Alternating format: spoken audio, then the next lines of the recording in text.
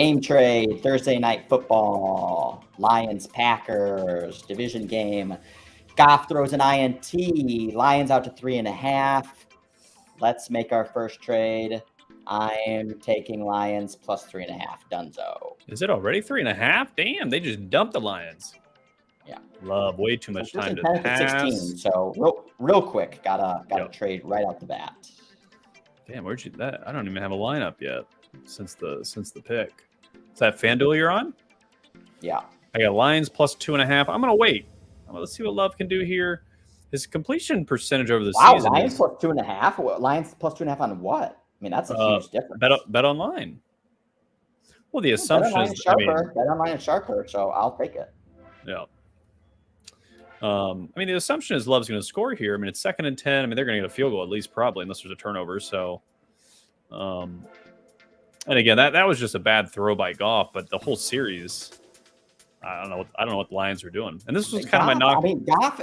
I don't know where I know I've heard positive talk about Goff too, but that's like sack. He did not look good versus the Falcons, and that was in the dome at home. This is on the road, on regular grass. Like, I don't like Goff in those situations, but I mean, at plus 3.5, I'll take it down to plus 1.5 now. Hutchinson already got his sack. If you played the, assuming it was a one. Oh, he did? Yeah. So I saw that prop touted so much the last 24 hours. People are happy. Man. So right now, this game script is playing towards the direction of all the SGP action we've been touting the last 2 days in Discord and a little bit on Twitter.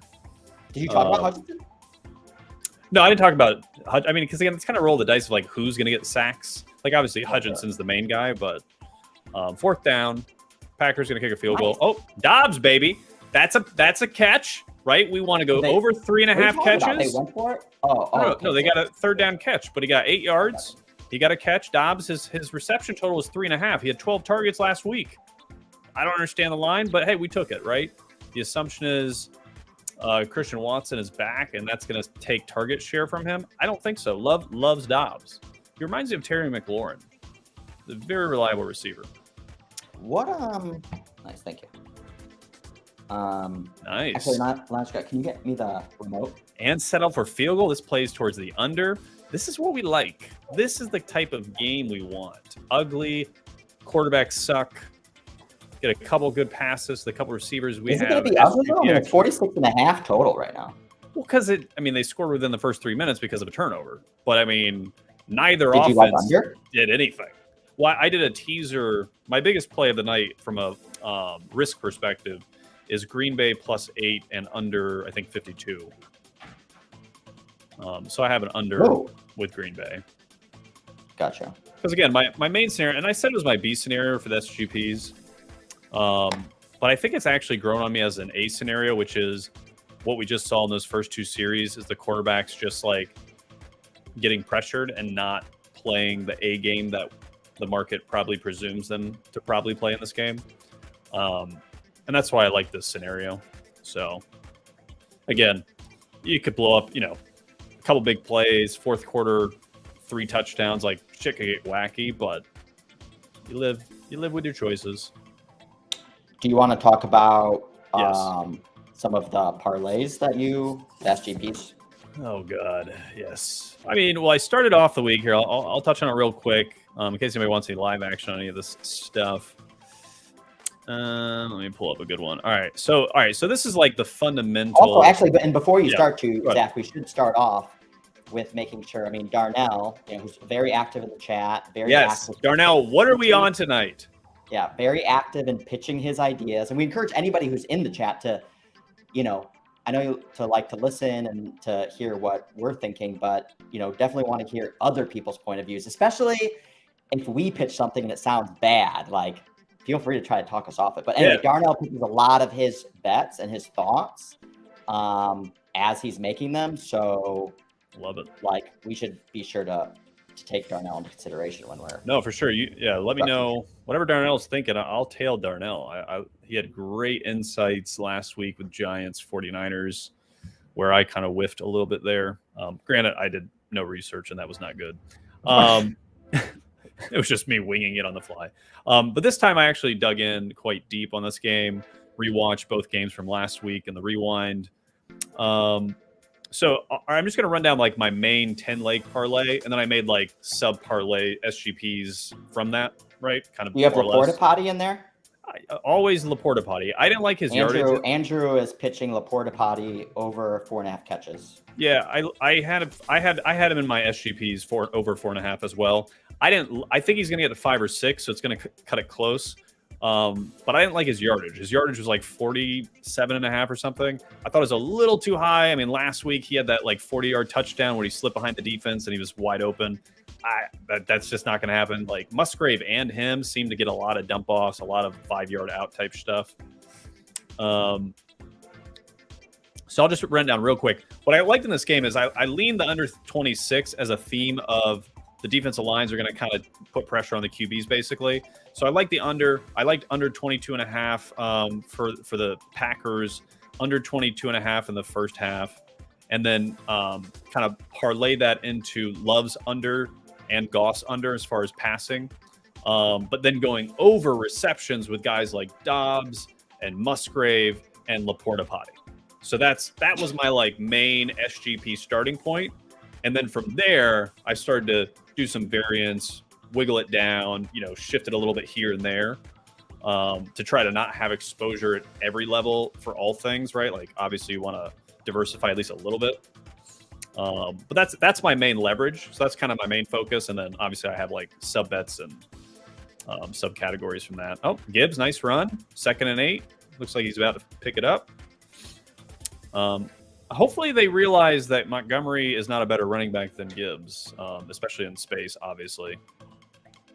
But I imagine they're going to split carries tonight because that's just how they do things right now. All right, what is this game? Okay, this game's on Amazon. Do we have any live props on this thing like we did for the 49ers? So this isn't live, but Darnell was putting together 10 catch, 100 yards, touchdown, and Detroit winning plus 2,000. Ooh, who was the 10 catch? I'm on St. Brown. Oh, yeah. Yeah, I mean, it's tough to say. My hesitancy with St. Brown tonight was only the Jair Alexander, like how much is he going to be covered by him straight up? He hasn't played that great this season from what I've seen from PFF and whatnot. But he's still a known, reliable corner. So I just wonder if they're going to key off of him a little bit and he's not going to get as many explosive plays. And but Lions got a first down off nice. Gibbs setting him up for success. Goff, nice easy throw for 3 yards. Also to Gibbs. I don't know. I'm just not. I mean, I'm going to be patient this game because I think if we have an opportunity with one of these teams down 10, 13, 14 points, that's when I'm going to lean hard into the opposite side. I like either of these teams on a comeback. But what I've seen... So Brown's got 1 target, no catches so far. Yeah. And what I've seen so far, just for, and if anyone wants to correct me what they've seen, is I'm seeing some very conservative general play calling. Alexander's inactive. Oh, Jair's inactive. Well, that's news to me. I've been reading all the headlines today about like, oh, these guys are playing and these guys aren't. Who announced Jair wasn't playing? Yeah, well, I need better sources. I hadn't heard that either. That's what I'm saying. When was that announced? Because all I've heard is about Christian Watson, Aaron Jones. Well, I know Bakhtari is out for Montgomery. several weeks. I knew that, but I'm saying like there was no. Ooh, is that Laporta Potty? Laporta Potty. Big. Ooh. Lions back to 1.5. Man, that plus 3.5 is sweet. That is a pretty good. How big of a pass was this? Oh man. Total out to 48.5. Well, it's going to come down to red zone. Again, last week.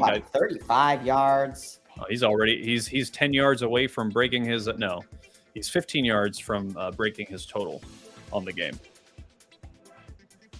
Yeah, I like Lions, man. Woo! Oh, touchdown. Easy. That was your boy, St. Brown. Well, that was a blown coverage, but hey, there we go. Lions out to 3.5 now. Minus 3.5. That was an interesting drive. It almost looked too easy, but yeah, I like that. I like that you got the bottom on the Lions so far. Yeah, that was. Let's see this play again and rewind. I mean, it looks like it was a broken coverage. Yeah. Yeah, he fell. He fell, and I don't think they realized the route concept they were running there. So not sure what Amari Rogers, is that him? Fell. Yeah. It was just a But really nice still, route. I mean, you got to recognize it. See, like this is one of the huge things with like someone like Justin Fields. I mean, that could the dude could fall down and the dude could be running wide open and he doesn't recognize it. Yep. And then he runs and gains 2 yards. Yep. Oh, dude, Packers fan was pouring beer on St. Brown. Pretty shitty. Well, I did like what I was seeing from the defenses, but not on that drive. It seemed like the Packers completely lost touch with what they were trying to do. That is going to score high on drive quality. 7 plays, 75 yards, 3.5 minutes. Yep. Almost too easy. It was actually like too easy. 2 explosive plays. Like that's going to be a sixer. I'm kind of disappointed right now. Bet online, I'm not seeing any live props like we had last week for that San Francisco Giants game. I was expecting to see some live props. I was even monitoring some. Oh my God, yeah. I mean, just off that one. I mean, again, it was 24 yards and a touchdown. But man, like I was trying to build a similar St. Brown SGP. Yeah. And I mean, they've just blown out now. I mean, Amon St. Brown at the 80 yards was like plus 185. Now it's minus 240. Like. Yeah, but again, it's a little deceptive though. Now I feel like you'd be buying high. First, you have to. I don't want it now. Yeah, I'm not gonna do that now. Well, I'm just saying they're blowing out the line. Like, yeah, he got a big play, but it's like, what was it, 20-yard touchdown? Yeah, 24. 24 on a blown coverage. Like, could happen. What about this? 50. Do we want to do under 50? Well, I need to see another drive from the Packers because obviously they had a short field, kind of shock and awe. Obviously, weren't ready for that drive. I want to see, especially this 50 is going to move lower unless the Packers just move right down the field.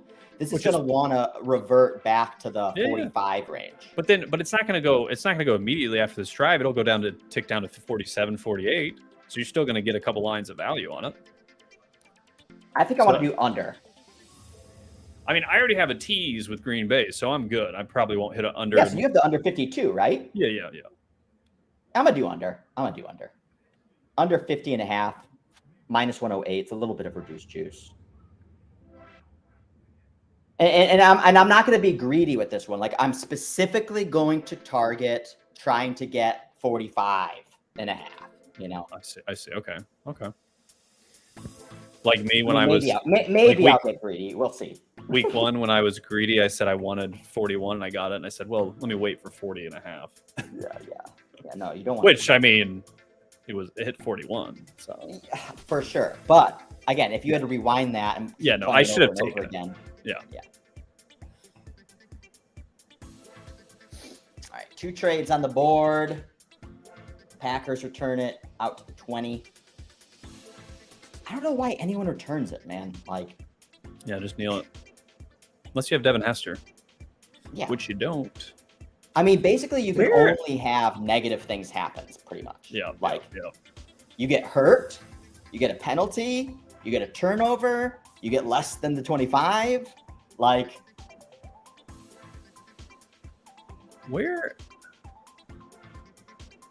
I don't have any props for Bet Online this week. I don't know what's going on here.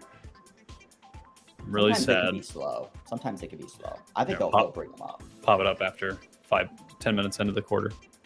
All right, play fake. He's going to throw it down the field. Nope, sack. This is what we wanted. My biggest key in this game, honestly, like what I was keying on the most is I was 50-50 on how the Lions' offensive performance was going to play out. What I was most keying on was Love struggling and not throwing a lot of pass yards and not getting a lot of pressure type stuff. So that's my main like SGP angle.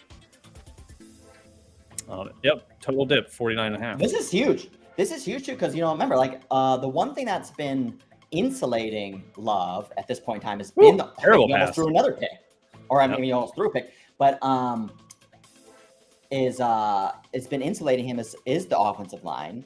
I think has been propping his play up a little bit, and obviously the Packers have a great offensive line, but Jenkins hurt, Bakhtiari hurt, like that's starting to fall away now. Well, and he has like 4 interception-worthy plays this season, which is like some of the bottom in the league, and he's throwing at 53% completion percentage. I mean, he hasn't been amazing. He's been fortunate, and he has made some big plays and big throws, especially in the red zone. So it's kind of, what I'm saying? Like it's kind of like made him look better than he has. So if the Lions are going to get pressure all night, like this, more pressure. Oof. Flag, holding maybe? Probably holding. Well, and what's surprising so far is, has anyone seen an Aaron Jones sighting? Is he like in? Is he playing? I haven't seen any. I mean, if I was the Packers, he'd be the first guy to be trying to get involved. So just decline. This is an ugly start. Ugly start for the Packers. No, it's good for the team total under Packers. I might have to. What are we at now? Oh, I might have to take some Lions here. I'm not, because I did like Lions coming into this game too, like straight up. Still 50.5. Probably it's going to be a short field for the Lions. Yeah, short field. I mean, this, for season long, this is a great game for the Lions to stomp the Packers and build confidence that they are, in fact, the best team in that division. Even though I still think Aaron Jones got 1 target, by the way. Okay, so they did target him. Well, Detroit's run defense. Raymond. I mean, he already got a target. He caught the ball behind the line of scrimmage. Yeah, he's at 16.5. I mean, he was their third most targeted weapon last week, I believe. It was Laporta Potty, St. Brown, and Raymond. And Raymond looked good. He ran some very nice routes. I was impressed by him. I marked that in my notes. Raymond always scores really well on like some separation metrics and stuff. Yep.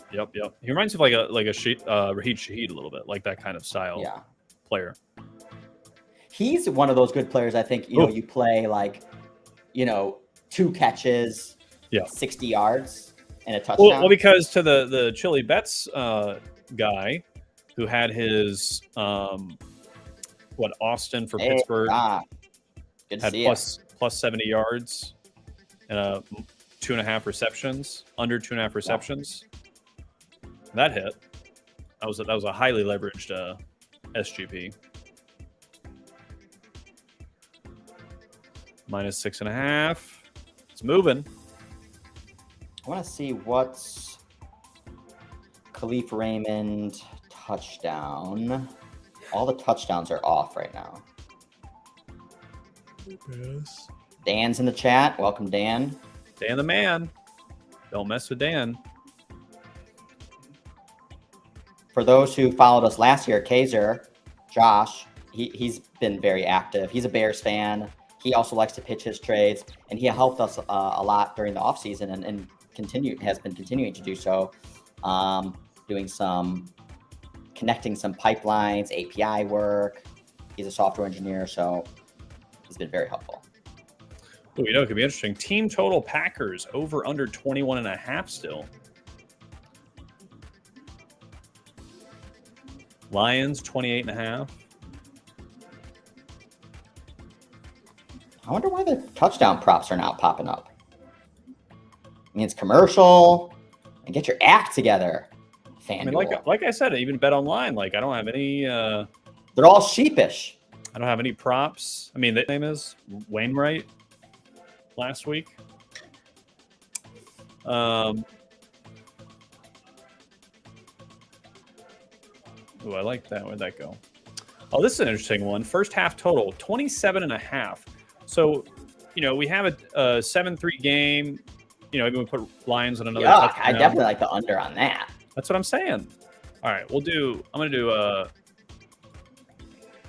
Brightwell. Yes. No more Brightwells. All right, we're gonna do under. All right, under 27.5 has been hit.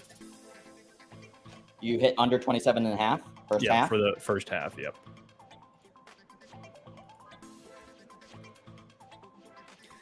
Because again, both these defensive lines are playing solid so far. Love is obviously struggling like he normally does. So let's see how it trends.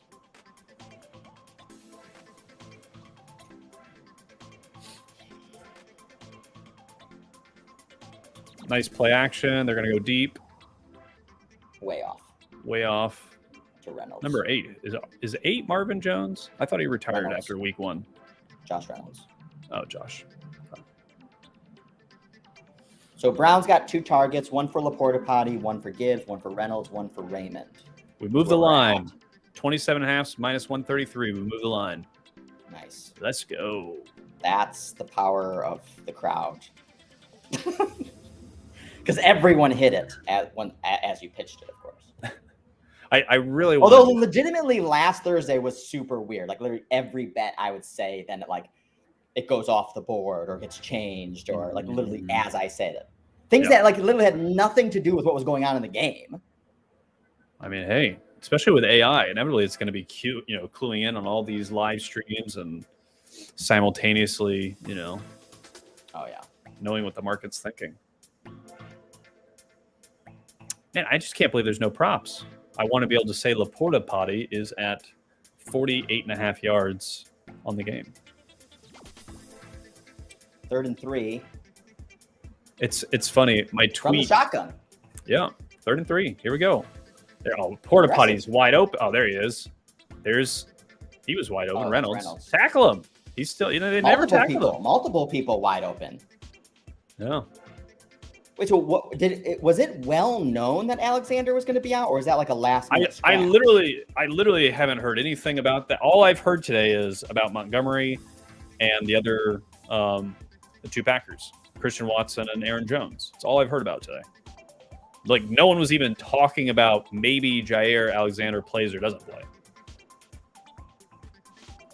Dan says well known. So basically making us. Well, Dan, where were you? Where were you in the Discord? Saying, "Oh, guys, don't be a dumb dick." We gotta get Dr. Chow in our DMs and make sure he's up.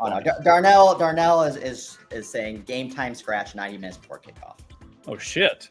Well, that fucks some SGPs up.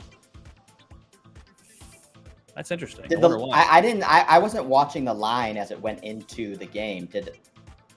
Did it move a half a point or anything like that on that news? I mean, the most I saw was 2.5. That actually might be why I saw 2.5 today. I was like, that's interesting. Why did Lions jump to 2.5? Maybe. That's the reason. Okay, because it was mostly 1s, 2, 1.5. I saw. Yeah. Although it was -2 in Circa. Yeah. Well, but Circa is always like anticipating. Like I don't think their lines are based on anything. which is good. Yeah. Which is like. Uh-oh. Lions -7.5. What's happened here? They must get a first down or about to score a touchdown. I think 2nd and 2. Oh, yeah, totals 52.5. Dang. First half totals 30.5. They really think Detroit's going to get this touchdown here. Are we ahead of the stream or are we behind the stream? How many seconds? 20 seconds? 4 minutes? 52.5. Do I want to hit 52.5? Nah, I would be patient. Oh, Goff rolled out. Oh, man. Goff is so there's no slow. one around. He's slow, but it's like, Jesus. Yeah, this Packers defense, I'm not going to lie, has looked pretty not seeing much to be excited about if you're looking for any unders on the Packers. On the game through the Lions side of it. 53.5. Detroit 8.5. 1st and goal. I mean, again, there's no reason to rush on unders in my guesstimation, unless you just think Detroit will get their 30 and Green Bay will get their 10, which is possible. I'm thinking there's going to be like some sort of adjustment. And like that, because right now the Lions are just breezing down the field. It's been way too easy ever since that first drive. It's been like slicing through butter. But they are missing Jair Alexander, right? They do not stop the run that well. And so if they have to stop the run, they have to key on it. I mean, they knew Atlanta was going to run all over them, and Atlanta ran all over them, right? Saints, they didn't really do much against the Saints, and then even when Winston came in, they missed the game-winning field goal. They should have lost last week after rewinding that game. Oh, that's touchdown, easy. Montgomery, whoop, whoop. Anytime touchdown, baby. Is that what you needed? Well, I have a Montgomery touchdown. You just like seeing people score touchdowns? Somebody's got him in an SGP or some kind of parlay or something that's exciting. All right, fuck it. No, at 53.5, I'm taking to 53.5. Oh, God. Did you just say fuck it and then you're going to bet? Never say that. That's a terrible omen. Every time I say fuck it, I'm doing it, I lose. Well, it's like ring it up. I like that. You got to have a better expression. Because it makes it sound more sophisticated. Internally, you're saying fuck it, let's do it. Yeah. Okay, cha-ching. Ching, ching. All right, so we got under 50.5, under 53.5. Ooh. Packers 7.5. Let me get. I mean, again, because I still don't think, Goff is gonna make some mistakes, and I know he's already done it. Well, but that was a bad. That was a bad read. Packers were ranked 10th. Wow. That was bad read when he threw that ball. So Goff has 83 yards passing already. That's not good for the under. But then again, if they're going to stay out front like this, there's a good chance this game might slow down. Goff's out to 251. Yeah, he was at 250. So that's right on board. If you think the Packers are going to come back and it's going to be a back and forth tilt going to the over, I think Goff over 250 would be a pretty sound bet at this point. Well, I mean, yeah, you gotta. But you're basically anticipating Packers are going to find some rhythm But again, Love, he's been sacked twice already. He's 1 for 4. I mean, he might hit some big passes, but last week, let me remind everyone from the Saints game, he had some really nice passes that were like really perfectly caught balls. So it kind of like everything just went in sync for him. I wasn't overly impressed. He just doesn't seem to make a lot of glaring mistakes, at least one so far that he's had to pay for. So, but he's 53% completion percentage on the season for a reason. Missing 2 offensive linemen. We saw what they did to Ritter last week. How much better is Love than Ritter? Obviously, he's better, but how much? So Watson is playing. We know Watson's playing, right?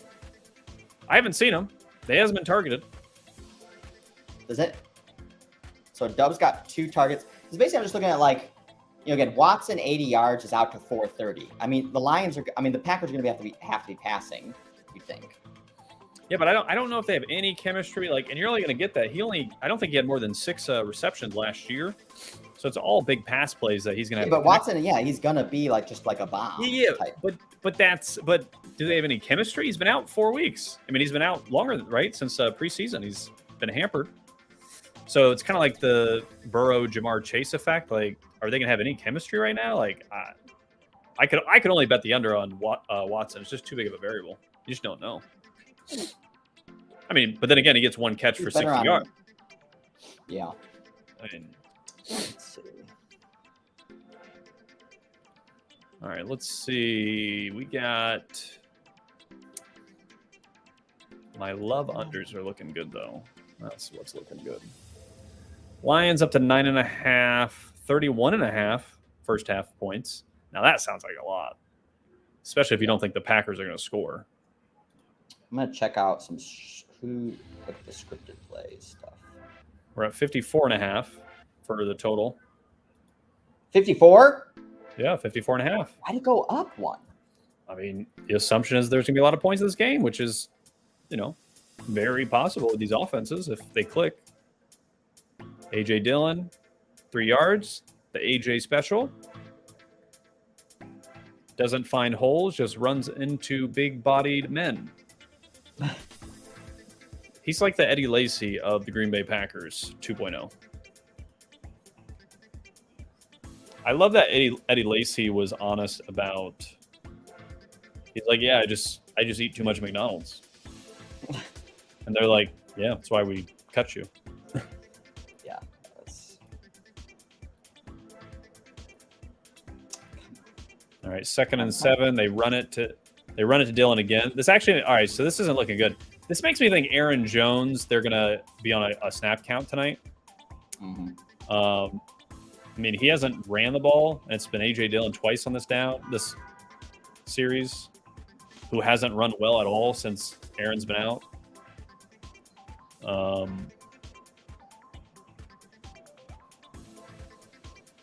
Total just dropped. Makes me think there's a punt or something in the future here. Lions minus 500. Wow. That really shot up.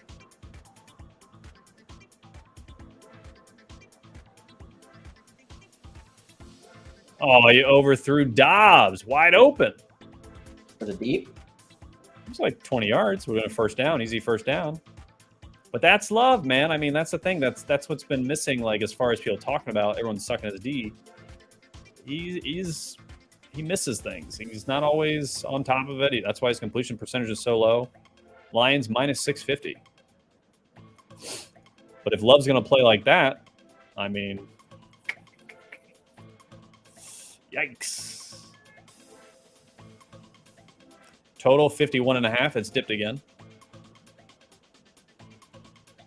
What I need. We shall see. Okie dokie. So we got scripted here. Yeah.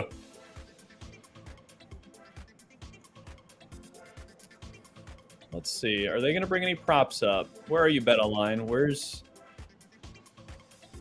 What's his name? Mason? Who's the guy that's on Twitter? Okay, so Green Bay definitely better off scripted than scripted. So they start off slow. Mm-hmm. Yeah, so far they've been pretty. So on a per drive basis, again, using EDP, scripted, they average about 0.9 points, earned drive points per drive. Mm-hmm. Off script, 2.5 points. So much better. Detroit. Well, Detroit is like right around. I mean, Detroit's good on both. So, yeah. So Detroit is 2.5 points, 2.5 EDP on scripted, about the same off script. Woo! Oh, that was a nice pass. That was a nice pass too. I mean, I like that Goff is taking his shots and not afraid, even after that pick in that first drive.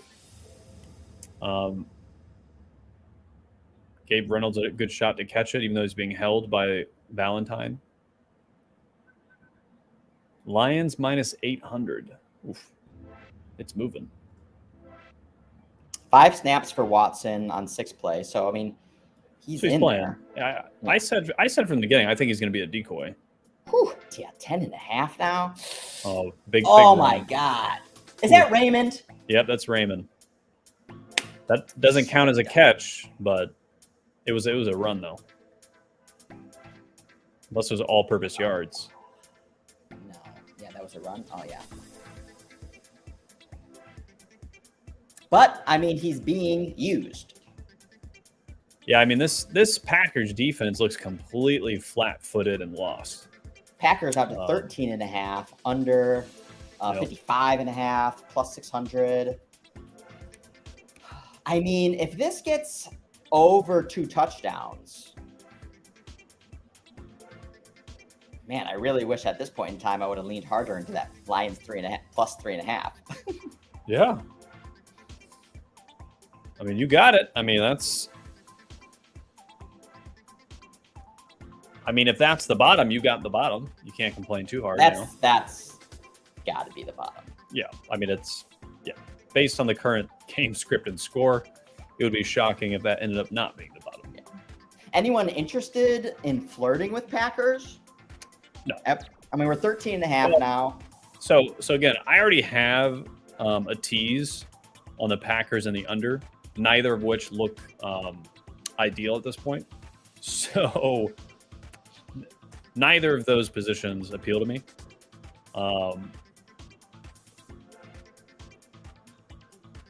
I don't. Goff is 109 yards for Goff, 50 for Reynolds, 35 for Laporta Potty. Still got that just that one catch and that one target. The issue is if Aaron Jones is not going to get involved, I'm very concerned about this Packers offense doing very much in this game.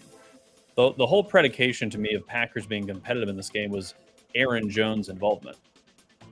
Because if you watch last week, Green Bay had a very similar first half versus the Saints. They were down 17-0, and Love was a little better than he was tonight. But even then, it was the AJ Dillon show, and the dude just gets 3 yards a carry. There's no explosiveness. And if Love can't connect down the field for some big chunk yards, he misses guys pretty regularly. So. And it was a bit fluky of a comeback. Like everything went their way in the second half a little bit. So, well, yeah, and obviously Derek Carr came out, and the Saints didn't do anything in the second half, right? Yeah. Well, no, after Packers took the lead, Winston had a couple nice balls to Olave, and Michael Thomas got in field goal range, and they missed a 45-yard field goal to win it. Yeah, but what I'm saying is the Saints didn't score any points in the second half, right? No, I guess not. But they should have made that field goal at the end. There was no reason. It wasn't difficult to get down there. They were in good enough range. It's probably like a 68% field goal percentage, or probably even more, maybe 78. I don't even know what it is, but it wasn't a 50-yarder. It was 45. It wasn't raining or anything. It was very, very makeable, but he didn't. So. Totals 55.5. Woo! Blowout is what they are predicting at this moment, which seems like the case at the moment. Yeah, but blowout. No, the 55.5 is not saying blowout. That's saying. But also the difference between. All right, let's frame the two games. Let's compare them. Right. So the Saints game last week, the difference is Laporta Potty, baby, is. The Saints had a punt return touchdown in that first half too. So it's not like the Saints offense was running right down the field, getting easy points. They only had 10 offensive points, right? So, whereas by comparison, the Lions already have two offensive touchdowns, right? So they're already outplayed the Saints, and then that was just the first quarter.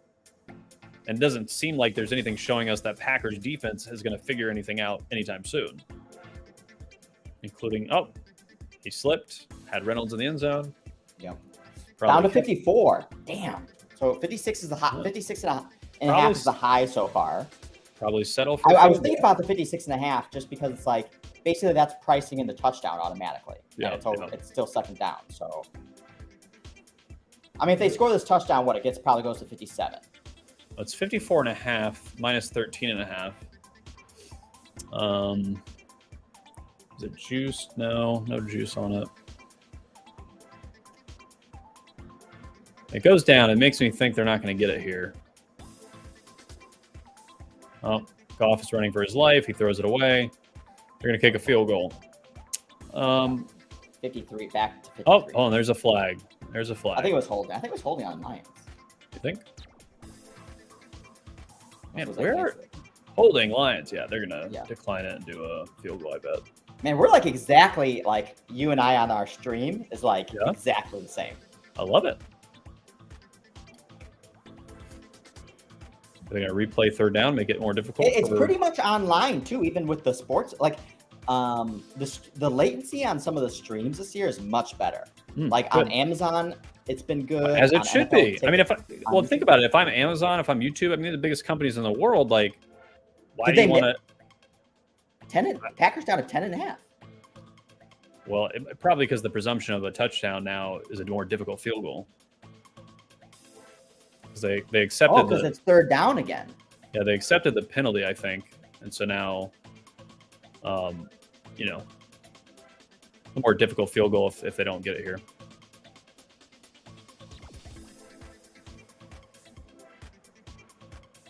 Yep, dropped. Packers are starting to get some pressure. Yeah, a little bit. More Goff not finding an open receiver, but yeah. I think Goff can get rattled. I mean, I think like Josh makes some good points. Like it's hard to really evaluate what you've seen from the Packers so far this year to suggest that they could potentially make this comeback.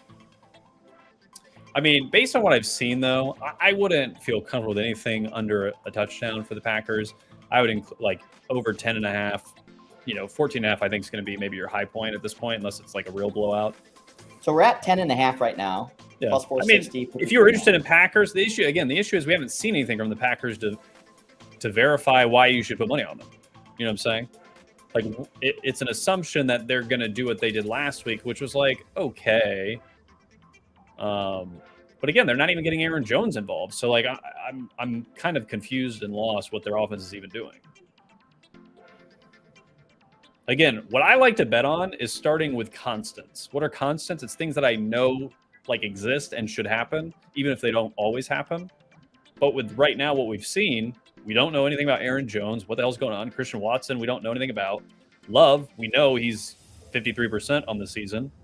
We know he's been missing passes already in the game. We know he's getting pressured. Like, what are you betting on? You're betting on like a roll of the dice. Like, I'm just saying fundamentally, like what are whereas at least if Aaron Jones was involved and he had a 15-yard run or something, like okay, I think I'm gonna get more of that, right? I don't know. Not giving him the ball. I don't know. So until we see something, I mean, right now the Packers have only had 7 plays. So yeah, but they're not even getting Aaron Jones involved in those 7 plays. If not those 7 plays, when? Like this drive, like if Aaron Jones is not involved, I'm assuming he's like a decoy. Like they're not really using him today. It makes no sense. He's your best player. With like a first-year starting quarterback, like I don't know, in a division game, that's like a huge game for season implications. So Christian Watson is in. Who else is in? Who's the back? Who's the back? Show me the back, baby.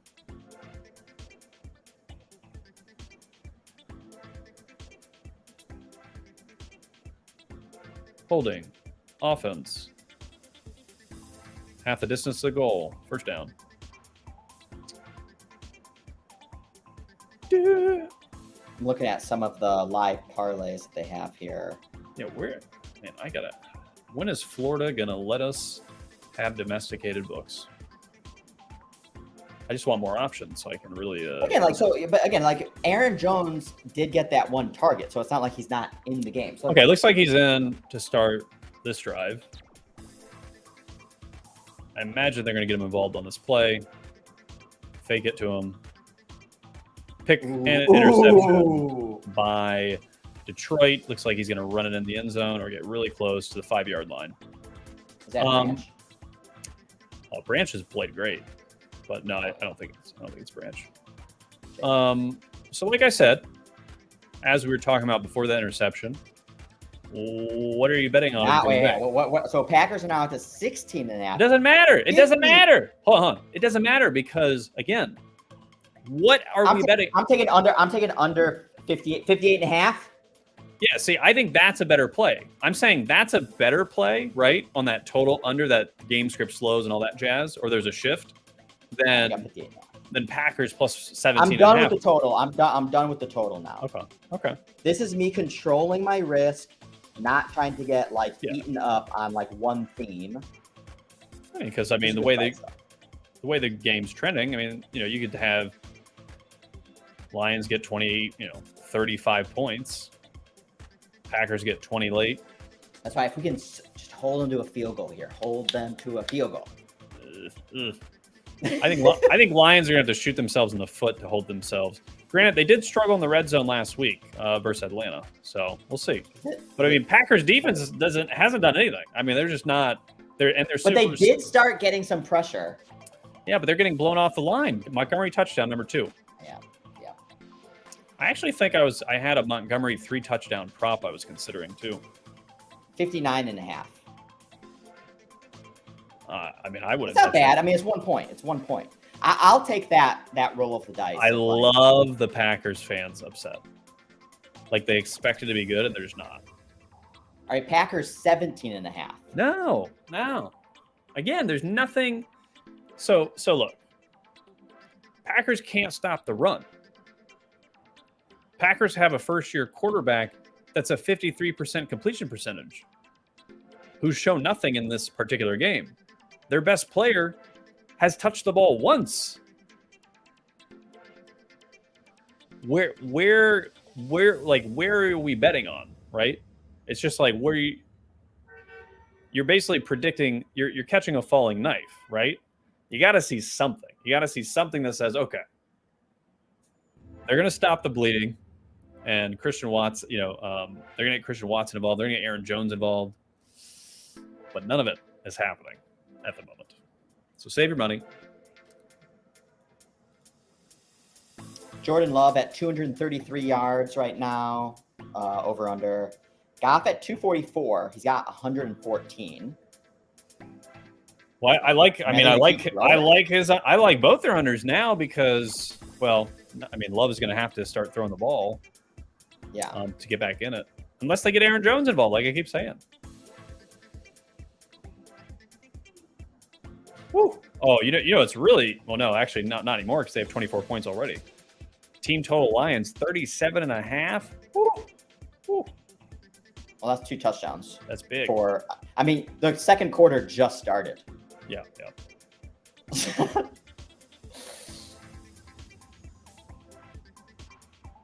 17.5. Yep.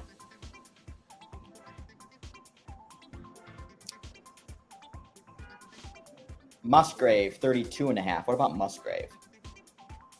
I mean, he doesn't catch the ball a lot.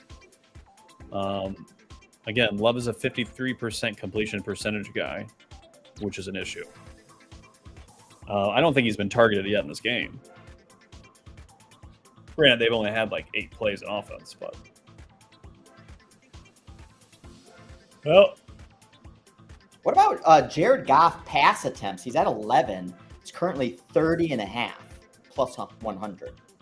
Oh, I think under that, based on the game script. Yeah. But then again... Unless you're just going to try and light him up. Yeah, and that's the thing. This is a big game. This is a game like they do not want to lose. So if they get... I'm going to try that. I think... Now that I think about it, I mean that... The Lions at over plus 100, it's not bad. Yeah. I don't think that's bad. Lions over 37.5. Is that bad? I mean, from a game script perspective, right? We know this is an important game for the Lions. Why would they stop? And at worst case, if they run the ball, they might be able to run it down the Green Bay's throat. That's not their strength anyway. So, I don't know.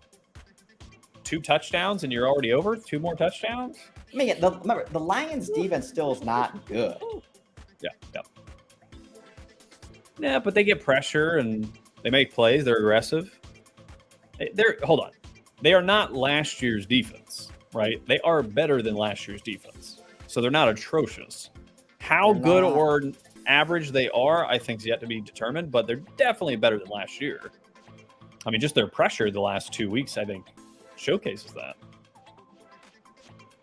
And their game script last week versus Atlanta on defense was impressive. They did exactly what they needed to do to stop Atlanta's attack, which Green Bay could not do the week before that. Yeah, Detroit is 19th in defensive EDP. So, yeah, not atrocious, not good. But like, literally, the first carry Aaron Jones gets is when they're down by 3 touchdowns. Makes no sense. Why play him at all in this game then? Like, in the sense of, like, if you're not going to play him early, what are you waiting for? Like, sometimes I wonder what coaches are thinking. I just don't know. How was Green Bay's non-scripted defense? Ooh. You're not gonna see if you watch the tape line. Did you watch the tape, Matt LaFleur? Did you watch the tape? You're not going to gimmick run on the Lions. I'm telling you, they key on that stuff now. They were very good at it against Atlanta. None of the gimmicky run shit was working versus Detroit's defense because they played downhill. They played very aggressive. I think we're going to be. So EDP down, specifically when you're down at least 1 score. Yeah. Oh. I mean, again, we only have 3 games, so it's like, but Green Bay's 17th in EDP when they're down by more than 1 score. Yeah, middling. Let's see, what is Detroit when they're up by 1 score? Terrible pass, knocked away easily, and they're punting. Wow. So that was Watson, though. Mm-hmm. Let's see. Was it because he had pressure? Yeah, I mean, a little pressure. Nah, I mean, that was. I mean, you're going to get that kind of pressure. Just not. Yeah, that had no chance. That had no chance. No, it was good. Branch again. Branch is, especially up front, playing aggressive, and he's a solid ball player for Detroit. Oh, Raymond, there he goes. Oh, let me see. All right, Lions, just run the ball now. Come on, don't be jerks. Josh is tempted to take Goff over 243 yards. He sees 260 on Fanatics. Yeah. One of the. I mean, again, my only concern is what happens if they score one more time, and we're in the second half, 31-3. They do one more drive, get up 38-6 or something. I mean, are they even throwing it anymore? I mean, if the defense is playing this well, right? That's my only is Goff going to go over? To me, if you think Goff's going to go over, you might as well play the over 37.5 team total, right? I mean, that's 2 touchdowns worth. I think instead of the Goff yards, I'd rather play because the receiver yards are dropping pretty fast now. So Laporte is at 40. All right, his total's at 60 now. Amon St. Brown's at 24. He's down to 57. Mm-hmm. So I feel like if Goff throws for another 130, 140 yards, 20 and 30 of that's going to go to one of those 2 guys. Probably. But again, I mean, yeah. I mean, we'll see. That's what I'm saying here. So we'll see if Goff hits his 245 or whatever he was saying, 244. And let's be clear. I say Brown is over 57.5. Yeah, the issue is you have about a quarter and a half left of game script at this pace for it to hit them. Because once you hit that halfway through the third quarter, especially the way Dan Campbell seems to play, I think the foot on the gas is going to go way back if Green Bay's not doing anything on offense. That's the thing. Have we seen really a game though, where Detroit just blew the other team out? Well, they blew out Atlanta, but I mean they didn't. But they also kind of blow out Atlanta. They didn't blow out Atlanta. Oh, I mean they Atlanta had no chance because they couldn't. I'm talking about the team they won by 4 touchdowns. I mean, I haven't seen that in some time. But again, that's why I think we're seeing for the first time in clear as day, maybe Detroit's defense is actually quite solid. Which a lot of Lions fans are giving me shit this week from week 1, pulling up my tweet that they think I'm an idiot. The Falcons offense sucks. The Falcons offense sucks. I'm already forgetting who teams played already.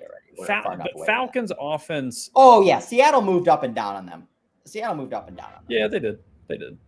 But Seattle did that last year too, so there's also familiarity. I don't know. It played to Seattle's strengths, in my opinion, offensively. Yep, there's St. Brown, baby, your boy. There you go. I need a couple more Laporta potties, baby. Just give me 2 more on this drive, and we'll feel real throwing good. on first down still. Again, I like it. I think they're going to be aggressive through the third quarter, through the halfway through the third quarter, and if they get a 30-point lead in the third quarter, I think that's when they scale it back. I love this. My stream is ahead of ESPN game. That's how it should be. Yes, that is how it should be. Looks like they get stuffed on this play. Total move down. Montgomery, 6 yards. Another 5-6 yards, yeah. Oh, flag. Looks like we're in a holding. Man, there's Bet Online, man. What the hell happened to you? Where's Derek Mason? Somebody hit that dude up on Twitter. Where are the Bet Online props? I'll have to find a new book.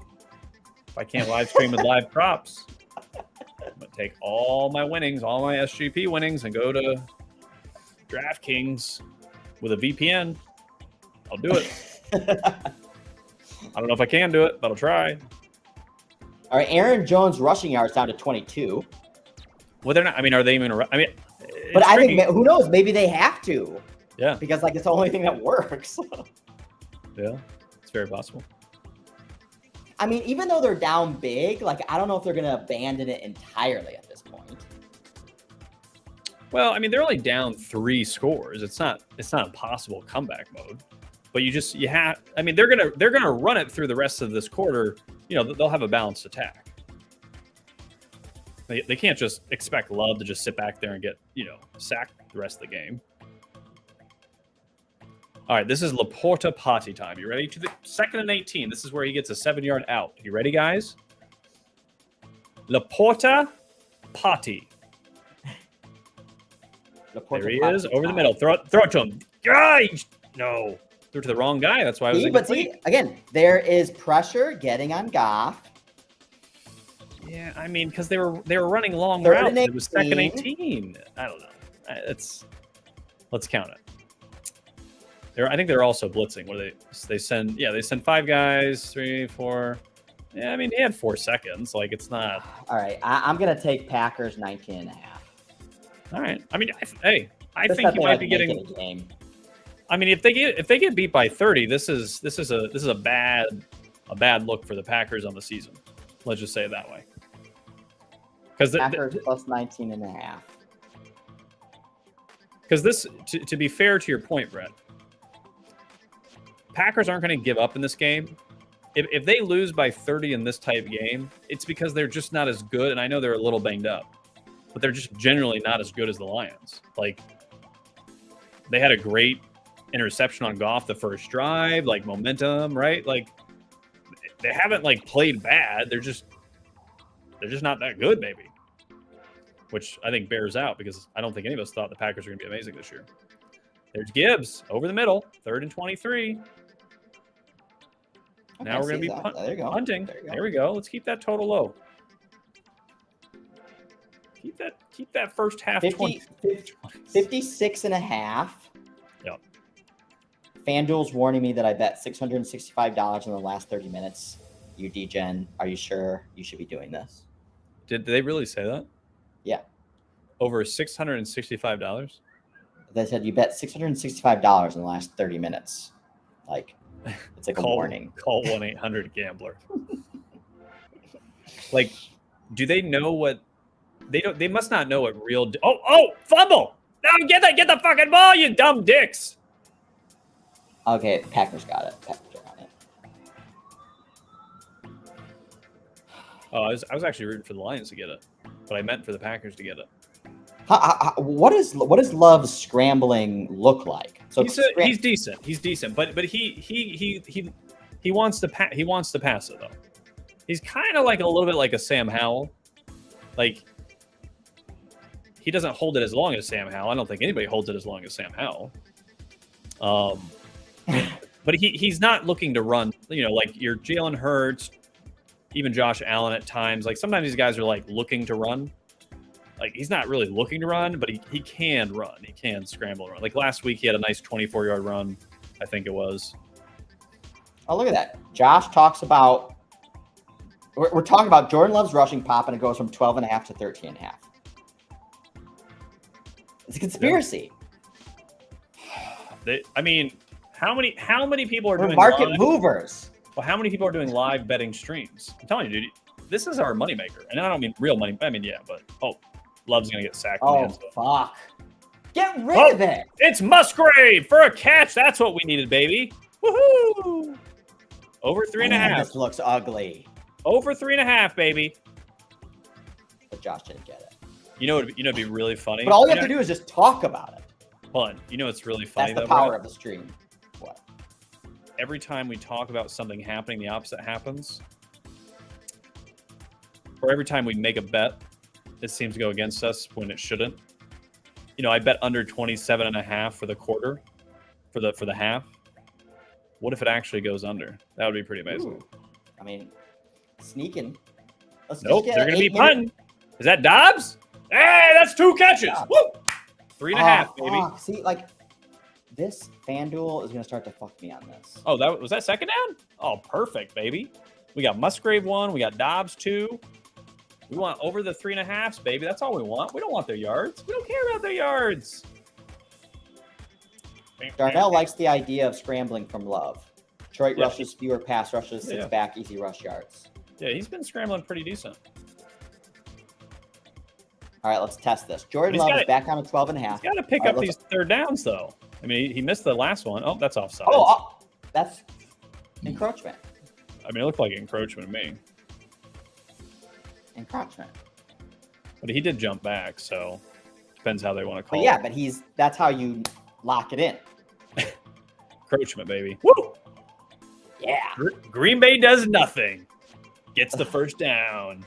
That's how you know they're coming back to win this fucker. There you go. I mean, dude, if they can just take this drive all the way. Oh, no. No, I think you're fucked, probably. I mean, not if So I was there's going to say, maybe they take this drive all the way into the half, but I mean, they're going to obviously try and score points if they do that. Well, but they already have a 3. If you're down 21, do you settle for a field goal, or do you try to go for it if it's like 4th and 2 on the? Well, I mean, 50? I guess it depends on a little bit of the context, but if it's like, oh it's like God, 4th why and are you doing that? Get AJ Dillon out of the game. Why? Like, he's too slow. I don't know what they're doing. And Lions have played very well against the run this season. They're one of the top. I forget what the metric I saw today. They're like a top 5 defense against the run. What, like, they're again. They wrote. So I'll tell you this: for Atlanta, the Lions wrote the script on how to beat Atlanta's offense last week. Go watch that game. The rest of the season, I'm telling you, if you think a team's defense is going to play similar to the Lions that week, just rewatch that game and see how it transpired, and you go, oh, okay, that's how Jags? you. I mean, I like the Jags in general. I mean, Love took a fuck sack there. What the fuck are you doing? I mean, he's holding on to the ball way too long. Yeah, well, he's looking for receivers that just aren't open. That's the problem. Like way down the field, I bet. He's trying to make a big play, and Yeah. that's what he loves to do. Watson, man. That's also why he's largely inaccurate, is because he's trying to throw the ball down the field a lot, and higher variance to miss those throws. See, the thing is though, like, I mean, I'm surprised he isn't Good. I mean, he's not even getting out of the pocket right now. I don't know. Like, he's not even flirting with scrambling at this point in time. Yeah, but also again, 3 times. Lions very good at containment. Like, remember versus the Chiefs. I mean, they were chasing Patty everywhere. Ooh, is that Dobbs? Dobbs, that's 3. That's 3. How many you need? Love it. 3. He's a 3.5. I just need 4. Nice. And like over 4. Oh, that's setting up pretty. I mean, it's going to be all passes. Yeah. And then I got Musgrave, which he got an easy 1-yarder. That's all we need. We need a couple more of those. Lions Musgrave yards down to 27.5. I kind of like that. My favorite is Lions stall. Run out the clock. 27. Oh. Don't deserve it. Don't you love those ones that like you don't deserve it and you get it? That's what I want. Hutchinson's happy. Lions defense is happy. When's the last time you saw a Lions defense is genuinely happy? That's a good sign. I'm starting to buy the Lions hype. Not gonna lie. I liked what I saw versus Atlanta a lot. What did you like sides. from the offense? All right. So, well, I mean, offensively, they are what they are. Again, I didn't rewatch it like you, but I just for like during the Sunday, every single time I saw Goff back there, he was like, did not look good. Well, no. Well, so first off, I mean, Goff went 14 of 16 to start the game. I mean, they didn't really have to do much later in the second half. I just think coaching, they outcoached Atlanta on both sides of the ball. That's why they built the lead. That's why, it was just, and then once the second half came, it was kind of like the game was out of hand because Desmond Ridder is the worst quarterback in the NFL. He's legitimately the worst quarterback in the NFL. And I'm going to say that until he's benched and gone. So, but the defense played exactly how you need to play against Atlanta's offense. Exactly right. Schematically, game plan wise, I thought Green Bay, that's why I leaned Green Bay the week before. I thought Green Bay was going to know that and do that. Well, they knew that, they just couldn't do it. They don't have the pieces, they don't have the aggression as you see on up front really from a linebacker position standpoint, like from a branch type corner that really gets after it like a safety. So the Lions, they knew it. They knew exactly how to attack that offense. And Ritter stinks. Play man-to-man. Make Ritter beat you down the field. He might get lucky and Pitts goes up and catches one, but he might throw a pick too. You don't know. He might take a sack because he sucks. With all due respect. What I hate is Zach Wilson is getting all the hate because he's terrible, because he is. But no one's talking about the fact that Desmond Ritter is actually worse. If that's possible. Well, I think the sentiment on Ritter's definitely gone down since the beginning. Although, I think most of us were talking about hating him to begin with. Well, I wasn't sure. I was totally unsure. Then I watched game 1 of the season. I was like, oh yeah, he's terrible. And then I watched game 2 and I was like, oh, he's worse than I thought. Then I watched game 3 and I'm like, yep, he's definitely worse than I thought. I mean, Aaron Jones, he can't process at all. Aaron Jones rushing yards down to 19.5. I mean, I think they've shown their hand. They're not. I think they're splitting carries with Jones and AJ Dillon for his health. That's what it looks like to me. So no point even flirting with Aaron Jones in that regard. I would do passing. I would consider receiving yards. I just can't believe I have no props up. What the hell? This is a much better game for props than last week's. There you go. First down run. I like that. That's a nice sign of easing aggression from the Lions. Yeah, there's no reason to Aaron get crazy. Jones rushing yards down to 18.5. I just feel like if the Packers can stop, if this is 24-3 at halftime, which would be good for you, I don't know if the Packers yet fully abandon the run. Well, they get the ball to start the second half, which is good for the Packers. I mean, so if the Packers can get the ball here and drive down and get any points, or just get a stop. I mean, they get the ball to start the half. They can flip the script a little bit. Is that Laporta Potty? Fuck yes. God, I love a good Porta Potty. Yes. That's 3 catches, baby. We need 2 more from Porta Potty, 1 more from Dobbs, and 3 more from Musgrave. That's what we want. That's what we're rooting for. We're having some fun tonight, guys. Got the Jordan Love unders. That's looking pretty good so far. 4 for 10. Dan with the porta potty emojis. I love the porta potties. There's Montgomery, first down. Take your time. Get to the 50-yard line. Actually, that's good for you. Hey, take it. Now you need a nice 3 out here. Yeah.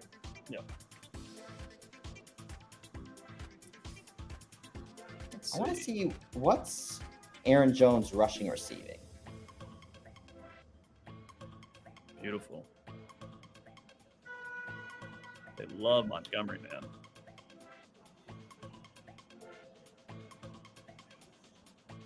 Because throwing it deep. Oh, and he was throwing to Laporta Potty. Aaron Jones 40 yards receiving plus 700. Interesting. Now they just moved it to 680.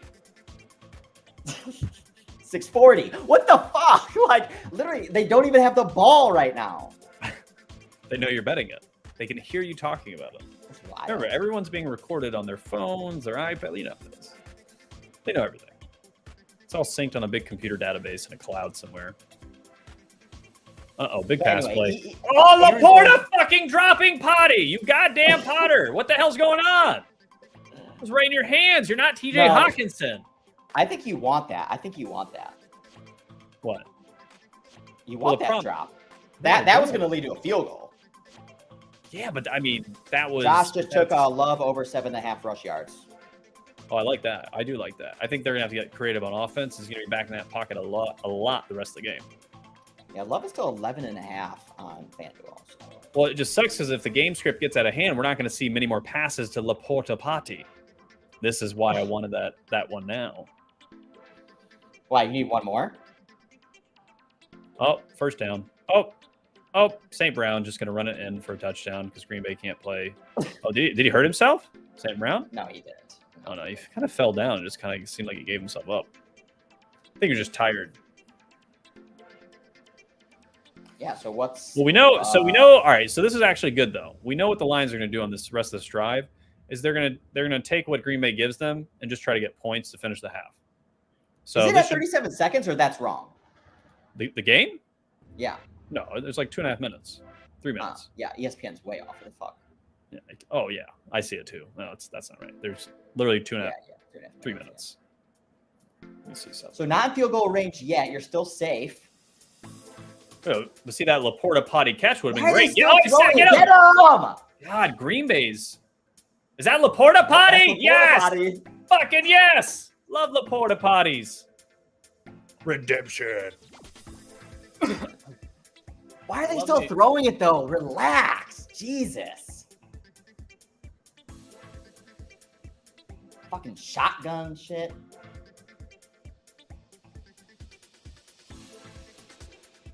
That's a good pass. Gotta hand it to him. I think that's 4 catches for Laporta. Need one more. Like I said, Yeah, 4 for 56. he's over with one more catch on his reception. He's already over on yards. Yeah, that's a 2-minute warning. All right, Jones plus 40 yards receiving, back to 700. Back to 700. I have it up. Now, should I take it? I'll take a little bit. I mean, again, I'm just thinking like more like dump off passes and whatnot. Yeah. And if It's Detroit's lead gets big enough, they're gonna probably play softer as we get closer to the end of the game. So, those dump offs will.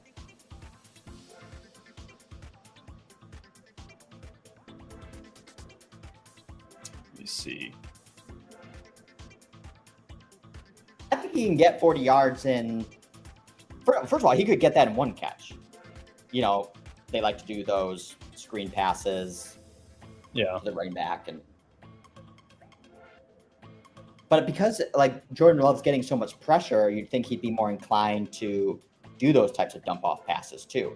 And the only thing that worries me about the Love rush yards right now is like, again, he's not even moving out of the pocket at all right now, like to even throw.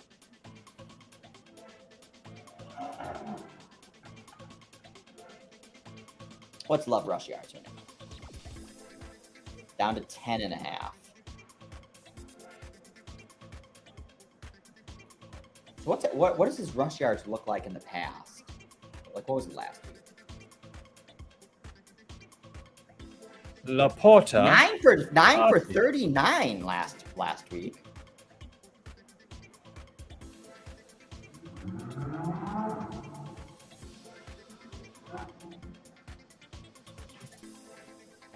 Two for 23 versus Falcons. Yeah, 7.5 is probably one scramble. And it doesn't seem like you're going to have to worry about kneel downs in end of game scenarios.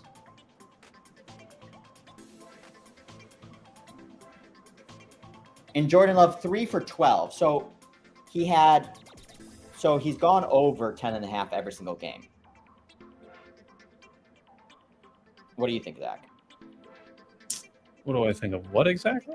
Jordan Love rush yards. He's maybe, had 12, 19, and 32 so far. Yeah, maybe. I mean, but again, it's almost predicated on the game script that the Packers are going to make a run at this. Which if they don't, I don't know. And I almost like team total. I like team total Packers 15.5 a little better than. There's more variance to kind of hit that in a fluky way than. Well, again, with the 10.5. Big first down. Big first down. I mean, Packers really can't stop the run. We saw that versus Atlanta.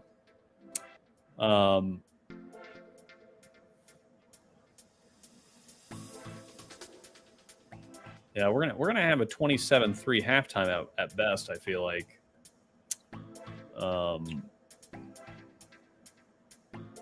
Darnell says Green Bay 21.5 plus 100. Oh, they come up a little short here. Let's see. Packers out to plus 22.5. Total 54.5. I totally forgot about the total.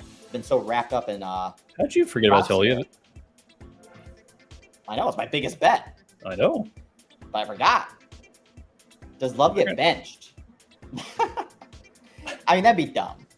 No, there's. I And mean, I'm not saying like obviously bench for the season, but even like he needs game experience, whether it's garbage time or not. We're at -24.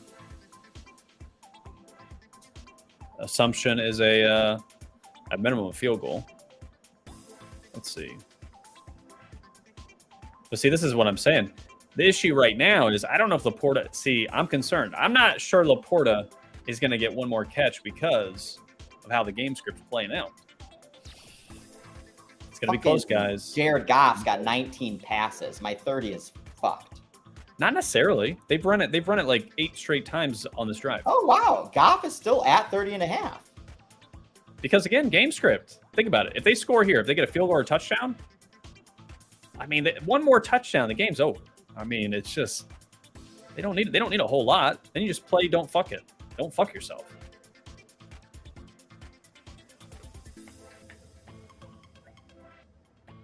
Yeah, but I thought that 2 drives ago. And they're coming out still throwing on first down and shit. No, but that was to get into the scoring range because they want to score in this drive. Now it's 3rd and 6. They've ran it like 5 times in a row. Then he's going to throw it, right? Like that's just what you're going to get the rest of the game if they still have this kind of leverage.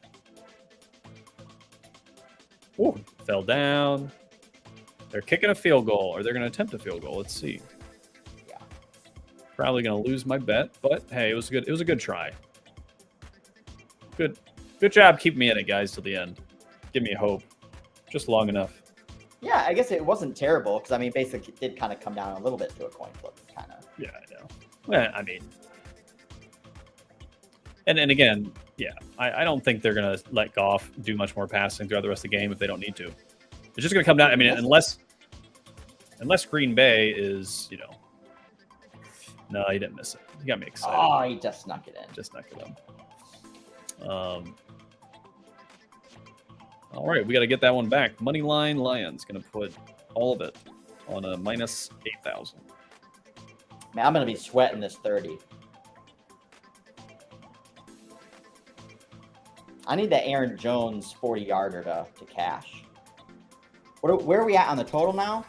That's got to help the hold to the field goal. Oh yeah. And again, game script 51.5. 51.5. Nice. It's interesting. It's pretty. All right, so we got 30. I mean, if Green Bay is going to make a run of this in the second half, I mean, it's definitely going to go over. So there's no point in playing Green Bay. Might as well play the over if you think Green Bay is going to come back and make a run of this. Yes, that's a good point. Which that's actually my Packers, hopefully. Packers 19.5 is a little bit of a hedge on the over. Or I mean my under. Yeah, very little. That's what I'm saying is I'm saying if the Packers hit the 19.5, I probably lose some of the unders. I mean, the Packers 13.5 seems very interesting. Over under 13.5. Like as an alt? Yep. Excuse me.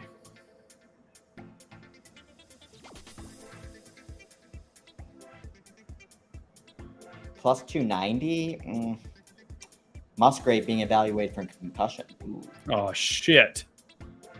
Why, you have Musgrave? I have Musgrave in a lot of my SGPs.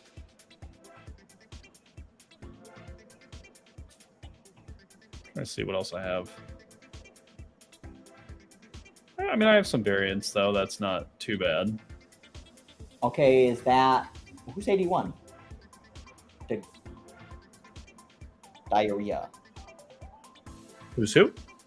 Diarrhea. 81? There's love. Oh, take off. Nope. But he's moving around at least. Yeah. He's getting the juices flowing. He wants to run. Oh, yeah. Like, just get, like, some bullshit scramble here into the end. Like, just let him, like, run for 20 yards. Like, it's over. Into the half. 3rd and 5. 12 seconds.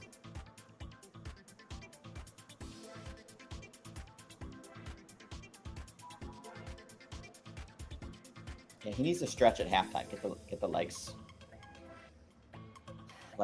nice and primed.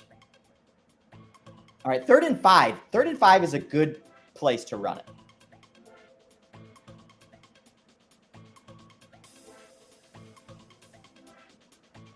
Fuck.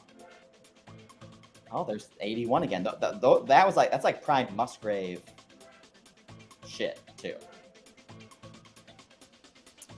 You telling me Musgrave's out? Shit. Musgrave concussion. Let's see. Well, this is like the backup tight end. If he's being evaluated for concussion, then he's probably going to be ruled out for concussion. And that's how you lose your SGPs.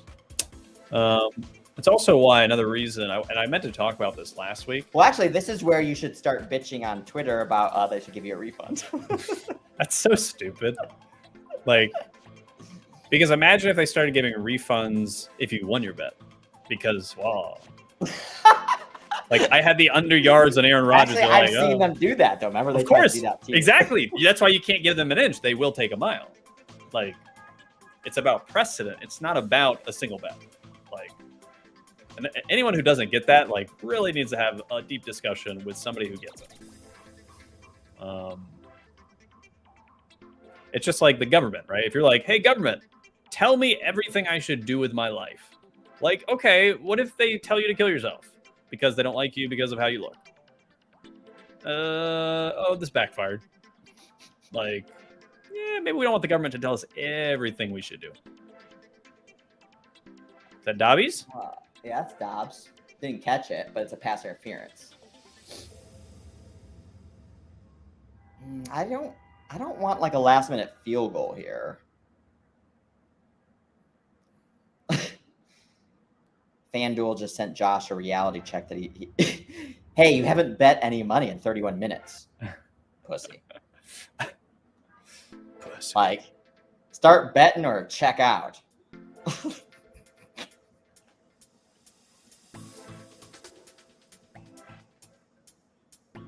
Unit shaming.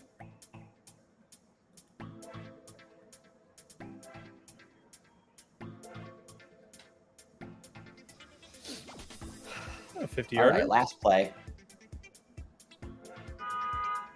Run.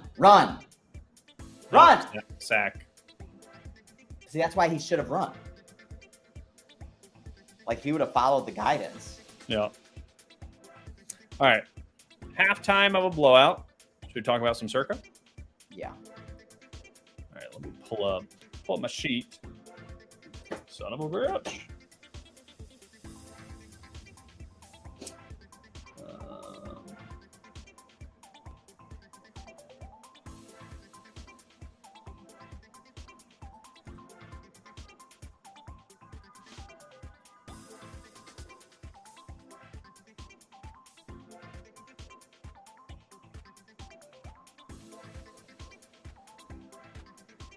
Oh, dude, and this is looking so sexy.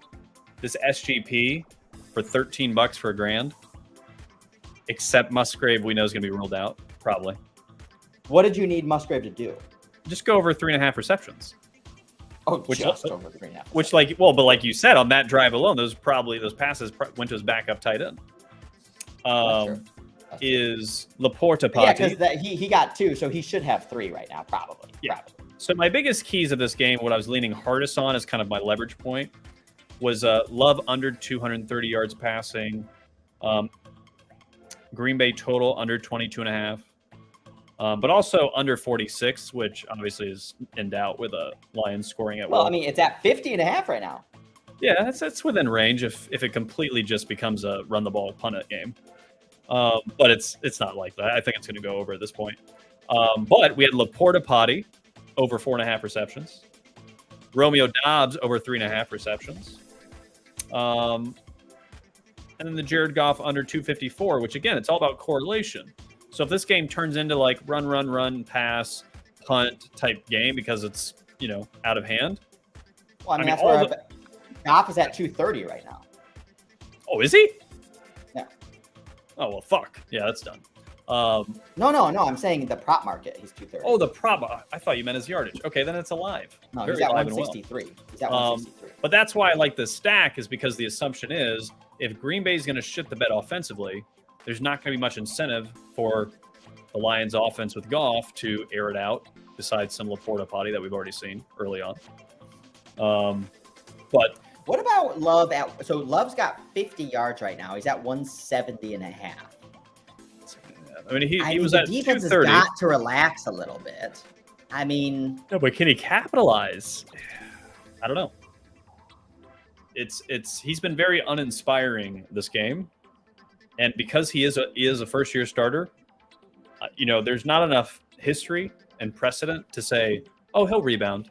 This isn't your Mahomes, Josh Allen, Burrow, Herbert. Like, they struggled, but I'm confident that 9 out of 10 times they'll come back stronger in the second half. He could play worse. Does anyone play worse? He could be Desmond. He could be Desmond Ridder. I mean, look, the last play, right? He gets sacked. He doesn't get the ball off. I mean, that's the kind of rhythm and game we're seeing. That was the same thing with Ridder. Ridder was sacked 7 times, 7 or 9 times, I think. He's already been sacked 4 or 5 times. I don't know. I'm just saying, Love in Green Bay looks a lot like a falling knife. I'm not seeing a lot that you say, the reversal's coming, and not much history precedent to say reverse it. Okay. All right, let's do Circa. All right, let's do Circa. I might have to have an early exit after that, just FYI. Especially since it's a blowout. I won't feel too bad about it. All right. What's your top Circa feels so far? Top 3, maybe?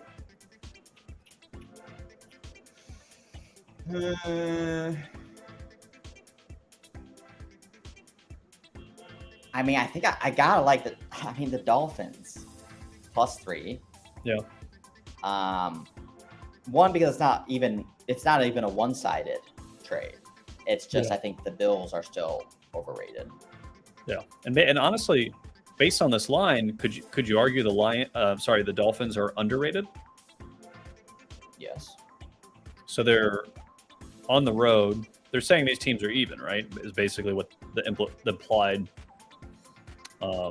line, more or less. 2.5. I would say it's still giving the edge to the Bills if you think that. Yeah, like 1.5, 2 points. Yeah. So I mean, so the market, so they're still saying, are the Dolphins real? And it's like, are they not real? Like, are they the best team in the NFL? Maybe they are. Remember, they scored that 70 last week without Waddle. Yeah, Waddle's back. And I rewatched the Bills Commanders this past week. I mean, the game, and again, we say this, but we don't mean this 100%. But like, the game probably could have been 10-7 at the half. Okay, Howell threw an interception at the 5-yard line. Like, probably should have got at least a field goal, if not a touchdown. Another interception led to points for the Bills. Like, it's just Bills weren't playing out of their mind. They were playing how the Bills play. Very opportunistic. Well, no, remember, if we have this, Oh, yeah, the chart. The Bills commies. Yep. Tied. Because again, it's stripping out a lot of the turnover scores and all of this, and the Bills just pretty much had short fields. And I mean, what I thought was funny is, like, again, a 16-play, 10-minute drive by the Bills. Oh, oof. A field goal, and it results in a field goal. Yeah. A 10-play, 6-minute drive, field goal.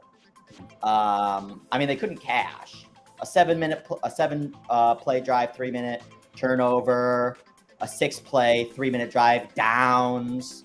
I mean, this isn't an attractive performance. Yeah.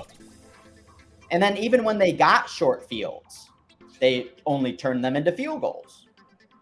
So the one touchdown early on was a 1-play, 35-yard strike. I mean, it's Josh Allen, it's the Bills. They can do that, of course. But but it was off a turnover. Anyway, it's basically just to say to the key takeaway here is like that score was a little bit misleading. Yeah, the Commies have vulnerabilities. The Bills took advantage of them. But like this wasn't any sort of like statement game of like, whoa, watch out for the Bills. Yeah. No, I mean, the only thing I learned in this game was that the Bills are who I think they are, which is like a top 5 team. And the Commanders are a top 15 team that have a very young quarterback that holds the ball longer than anybody. And a bad offensive line. And not a very good offensive line. And he's got to speed up his he's just got to speed up his processing. Like I'll give you an example. One of the many sacks he took, he was being blitzed, okay? 6 guys were rushing from the get-go. So it's pretty obvious if you're paying attention. And he takes like a 5-step drop, like in rhythm, as if nobody's blitzing. Like sets his feet like he's going to throw, right? And then he gets sacked immediately. Like it's almost like through every foot he took back in his 5-step drop, it's like he wasn't looking that, oh, there's 6 guys coming. There's a blitz. I should probably find a way to get rid of this fairly quickly. It was just like, this is how I play quarterback. And now, I'm sacked, right? Like now when he has time, he's a very good passer down the field. That's where the upside believers love Sam. Yeah, and that's where you see some of the great throw. I mean, like he had a great throw at one point that was like, oof, not many quarterbacks do that. But again, he has like 19 sacks on the season or something ridiculous, and obviously had 4 picks. Like actually, you know, he reminds me a little bit of, and this is not like a good omen, but again, very very early is like Rex Grossman. I mean. Maybe. I mean, I think he's definitely a better passer than Rex Grossman. I'd say Rex Grossman is basically like either wow, yes, or oh no, oh no. So that's one thing you got to be cautious with the Sam Howell experiment this year. Is he Jameis Winston? Right? Is he like Jameis Winston actually like didn't hold the ball that long? He just made like stupid throws too often. Howell does a little bit of that, but like it's really comes down to him just like holding the ball, like just because he's looking to pass it to his credit, like he wants to throw the ball. And again, not all those turnovers actually were on him. Like again, Antonio Gibson. Yeah, one was a tip ball, and also his 4th pick was a they're already down, pushing the ball, trying to push the ball, and he tried to dump it over the lineman into the back's hands, but like he like reached up with one hand, like snatched it and ran it in for a touchdown. So it's kind of like he probably won't do that pick again type situation. It's really more 2 picks in the game, but he did get sacked like 7 times. So a lot of that's on him, not getting rid of the ball. Okay, so when we think about Washington, so like Washington versus the Eagles, are the Eagles going to be able to do that? So is Carter going to just like absolutely? No, destroy? I don't. So I think I like the Commanders spot. I like the spot here. It's a division game. Commanders tend to play the Eagles tough. Eagles are on a shorter week as well. Again, the game probably should have been 13-6 at the half with the Bills. Commanders were making some plays. They had some good schematics on offense and defense. They were getting pressure on Josh Allen. The Achilles heel with the Washington's defense is just like with most defenses. When you're playing a quarterback that's very good, being agile in the pocket, getting on outside of it and running like Josh Allen, that's how you neutralize that defense because they get pressure, but Josh Allen just like escaped every fucking time. He's just too good. It comes down to if you think Jalen Hurts, I think, can do that, obviously. He's known to be able to do that a little bit.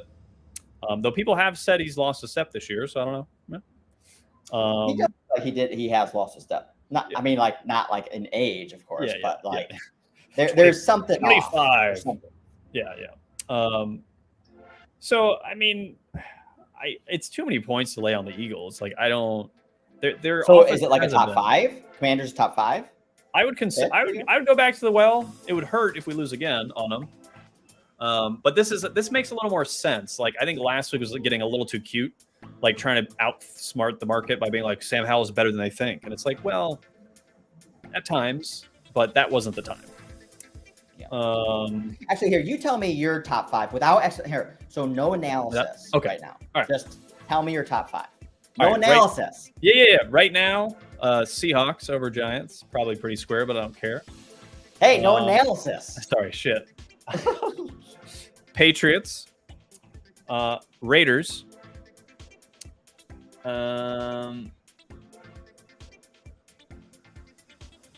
Rams. Steelers. Is that 5? Or is that 4? Actually, I got a couple more. I think it's 5 or 6, actually. I also kind of like the Broncos. Okay. All right, so keep going. Any other games you like, or that you like meaningfully lean, even if it's not the top 5? I mean, I could make it so Dolphins, Broncos, Raiders, Rams. Yeah, I can lay off Commanders this week. You know, kind of let it see how Sam rebounds. Steelers, Patriots, Seahawks. Those are ones I'd consider right now. Yeah, I don't know if I like the Seahawks. It feels very square. Like, it feels very Giants suck. Seahawks are 2-1. It's a pick 'em. Give me Seahawks. Like, that's what it feels like. But the Giants are Josh says fairly confident the Bears' offense is going to be bad regardless of the defense. Rush look decent this year. I definitely agree with all of that. Well, and the Broncos' offense has been better than people think. What I would say is the Bears' offense is bad, but the Bears have played a trio of decent defenses. Yeah, Bucks, Chiefs, Packers. We sure about that? Yeah, Packers were healthier. Yeah, that's true. I mean, and the Broncos defense, so this is going to be the first defense that the Bears have played that looks like genuinely bad. So the Broncos are like the second worst defense in our defensive EVP. Yeah. Well, I mean, so if the Bears cannot score 70 points, doesn't here. Help. But I wonder. For a bet, I actually love over in Broncos Bears. I think the Bears are going to be able to score in this game. Yeah. Well, and for the Bears, kind of big run by Packers. For the Bears, kind of I guess what do you call it? From the Bears' viewpoint, it is a get right spot offensively in that, like, Miami just put 70 points on them. This is our chance. Like, if we can't score here, then we suck. Everyone's been able to score on them so far. Like, even in the Raiders game, like, the only reason the Raiders actually didn't score a lot on them is because they only had 6 drives. They scored pretty much on all of the drives. So, or they performed pretty well. So, one of them was a turnover.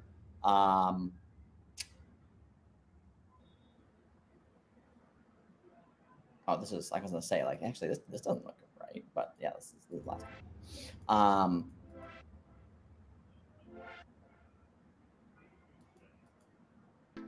Basically to say is the Broncos, have a really bad defense. So, Raiders went touchdown, field goal, 21 yards, and a punt.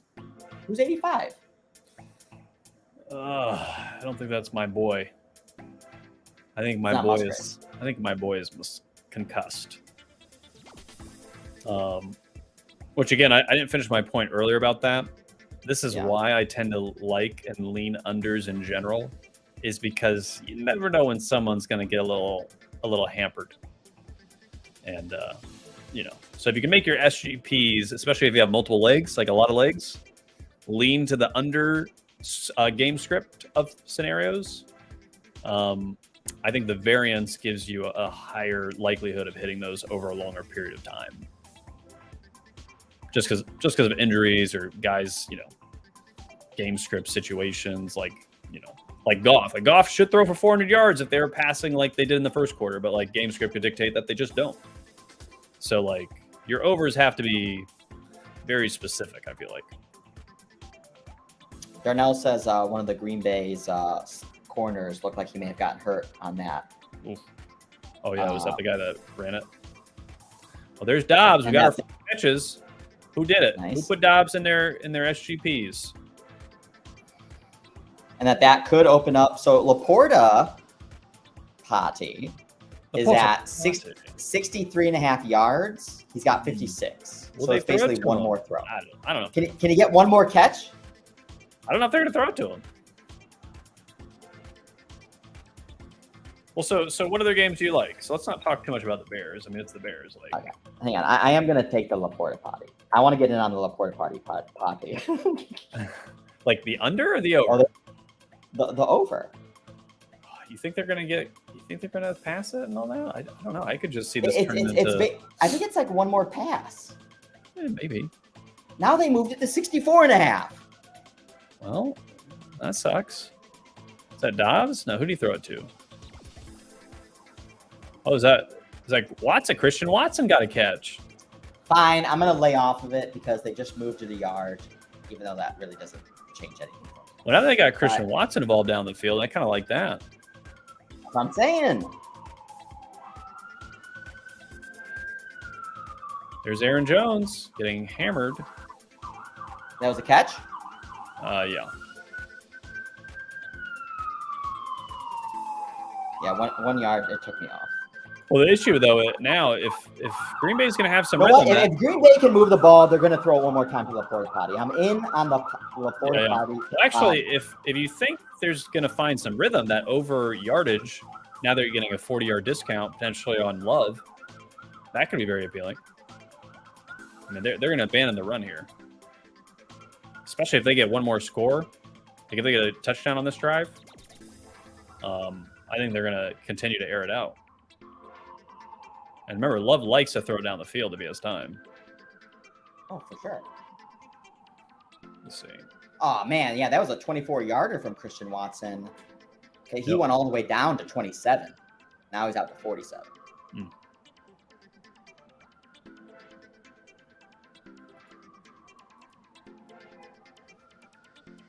Okay, so Circa. So I'm going to... Ooh, man, missed Dobbs wide open. No Cardinals? Absolutely. Don't even want to sniff Cardinals. No, I'm good. I mean, look, they've covered twice. Congratulations. No, 3 times in a row. We missed the boat. Like I'm not jumping on now. Against the best team potentially in the NFL with all their players healthy. On the road. Josh definitely likes your Steelers. He leans the same way. I mean, you have a bunch of scrubs on O-line and a rookie QB. I mean, this sets up for exactly what Pittsburgh is. Like, this is the type of game and scenario that is the only time you feel you should consider betting on the Steelers. Like, just from when should I bet on the Steelers? Like, this is the time. Here come the Packers, 10-yard rush. Your boy Aaron Jones. They're still running it. Packers plus 2,500. And personal foul. They're going to get 15 yards tacked on. Make it easy for Green Bay. Well, are we going to see a comeback here? I'm going to do $25 on Packers 2,500 to win 475. Yeah, I mean, especially if you get a Packers down to 1,800. My $25 moved. They can't take that pressure. They can't take the pressure on. I love it. All right, I got Packers money line plus 2,300. Yeah, helmet to Hey, helmet. they're at home, primetime game. A little bit of cracks in the Lions. Yeah, halftime adjustments. Wait a second. Let me turn this off.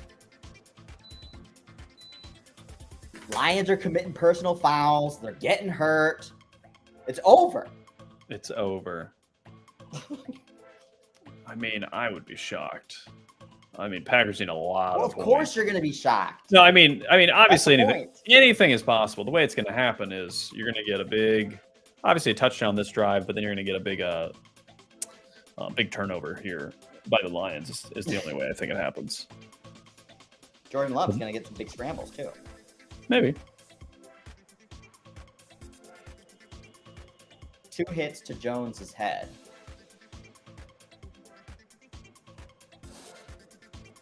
What's his rushing?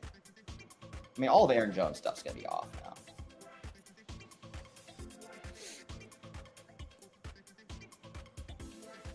The dude just died. Like he just fell over dead. Oh shit, that's Branch. Ooh, that's Branch, too. Oh shit. Packers, here they come. That's their dude. That's the dude. That's the heart and soul. Yeah. What are these? What Nice are these, fake. Oh, this really, you know what really kills me about this? This is all these tight ends right now. This would all be Musgrave. Yeah. Now I hope Green Bay comes back, goes over their team total. Love throws for 240 yards. Just killed the whole SGP. The one leg where the guy gets concussed, that's gonna hurt. That's gonna hurt. I'm gonna take some more Packers plus 18.5. Hey, like they're gonna make this come. Like, I mean, they're not like. I like what I've seen. Branch is hurt.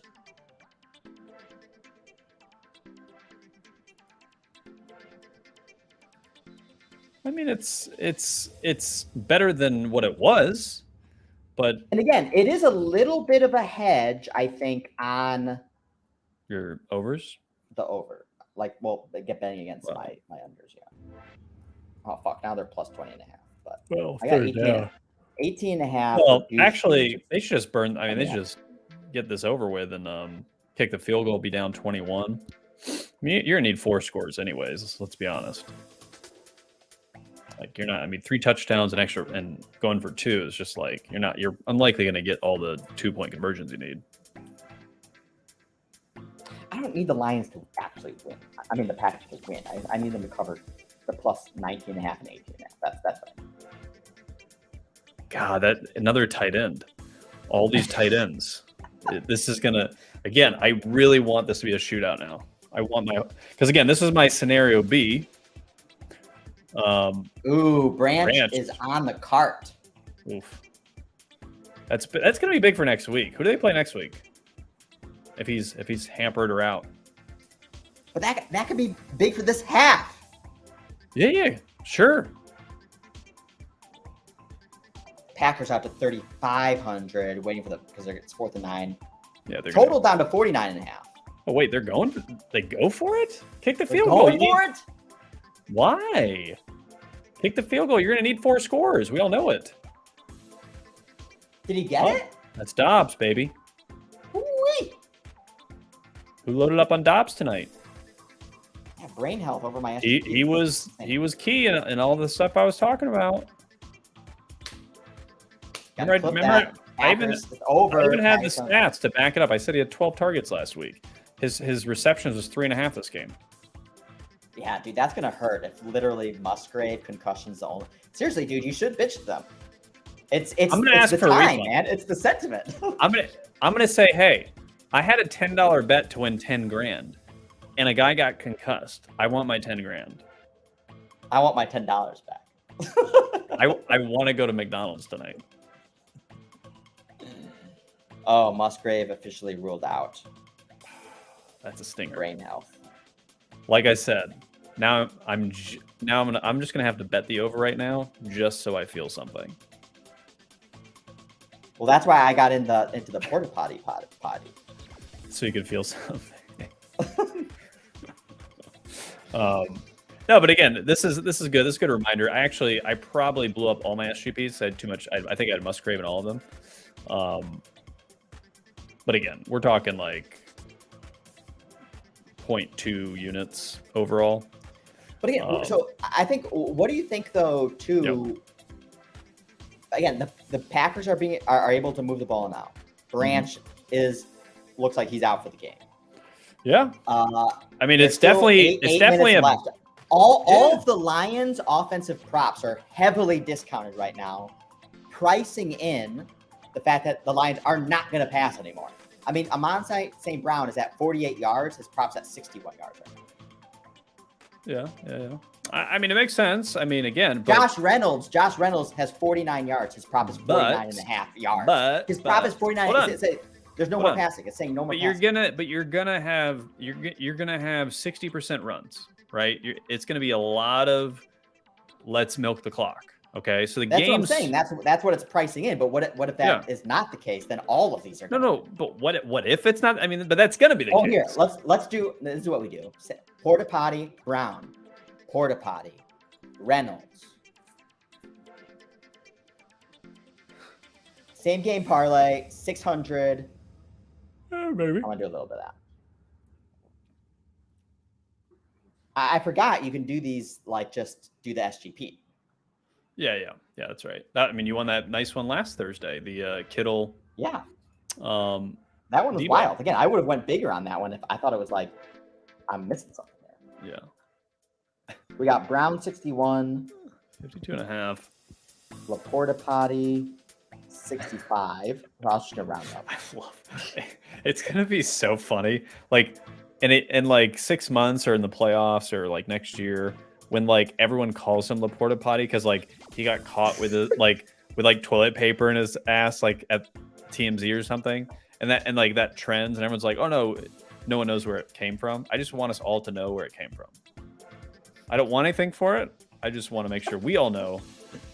Well, we have it memorialized on stream, so that's true. And a Pikachu. Yeah, I mean, you called that one before he even became what he is. Puka Nakua! Pikachu!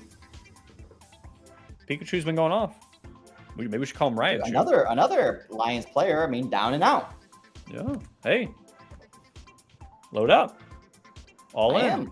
Packers plus 17. Well, not all in, but... Do it. You won't bankroll it. we do a degenerate version of just live betting. That actually would be kind of a fun. This. Oh, nice touchdown! See? Wide open, Watson. Wide open, Watson. Hey. The Lions are falling apart. It's over. I'm just saying that looked pretty ugly on the Lion. Like a lot of things. No, I will agree. So objectively, I will agree. Obviously, Packers found some rhythm, but Lions defense seems to have kind of like lost touch with what they're trying to do. Like on Jordan this Love drive, has 101 pass yards. He's at 191. Yeah, I mean his total was 230. So if you think, I was wrong. Matt LaFleur was right. Maybe that's why he's head coach. Yeah, I'm gonna do that. They went for it in 4th and 7. I would kick the field goal. Oh, they're going for the 2. I mean, they have to, but again, they're still gonna need 4 scores in the end. They're not gonna get them all. Oh, he got it. Wide open. I'm wrong again. Well, but they're like you said. Well, what did they do there? They rolled him out. Get him away from the pressure. Give him some more time. All right. So I got Love over 191 as well.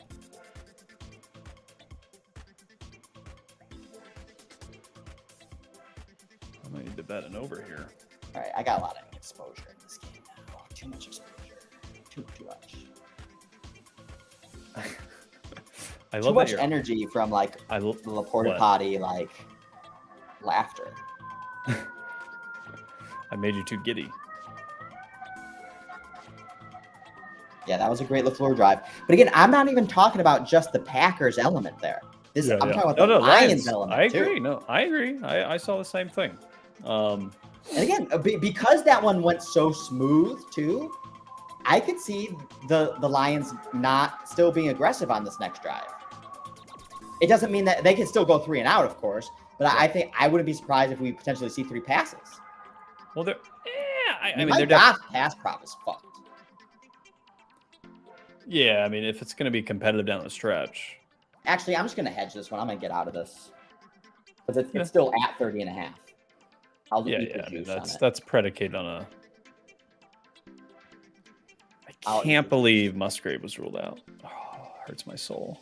Man, I really hope Goff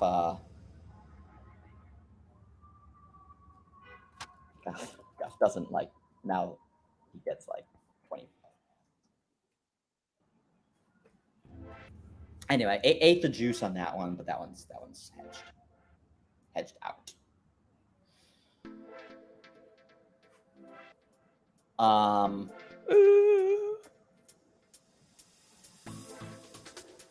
Josh bid on the Reynolds prop. Yeah, I mean, he's got to get one more catch. That's one more catch. And it's going to come right here on first down. Goff in. Oh, no, not in shot. Okay. Laporta party. Montgomery, 5 yards. But also, Green Bay is not very good against the run. So it doesn't, like, there's not really a reason for the Lions to abandon it. So they're going to work in 1 or 2 runs every pass play. That's just Jordan Love pass yards so now to 200. Moved up 10 yards. It's getting bought up. Should I try to middle it?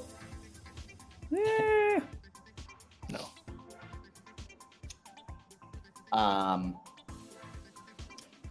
Also, what about, do you have any views on Bengals Titans?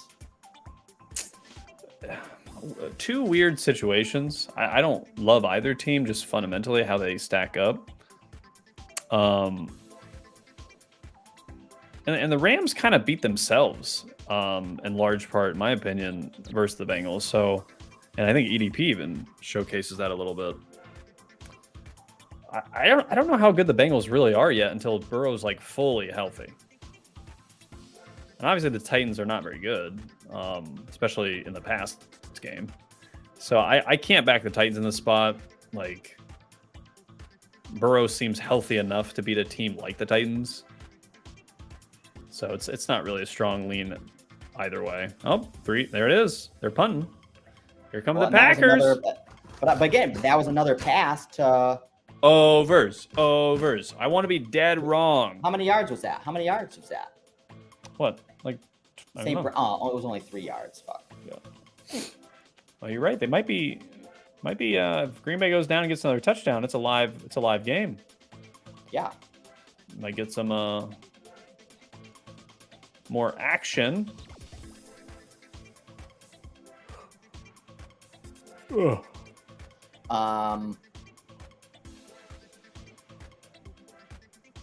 Yeah, Bengals don't get as many passes off as expected, and Titans will pressure an immobile Burrow.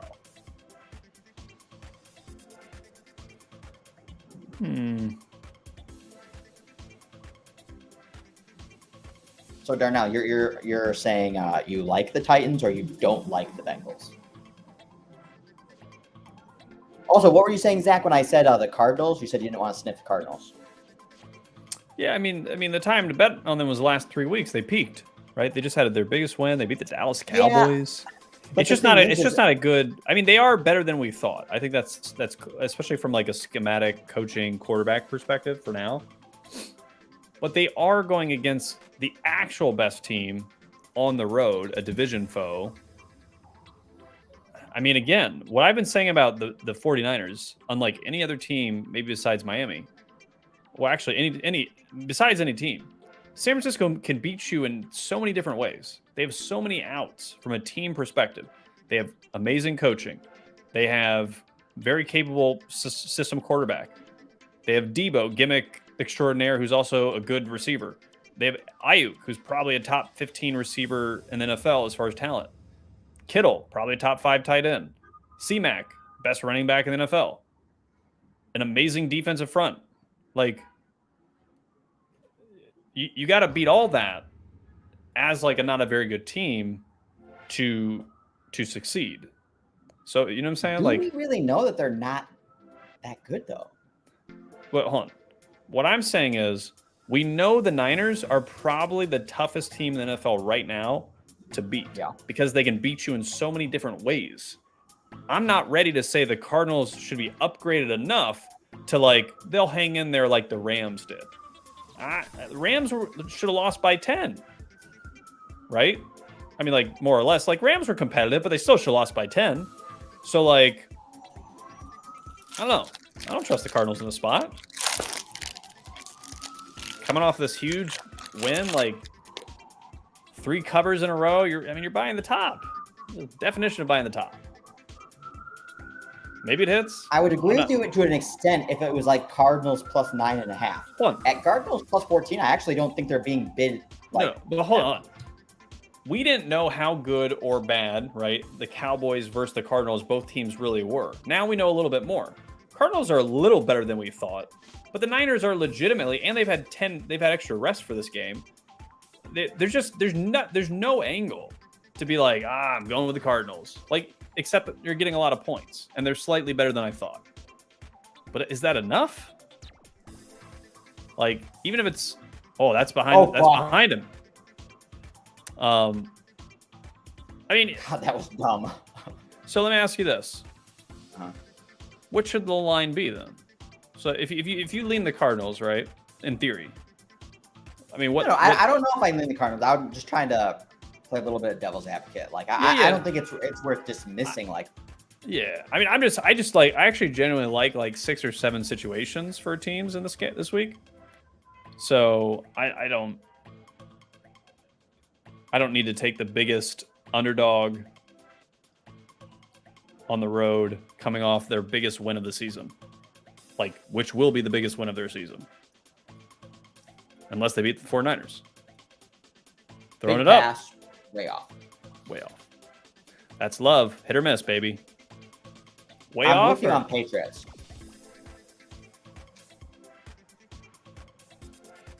Well, the reason I like Patriots because generally the Patriots are not going to beat themselves. And Dallas's 2 wins the first 2 weeks were because the teams they played beat themselves. They played right into Dallas's strengths, right in their hands. And the Patriots have held the Dolphins more than anybody. Yeah, they played. I thought they played. Christian Gonzalez shadowed Tyreek Hill, held him to 40 yards. And obviously Mostert had his day, but another nice big pass. I mean, they're still going to be punting, but another Dobbs, baby. Dobbs all day. 15-yarder. Told you his favorite target. I'm happy with this right now. Like, just end the game. I'll take this. Skip to the next quarter and a half. It doesn't need to be played. Because I'll cash all my unders. I'll cash all my Packers. Well, what you want then is, you want this game to stall a little bit. But, I mean, with Green Bay punting, I mean, what you want if you're Detroit is a long drive. You want a long drive and get some points. That's all you care about, even if it's a field goal. If you get this to 3 scores into the fourth quarter, I mean, you're basically locked in. Like, there's not really much of a chance for Detroit to win the game. Charles asked, what is Packers Raiders open at next week? I mean, I think, like, first of all, still a lot. Hey, still come back. So, like, that would be a huge change. I think it depends on who's going to be quarterback for the Raiders. So, like, way too many questions there. Oh yeah, I forgot about Hutchinson. He's the backup, right? Aiden, is it? No, not Hutchinson. O'Connell. Aiden O'Connell. Yeah. I hear he's an upgrade. So, I mean, Jimmy G's got his concussion. So,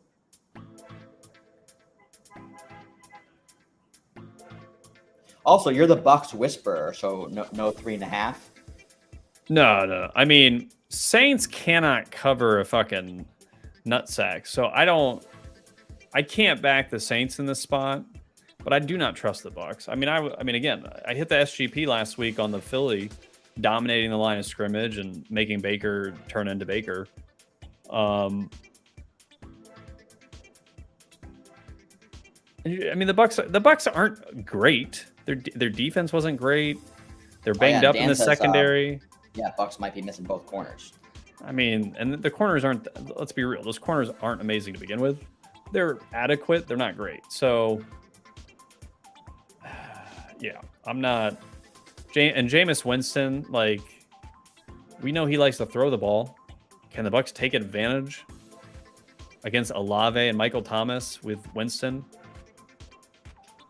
And New Orleans tends to have the Bucks offense, like, that Saints defense tends to dominate Bucks offense, like, religiously, except, like, in the off chance of, like, a playoff game or something. Yeah, you're going to be targeting this one for some SGPs with Winston? Potential. Well, again, I've actually had my best SGPs focusing on unders. And again, it's because the variance and the opportunities are... actually, what you've done is, like, very good. Like, when you posted that Bucks SGP that ended up cashing, I'm like, why did he do all these unders with a Mike Evans over? Like, Yeah. you're threading the needle to get that. Yeah. Well, I did that on, but it. it's because of the leverage. Because they give you a little more pump on the reverse correlation or what have you. And it hit, didn't it? Well, I thought that was going to be the one that killed you. That leg. That's what they all think. That's why I do the SGPs, my man. No, I'm kidding. I mean, it's hard. What have you been doing your whole life, man? Like this, you've been smoking the SGPs this year. Like, Jesus. Yeah. Well, and again, like I'll be honest, I'm learning the art of SGPs also this year. So like, don't just tail me and be a dumb dick. Like, filter the information. Like, we're looking for the opportunity. That's why in the Discord, I'm like being candid. Like, hey, do you guys see a leg like tonight? Hey, are we over leverage on these overs and the reception? Like, what if a guy gets injured? Like, you have too many legs. Like, all that stuff does matter. Again, SGPs are like low risk. You might lose a couple, a 20% of a unit, whatever. So it can be a dialogue in the Discord for us to like find the best legs, find the best kind of framework. Again, tonight's framework was like Green Bay under, Jordan Love under was the main sticking points, and then a couple guys that we were keying on, like Laporta Potty and Musgrave not getting a concussion. Yeah, but again, that's the issue when you play these overs. I mean, every game, how many guys get knocked out?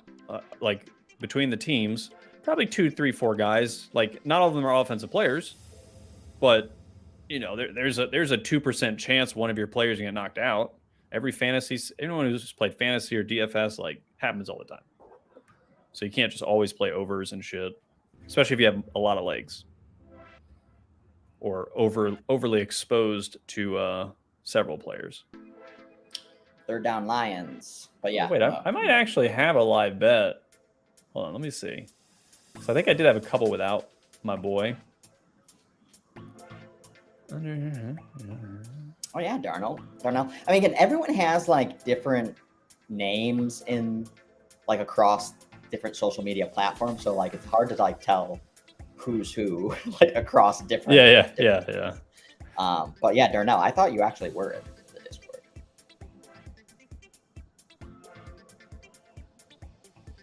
No, fucking that dude's gonna kill me.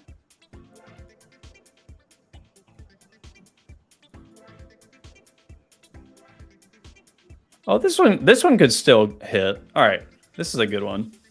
Can I get? I just need an Aaron Jones touchdown. What's the probability of that? We get Green Bay down, and under Jordan Love 230 passing yards. So that's all I needed in this one. Because Dobbs, I think, is over 6 receptions. I did a alt on him. Yep, he's at 6.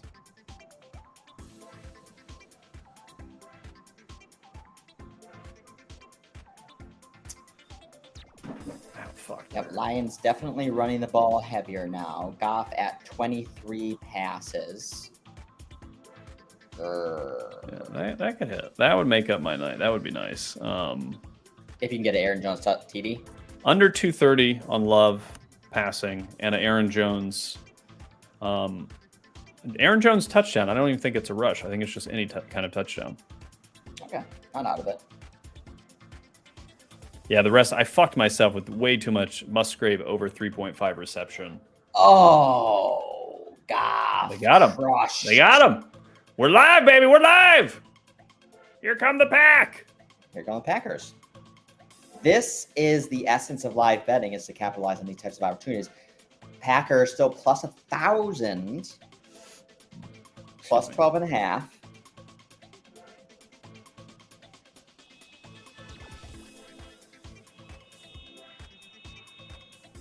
I mean, the Lions have definitely pulled back on the gas, and the Packers are going to be all gas. Yep. I actually feel like I want to hedge maybe a little bit of my total here. Yeah, I mean, I think because if you get another touchdown, we're at 38 points. Another touchdown, we're at 40. Yeah, so we're at 50.5 now. So if we can get to 48.5, Yep. I'll hit the over. Try to get like a sweet ass middle in there, possibly.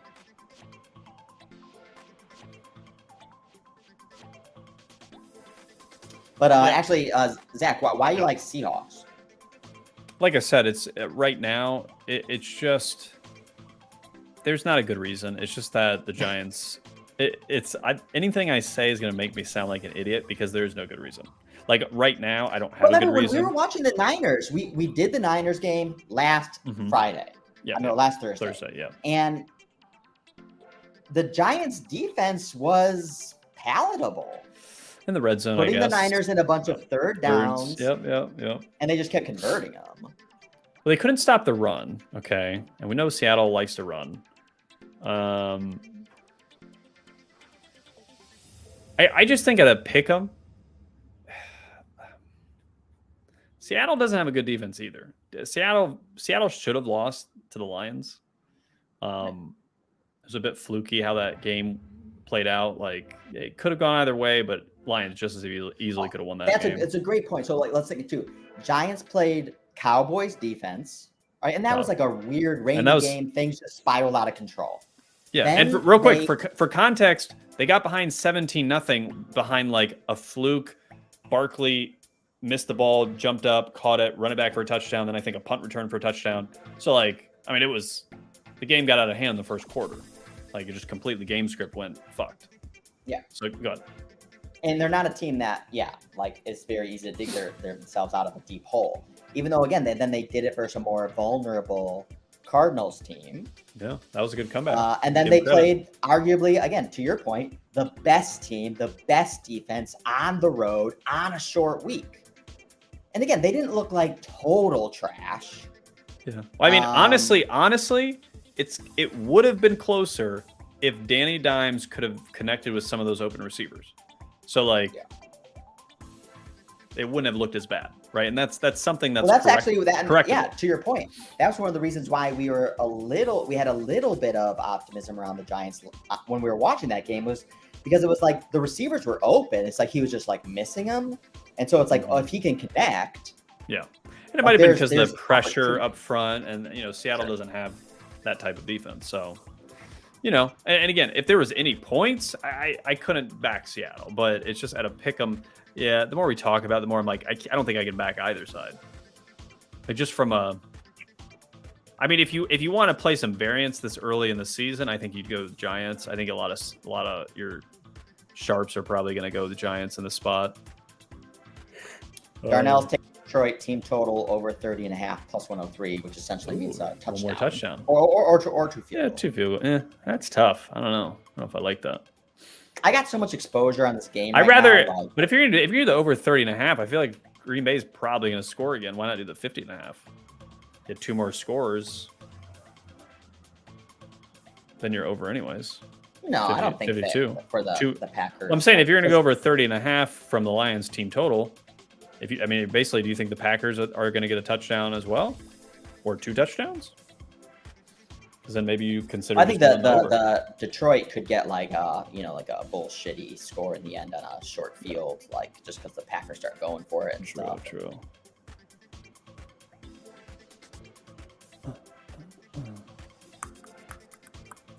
But so, did I talk you off Seahawks or on to Giants or? Yeah, right now I'm off. I'm not. I like other games more, I think. And again, it feels there's very shallow Dobbs all eating. Day.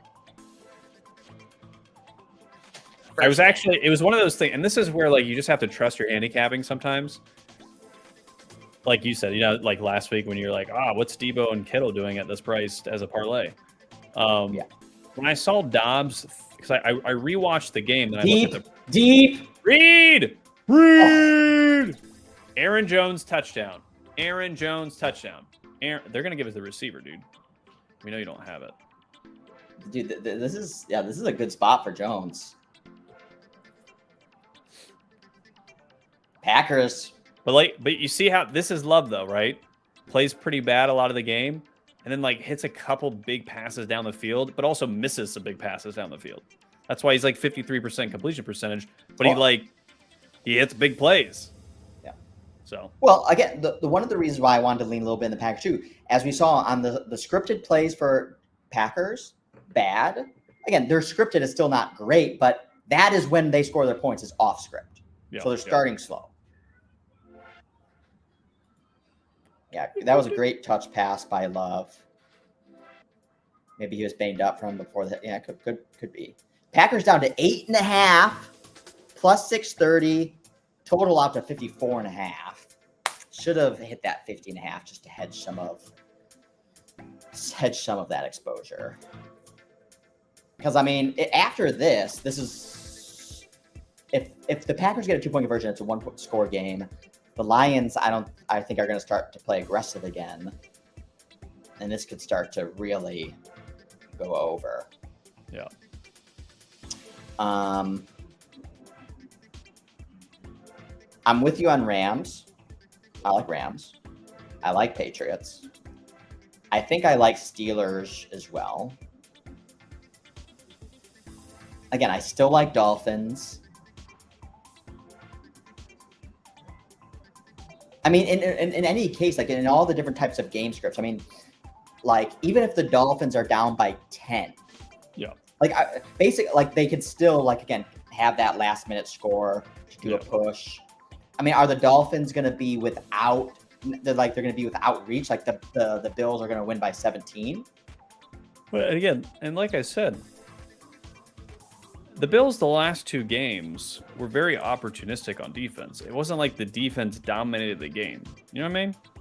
Like there's a difference when you watch a game and the defense is smothering and literally the offense can do nothing. Like we've seen like Mitch Trubisky games. Like, you know what I'm talking about. That wasn't the case. It was more opportunistic, took advantage of opportunities. Sam Howell sacks, like, and again, are we sure the Dolphins are not the best team in the NFL? No, we're not. So if they let's say in 5 weeks we're like, yeah, Dolphins are the best team in the NFL, because they're healthy and all this stuff. I mean, then this line is mispriced. If we think the Bills are like not the number 1 team in the NFL, they're like number 5, right? Like in that range. And we think the Dolphins have surpassed them, we're like our number 1 in 5 weeks. And the line's off. So you know, you're not wrong for taking the Bill. So you can only take one side. There's no way you can take Bills -3 in my opinion. Like you'd have to have some kind of fresh angle that makes a lot of sense. I just don't see it. Yeah. So I mean, Charles asked, like, you know, would you be more impressed by Miami's offense having its normal success or Buffalo bottling them up? Like, obviously, I mean, Buffalo bottling them up, that would be... If Buffalo bottled them up, I would actually attribute it to something like that the Dolphins didn't do right. Less so. They have A.J. Dillon in, and they're throwing for touchdowns. No, I think his foot was he only got one foot in. Yeah. Like, put Aaron Jones in. He's a touchdown sniffer. No, not even close. He actually had both feet out, but that's me being technical.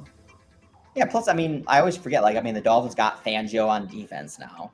So, like, that's like a big difference maker. Yeah. And again, I actually think that game's probably better for the over. I think both teams will probably find a way to get their points. I mean, I really like Bears-Broncos over, especially if that game somehow, like, starts a little bit slow. Oh, Love's running. Touchdown, Love! How many yards? How many yards was that? Like 10. It was exactly 10, I think. Oh, fuck! I have 10.5. Oh, shit. Josh has got 7.5. Damn it. Why can't that be Aaron Jones? Oh, fuck. It was 9. 9. That was a pretty good, let's not run it. So, fuck. I need one.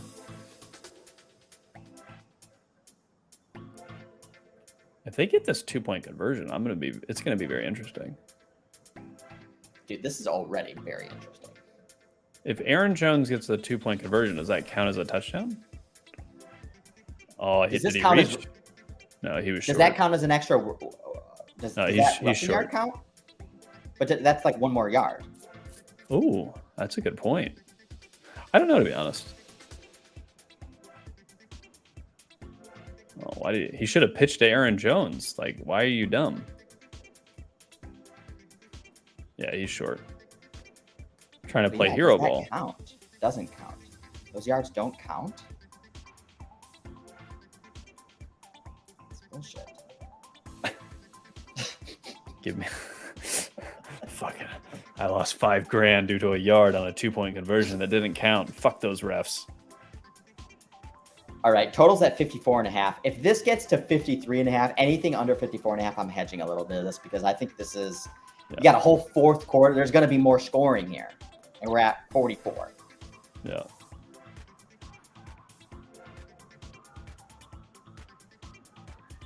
Interesting.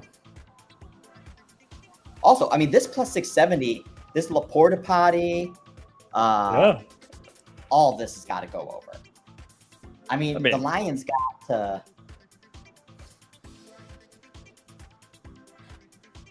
They can't dick around.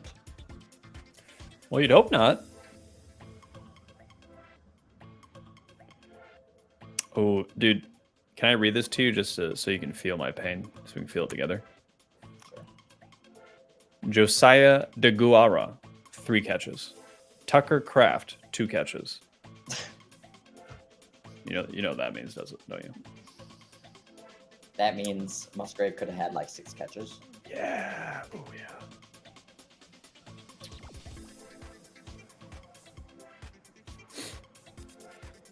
That hurts. That hurts the loins.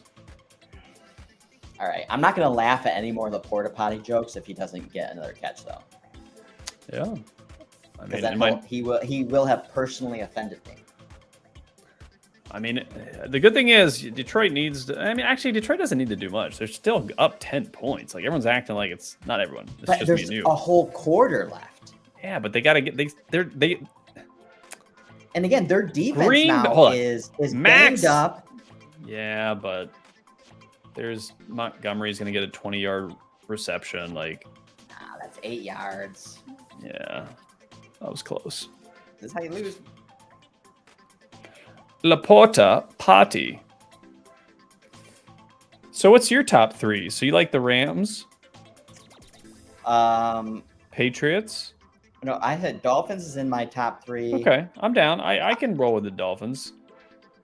I think Patriots would probably be in my top 3.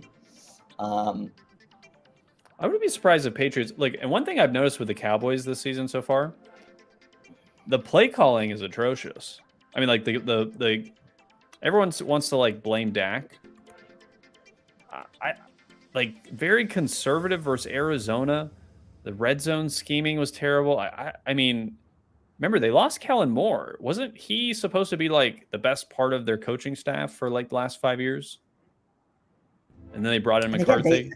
Like you talked about in the Discord, when there's hype around the Cowboys in the beginning, first of all, I feel like there's always a little bit of hype. Yeah. But when the hype is up, it always overshoots. It always overshoots. Yeah.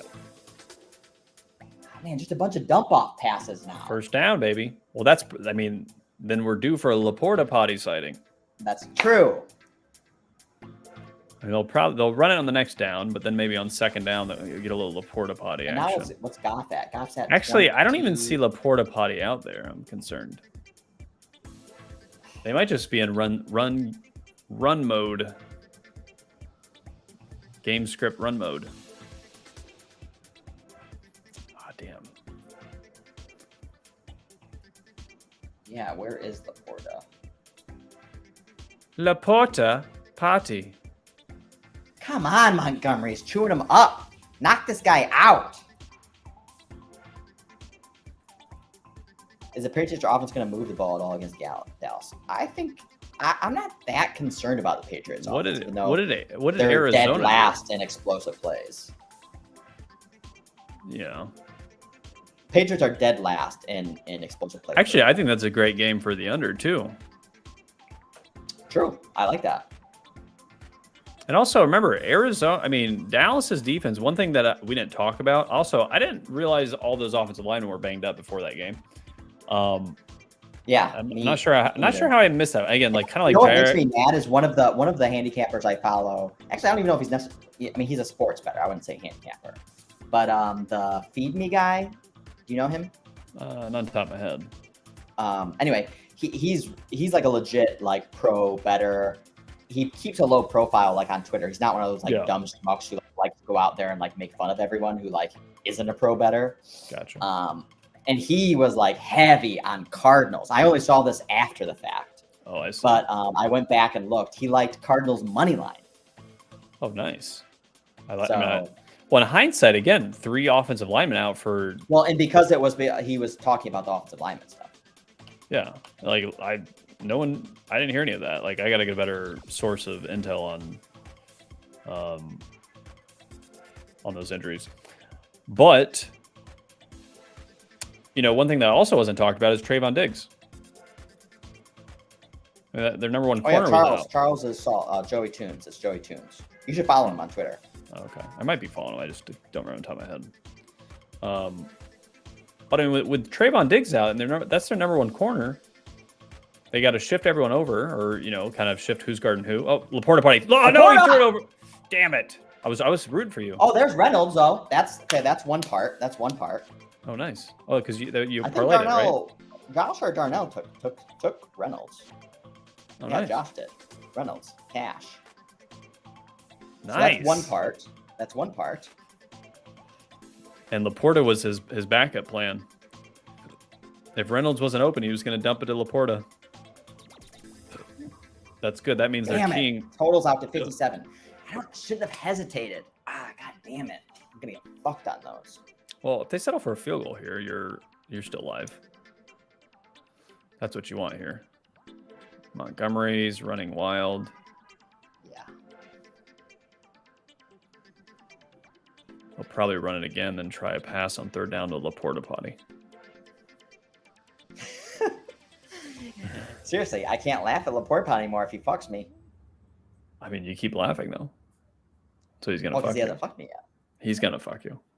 No, I'm laughing. I call it. Remember, this is exactly what happened week 1 with St. Brown. Remember, we were like, "Oh man, how are we not gonna get this?"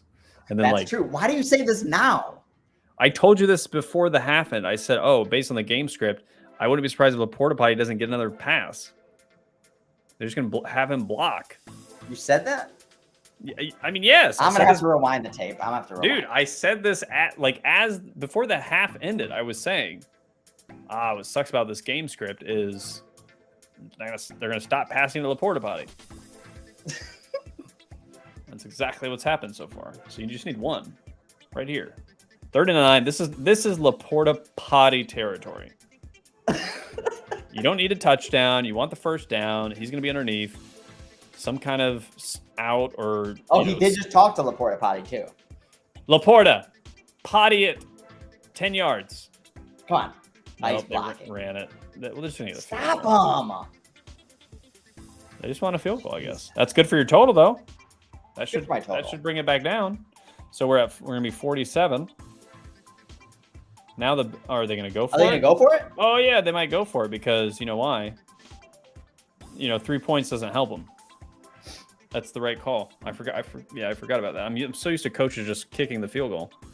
All right, so if that was Laporta potty territory, this is like just a fucking... Oh, this is Laporta. Oh, there he is. He's ready to see him squatting. He looks like he's about to take a shit with the ball in his hands. Let's get it. I'm rooting for everybody. No, they're just gonna wait. They're gonna kick the field goal. Never mind. I think he should. I think he should go for it. I mean,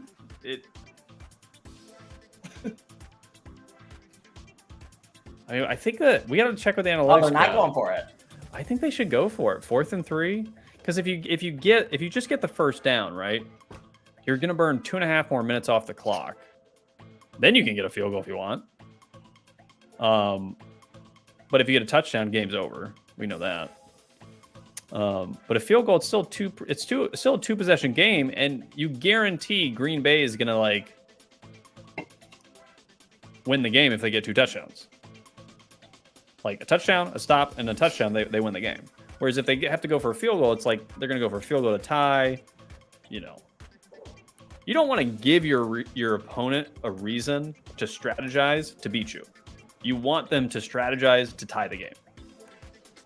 I've always thought that. I've just never. It seems like coaches don't think that. I don't know why.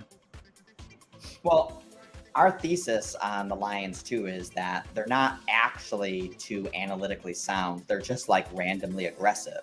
Yes. So it's like it's not even necessarily that it's kind of like they luck out into making the What's right call. Yeah. Well, that's the thing. So is there? I'm sure there's some analytics guys on Twitter right now sounding off about this call. Let's see if we can find it. Oh yeah, I'm sure. Guys who are all pissed off because they didn't make the right call and didn't even bet on the game in any way, shape, or form have no visceral emotional attachment to it. They're just casuals. Who?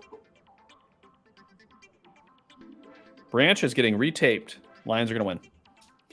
That was the key to the game. Retake.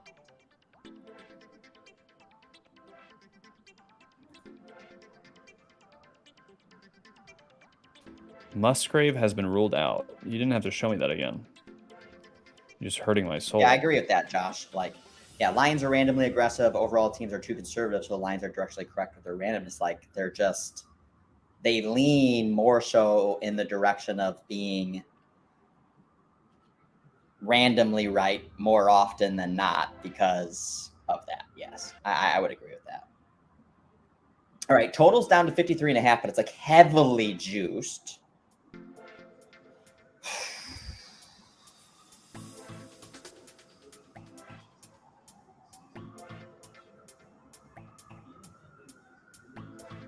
Trying to see if I can find any. So we're at 47. Fuck. I'm in a dangerous spot with my totals. Actually, 58.5. That one's pretty good. I forgot I got that one. Oh, actually, I got two 58.5s. Well, but hold on. The good thing right now is you're probably gonna have a scenario where they just want to run out the clock. So if you get one more touchdown, what's the score at? No, one more touchdown. Well, one more touchdown will save. I think the 58.5 is safe, but I have a 50.5 as well. So we're at 47. If we get a touchdown and an extra point, we're at 54. Why does Jordan Love have -2 yards rushing now? Are they counting sacks? This is always my concern. I don't trust books and how they like. What I'm wondering is, did they count that backwards pass? Ooh, maybe.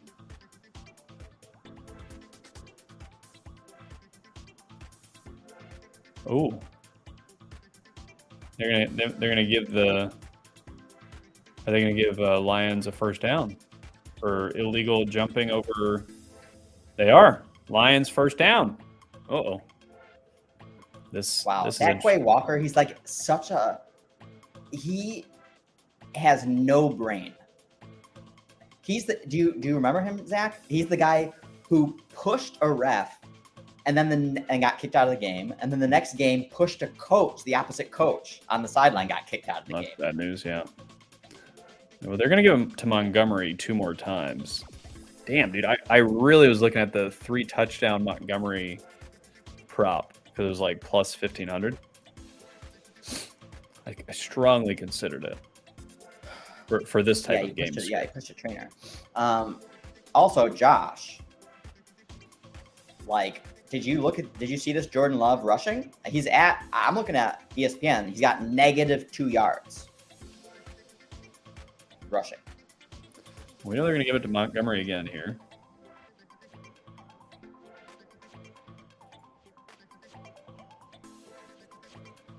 Stuff him. All right. Stuffed. This is the porta potty time. Yeah, I'm wondering if you remember from, like, I was wondering how they might grade that backwards pass. Yeah. But that's not a rush. I know. I guess it depends the official final. But a backwards pass is a fumble. So Yeah. I don't know. That one. There's Laporta. Let's see. I'm going to watch Laporta if he runs a route. Laporta is blocking. They run it. Stop him! I go for it. Now what are they going to do? Go for it. You might as well go for it. Play the analytics and don't get it. God. Oh, dude. Oh. Can't believe it. You were right on the Laporta potty, though. I'm not laughing at him anymore. I'm not either. It's actually every time I say it now, it feels cringe. Yeah. It's only funny when he's on your side and it's working. Well, they're going for it. Yeah, they should. Or they're going to run it again. I think they're going to run. They're going to go for it. They're going to run it again. Easy. Damn, he got it. Montgomery, 3 touchdowns, baby. Damn. I like that prop, too. Oh, I considered it strongly. Man, this could have been a really potentially nice ending there. That stop would have been really nice. Oh, Darnell did get his over 31.5. Nice, Darnell. But I mean, like I said, wasn't the over at that point 50? What was the over? Remember I said, what did I say? Oh yeah. Well, I think it was 53.5. Yeah. Which it's. So yeah. So I guess yeah, you were both right. Yeah. I just thought the safer option was the over.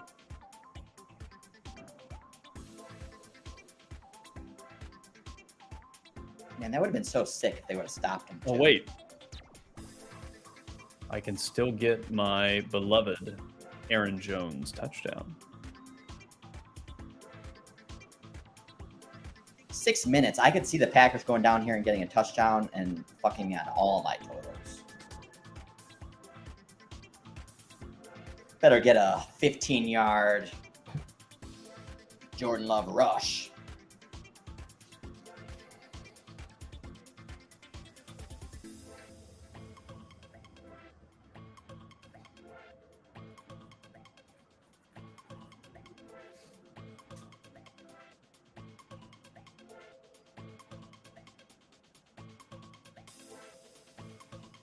I've been hesitating on hedging this total for the last 2 hours.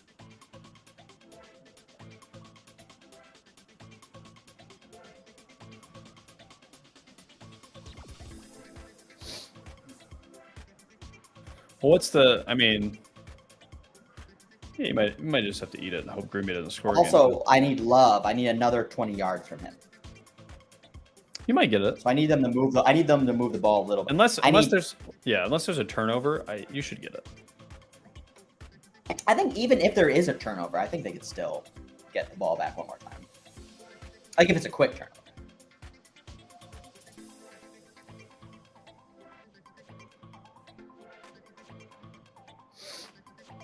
This is what I need. 40-yard pass to Aaron Jones. That's the double whammy. Oh.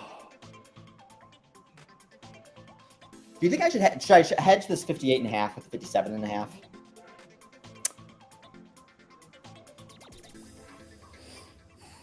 That could thread the needle. I could get the 58 exactly. Maybe the issue is that the game is kind of over. So right. Is Green Bay? Well, what I'm saying is you're not going to have the energy that you had. I feel like that we've seen because the comeback's dead, right? So now it's just kind of like, yeah, they might get it, yeah, they might not. I'm gonna do it because. But they have to punch in the end zone. Yeah, but they move the ball so effortlessly. Also, it's because I have the 2 units out on them. Yeah. What the heck? Now I can't log in.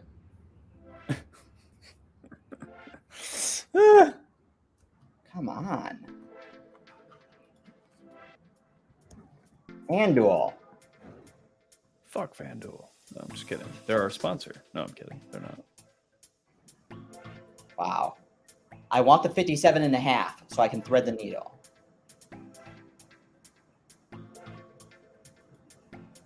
Oh my gosh.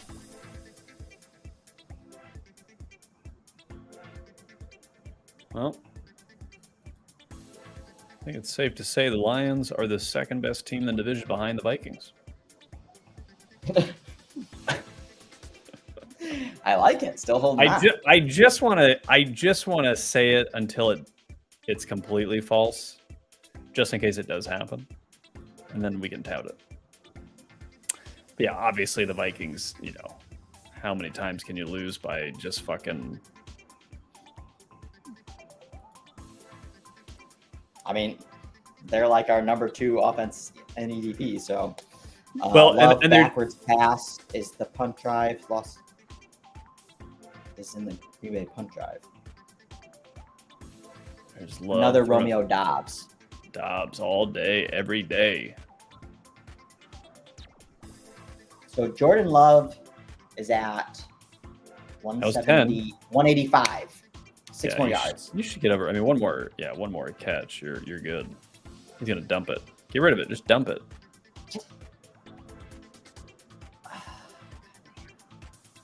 The big worry is he throws a pick here and game basically over.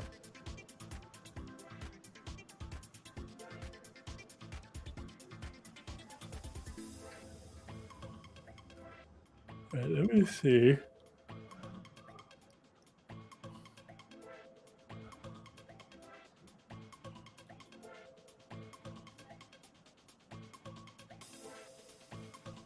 Yeah, this backwards pass turning into a rush. That's God damn, they don't have Aaron Jones in the game. Oh, they're probably not gonna bring him in. Now the game's out of hand too. Oh man, another pass. You got it, dude. You got over your yardage. Yep. Okay, that makes me feel a little bit better. But why is a fumble a rushing yard? Like it should just be a. I don't know. Like I honestly don't. This is why again. Because like a sack, if he takes a sack, it's not a loss of a rushing yard. Yeah. Oh, Branch is back out there. That's good. Good sign for next week. Yeah. Dinged up. Man, your backup tight ends are also eating. Dude. Oh, big pass. That looks like interception. Did he get it? Oh, he caught it. Wow, that was like an interception. He kind of like ripped it away from him. Yeah. I got the 57.5, so I. Oh, so wow. this could land 58 exactly. That'd be good. They still have AJ Dillon in the game. I don't know why. Yeah.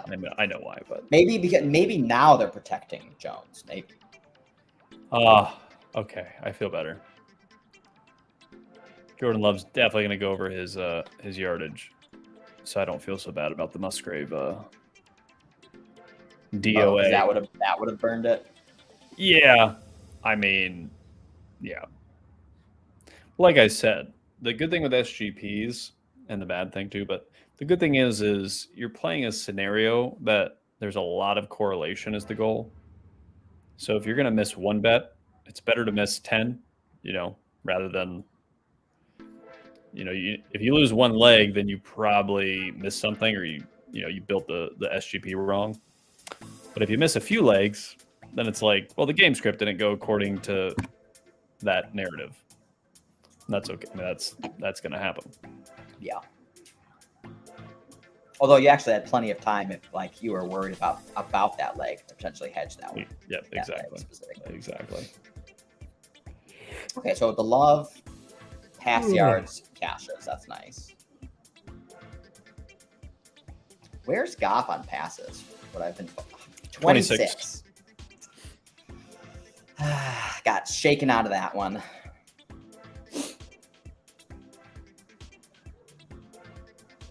Only had 5 passes in the second half.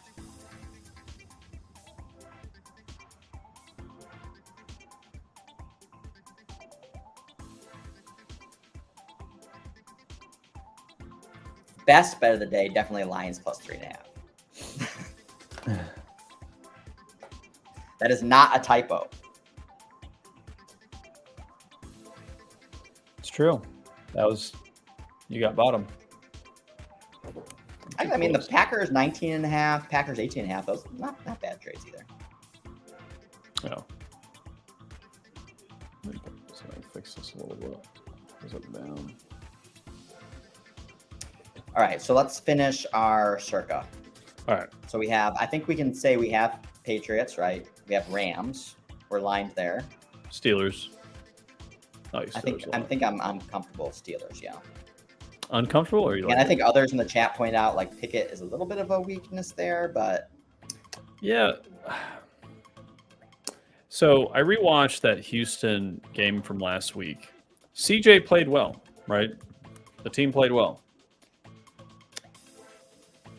Jags had a blocked field goal, kickoff return, like a whole missed field goal, drop passes by Ridley again, and Kirk, interception. I mean, like, just penalty, just everything. So yeah, Houston played well. They came to win. They were the better coach team. CJ played well. Oh, What'd they get? Pick? No. Yeah. Yeah. That's the love variance right there, baby. Ugly pick too. So, and CJ was not pressured. I mean, Jags do not have a very good defense. They were not getting much pressure on CJ. Very bad. And if we know one thing about Pittsburgh, the one thing they're good at is getting pressure. So, I mean, and CJ has performed poorly under pressure in general. So, I believe I read that stat the other day. I'll double check that, but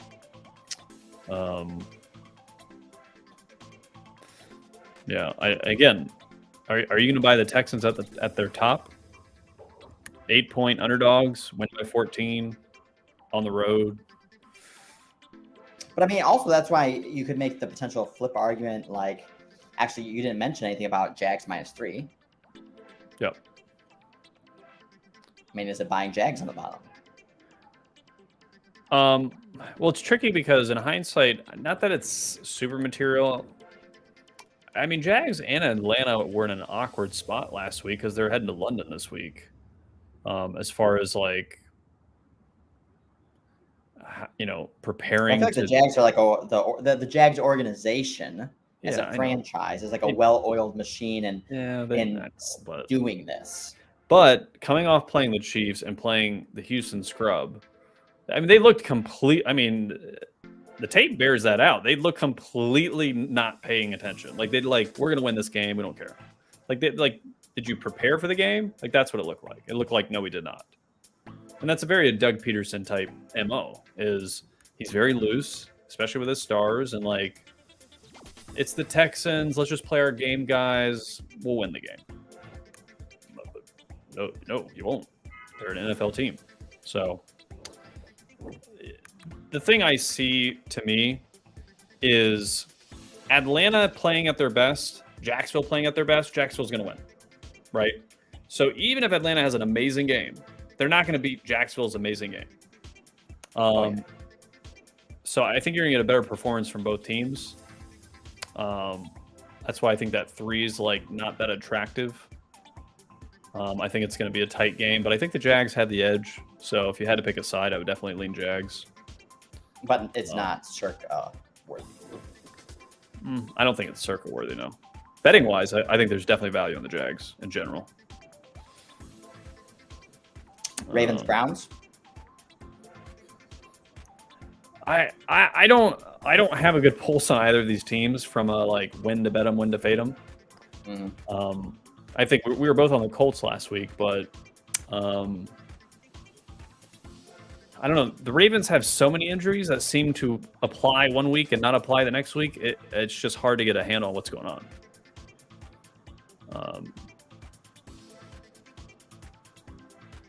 I mean, if anything, I guess I would lean it under here because the Ravens' defense has actually performed fairly well considering their injuries, based on the EDP metrics and stuff. So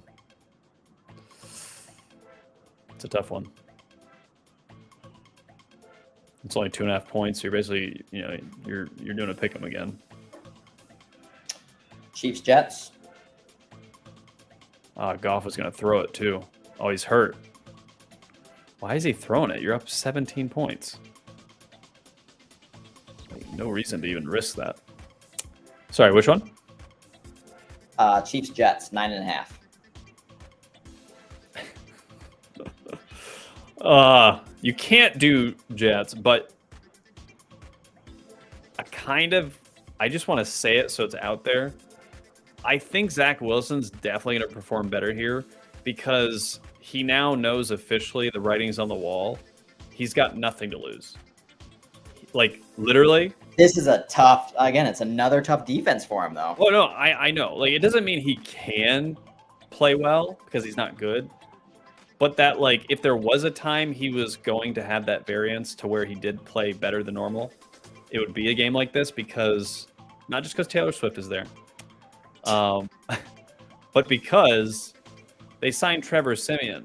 He knows it's like the locker room, like, it's over. If he doesn't actually start to perform well, it's over. So he's got nothing to lose. Last week was his first week where he goes, okay, I'm going to just like not lose the game for us. And then he lost the game for them, right? Like it's psychological. This week, you can't play the same way. You have to say, fuck it, I'm going against Patrick Mahomes. The only way he can play is to say, I gotta not fuck up, but I have to like make plays. I gotta push myself. I gotta have the confidence to do that. He doesn't mean he can do it. Sure, but does that mean he's gonna do it? I love what Charles says. This is the last chance to bet Zach Wilson, maybe ever in the NFL. You can't lose out on that opportunity. I mean, against Patrick Mahomes? Of course not. Again, it's I actually, you know what's interesting? I know the numbers say the Jets defense has played actually fairly decently. I don't think the defense has played that well from what I've seen so far, not as according to my expectations. So that's actually a little bit more of my concern is like, is this defense actually good? Like good enough to have a Jags type showing versus the KC, limit it to field goals?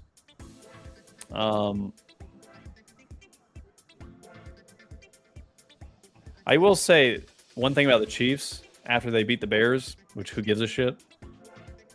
And the the Taylor Swift thing, Kelsey bought out a restaurant after the game, and you know the whole team was there, and Taylor Swift. Yes, like they're buying their own hype because they know they're good. They know they have Patrick Mahomes, but like now they're going to play the Jets, who it's the Chiefs. Everyone gets up to play the Chiefs. Like it's a pride thing. Everyone wants to fucking beat the Chiefs.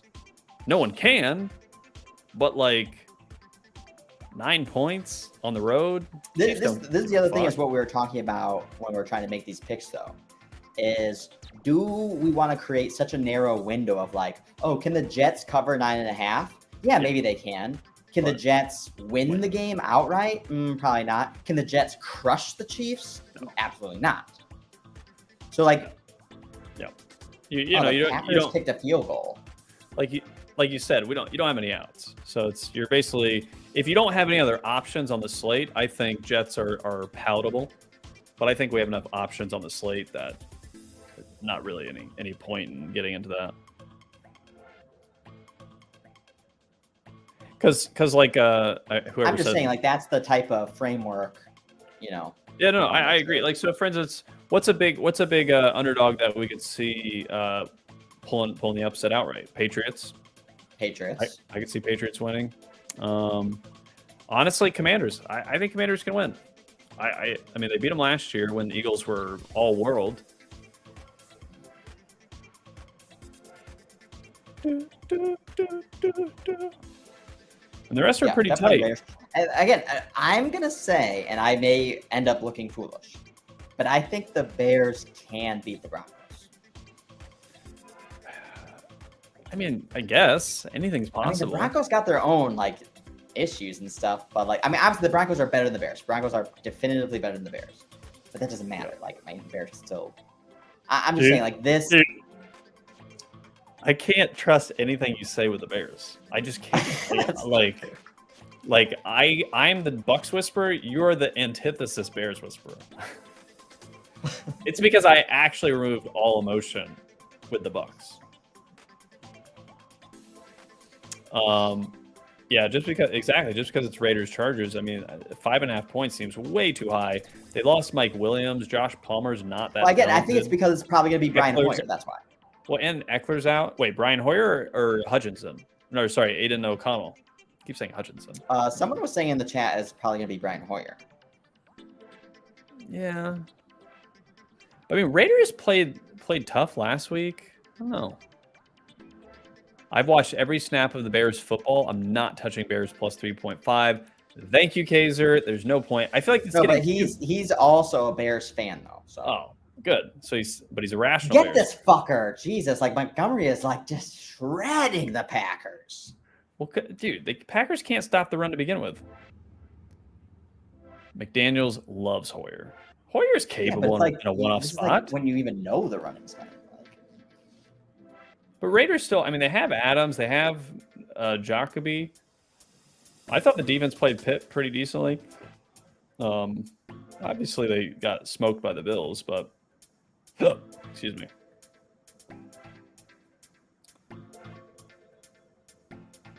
What about the Vikings? That is like not a sharp bet, I feel like. I mean, yeah, we know we love the Vikings and all, but it's like, okay, the Vikings are 0-3. We have them as a elite offense, one of the top offensive teams from an EDP perspective, but they're 5-point road favorites. Like, it's not even like they're being discounted that much. Like, if this was Pick'em, like, oh, you're right. Yeah, they're not even at home. definitely. No. But -5 on the, like, that's like saying that the Vikings are 3-0. Oof. I mean, yeah, that's a good point. I mean, the Vikings, like the Jaguars, have just so many, they're just mistake riddled. It's very hard to trust a team that's mistake riddled to win by margin. Remember, we liked the Vikings last week and I ended up taking them out just because it's like, you know what, like this is going to probably come down to the final score, like what you ended up writing in your note as well. And it's like, we don't want to be making those kinds of picks. Yeah, that's a good point. That's a good point. If Jimmy G is in, first of all, I think maybe Dan's gone now, but one of the things we've talked about with Dan in the past as well is trying to do some research on how quarterbacks perform 1 week after a concussion. And I just feel like anecdotally, it's not good. Like it's not all there. Like there's skittishness, like, you know, wanting to get rid of the ball faster.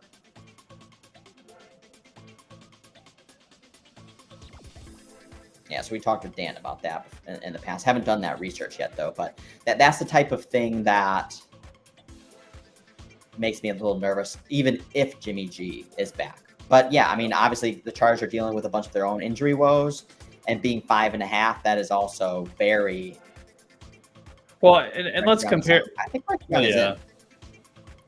But is Bryce Young in or out? He practiced today, so I feel like he might play. In either case, the Vikings defense still isn't good.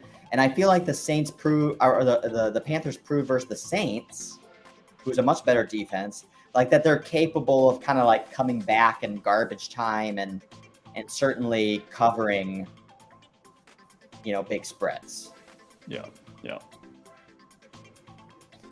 The team is better with Dalton. Yes, we agree.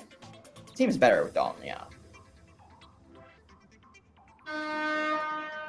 Anyway, I just think it's like one of those plays that the Vikings don't cover. Like, how are you feeling about yourself?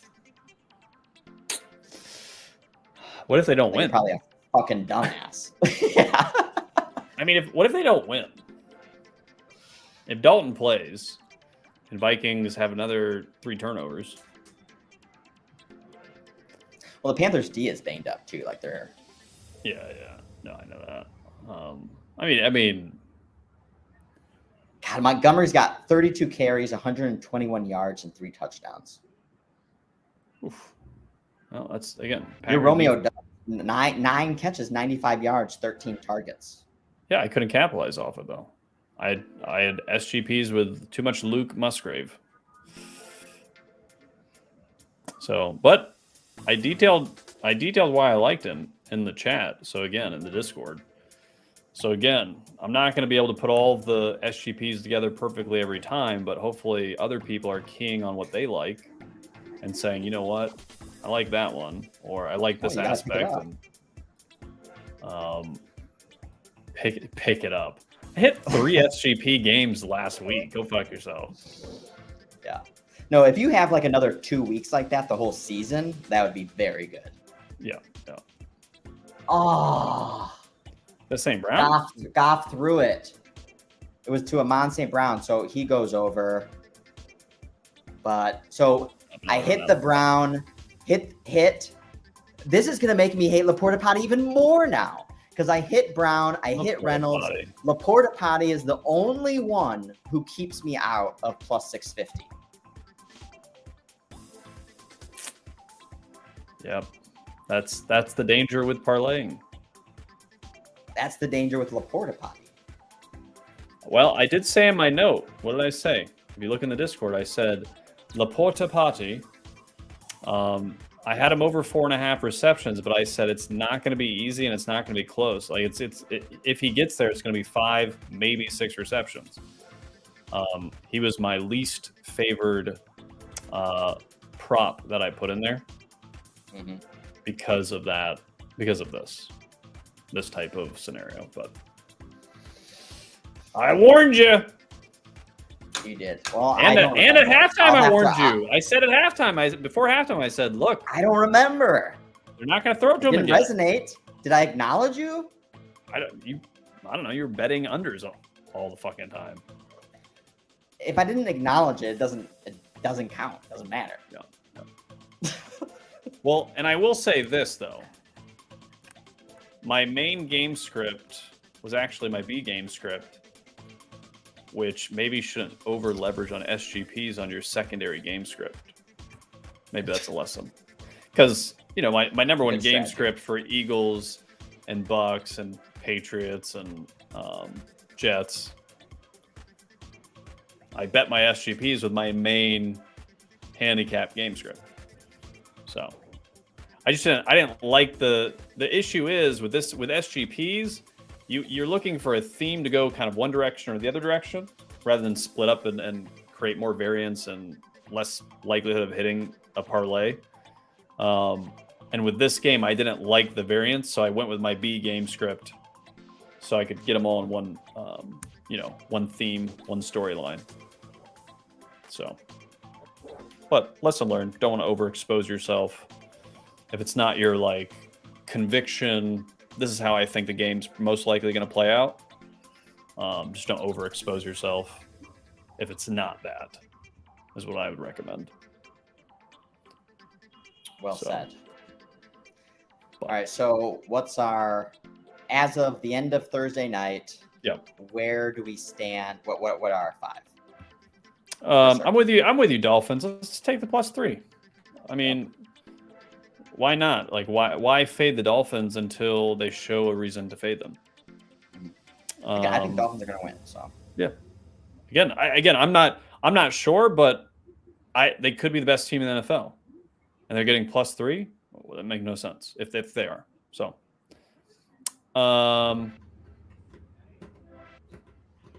Rams. I mean, we didn't talk much about the game. We didn't really. Yeah, the one thing that makes me nervous about it, we haven't talked about it at all. We just assume Rams. Well, I mean, they grade really well from an EDP perspective. So yeah, and again, Stafford had one of those games that he has 3 times a year versus Cincinnati on the road, coming off playing San Francisco. But I feel like Richardson, Rams defense is going to key on his short passing game with running out of the backfield,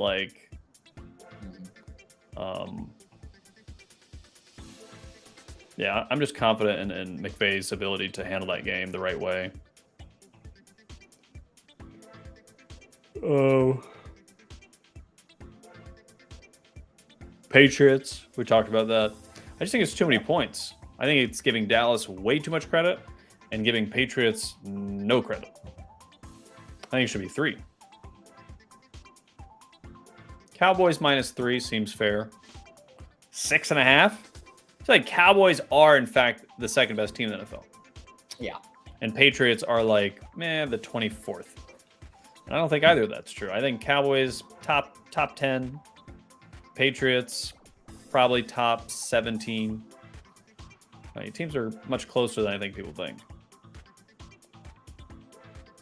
And again, especially without Trey Diggs, #1 cornerback, arguably. Potential offensive line issues with Cowboys. Offensive rhythm and play calling. It's actually not there. It's been disguised by these upticks and points that were fluky. They couldn't fucking score in the red zone against the Cardinals. Giants could. Giants scored in the red zone against the Cardinals. But Dak, CeeDee Lamb, couldn't do shit. So, play calling, scheming.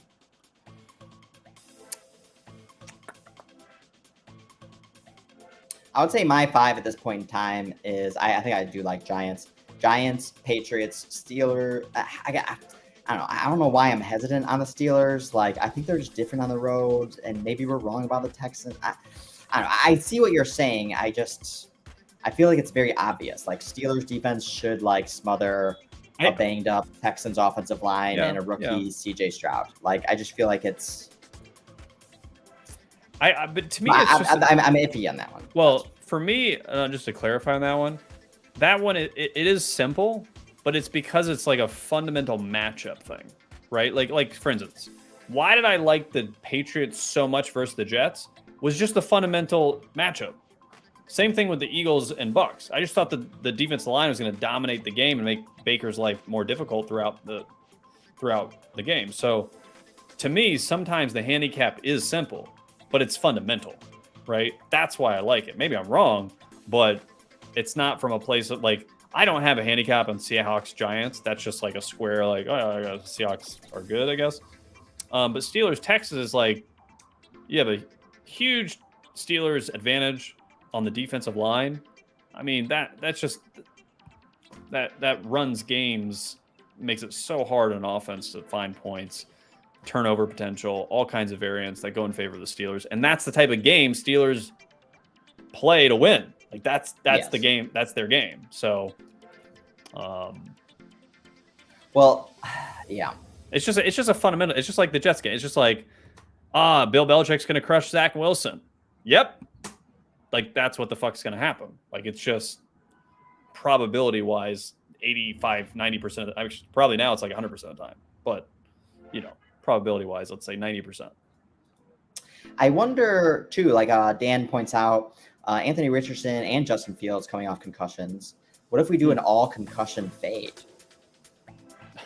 God, I hate. Actually, I don't like it because then that means we'd have to do Chargers. Oh yeah. But actually, it could be good for potential unders. But also, all right. One thing about the Raiders, we haven't talked about that game. That has a little bit too much variance, I think, to be comfortable with the Raiders. And also, just real quick, just like Vikings are down to 4. Interesting. I mean, I don't know what that means or why, but it's probably it's just you can't trust the Vikings defense to do shit. So, yeah. Okay, go on with your point. So the Raiders, the 5.5, I think also feels safe. But if this was, it's kind of a dead number. If this was 4, do you like the Raiders? If it's 3.5, like, where do you draw the line? It's not the full 6. Oh no, I like the 5.5 because I would like 3.5. Okay, so you would like 3.5. I don't think I would like 3.5. And because you of the question, like 3.5, but you like 5.5. That's what I'm saying. I mean, hold on. That's my point. Is the 5.5 is a false sense of comfort, right? Like we've talked about this in the past.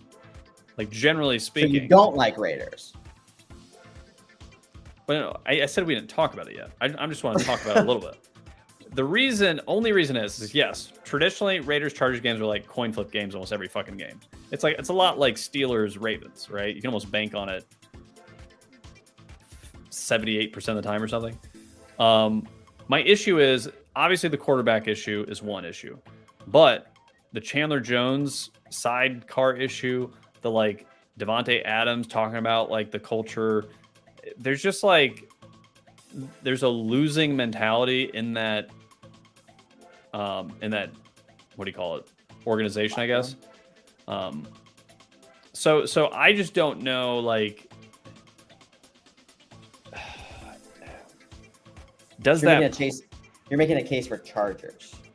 I mean, maybe. I mean, I'm not interested in Chargers minus 5.5 at this point, especially with their injuries. I mean, Eckler, I don't think is playing, is from what I heard recently.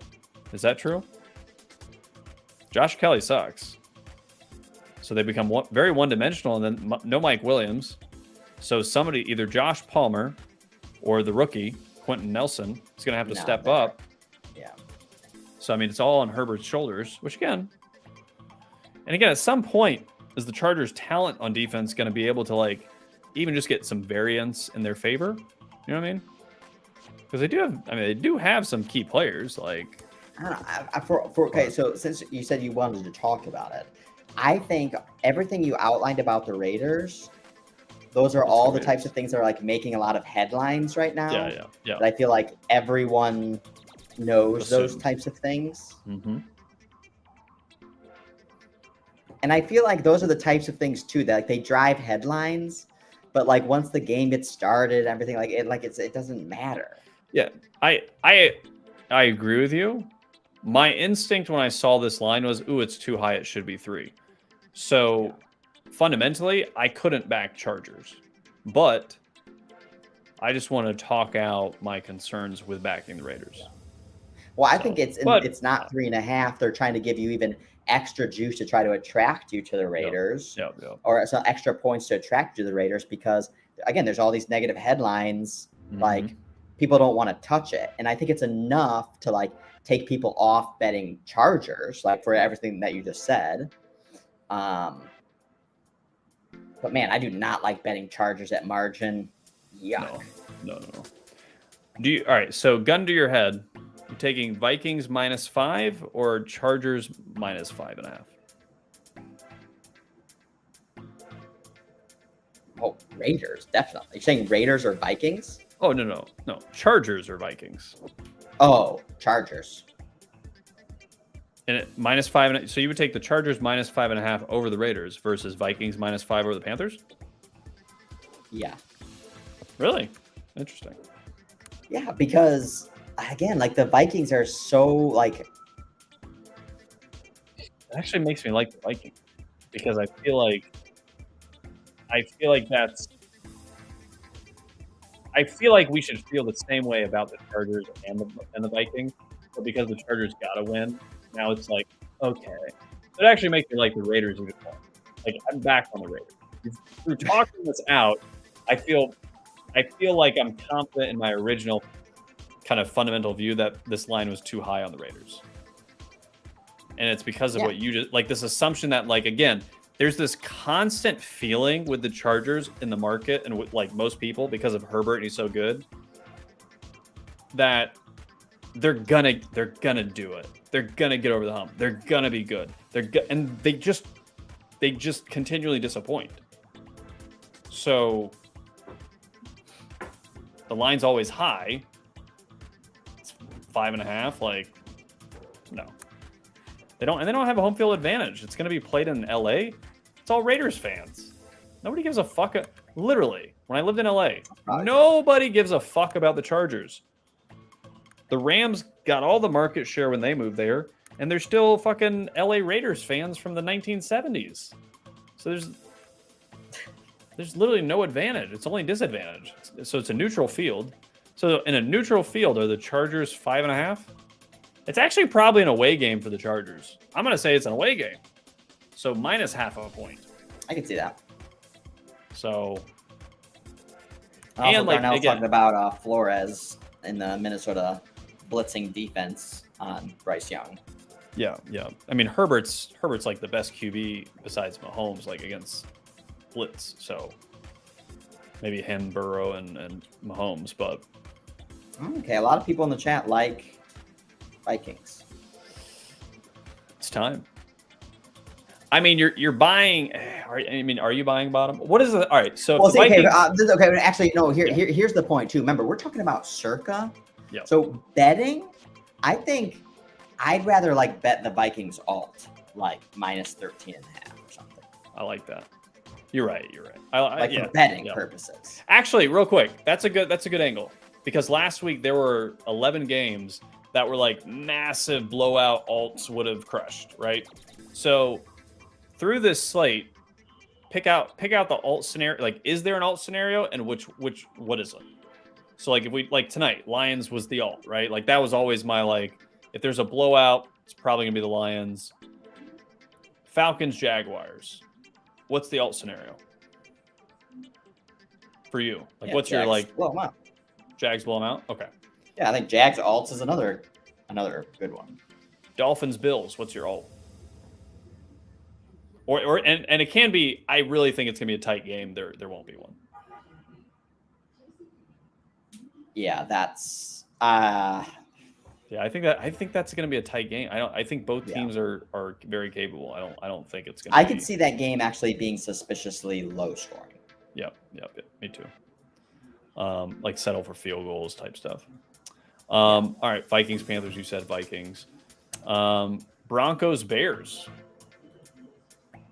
Is there an alt? I can't see it. Can the Broncos, Bears? I like alt over. Okay. Again, like 58.5. Okay. Like both teams score in the 30s. Interesting. I actually think alt under could happen. I think it's 42. No, well, hold on. It's hold on. 42. Hold on. Let me give my example. Bears are not good at scoring right now, right? They Actually, it's not 42. It's 46. It's 46. All right. I like the alt under. You play the alt over. I'll play the alt under, and it hits the middle. I think you're gonna have improvement on defense from the Broncos just by being fundamentally sound. The Bears don't have a great offense. Broncos offense is very good when it's scripted. When it gets off script, it starts to kind of get wonky and not really great. So like, I don't know, like I could see this being a 17-23 game. Like that's what, 40 points. All, you know. I mean, yeah, I can see that type of scenario, but again, I think over. I think no, maybe. I'm gonna do it right now. I'm gonna bet the alt under. After right now. Well, if there's a line, I don't think that a line is a line right now, or bookmaker, or either one. I like over 58.5, 59.5, 61.5. Let's see. No. Alt total points. I mean, but then you're basically saying it's going to be a repeat of Washington, Denver, and I don't think the Bears are going to put up that kind of points. I remember that. I watched that game on Rewind. They don't have Sam Howell. I'm just being honest. They really don't. Again, Sam Howell is going to have 4 picks. Right now, I'm betting over 59.5 plus 520. Bang.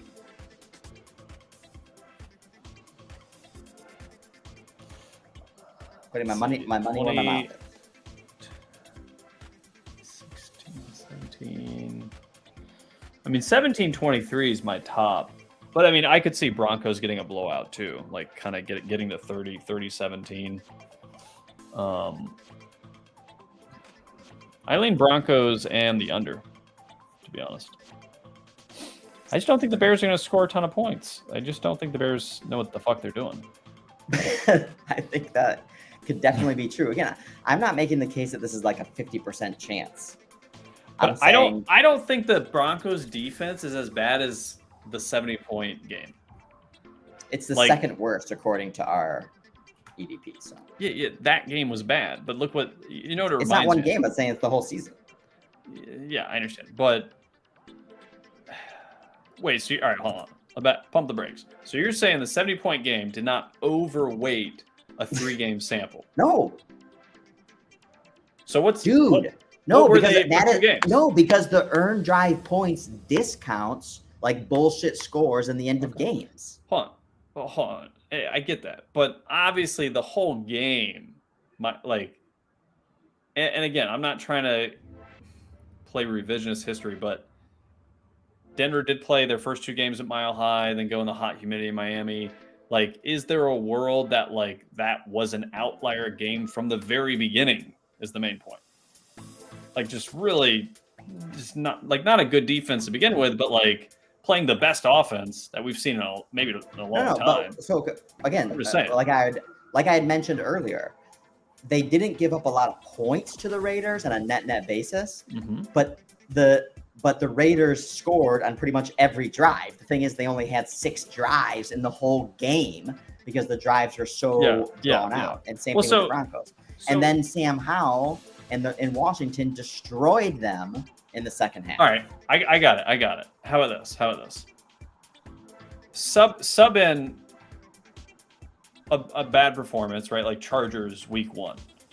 If you put that EDP with the first 2 games that the Broncos played, where would they land versus where they are right now?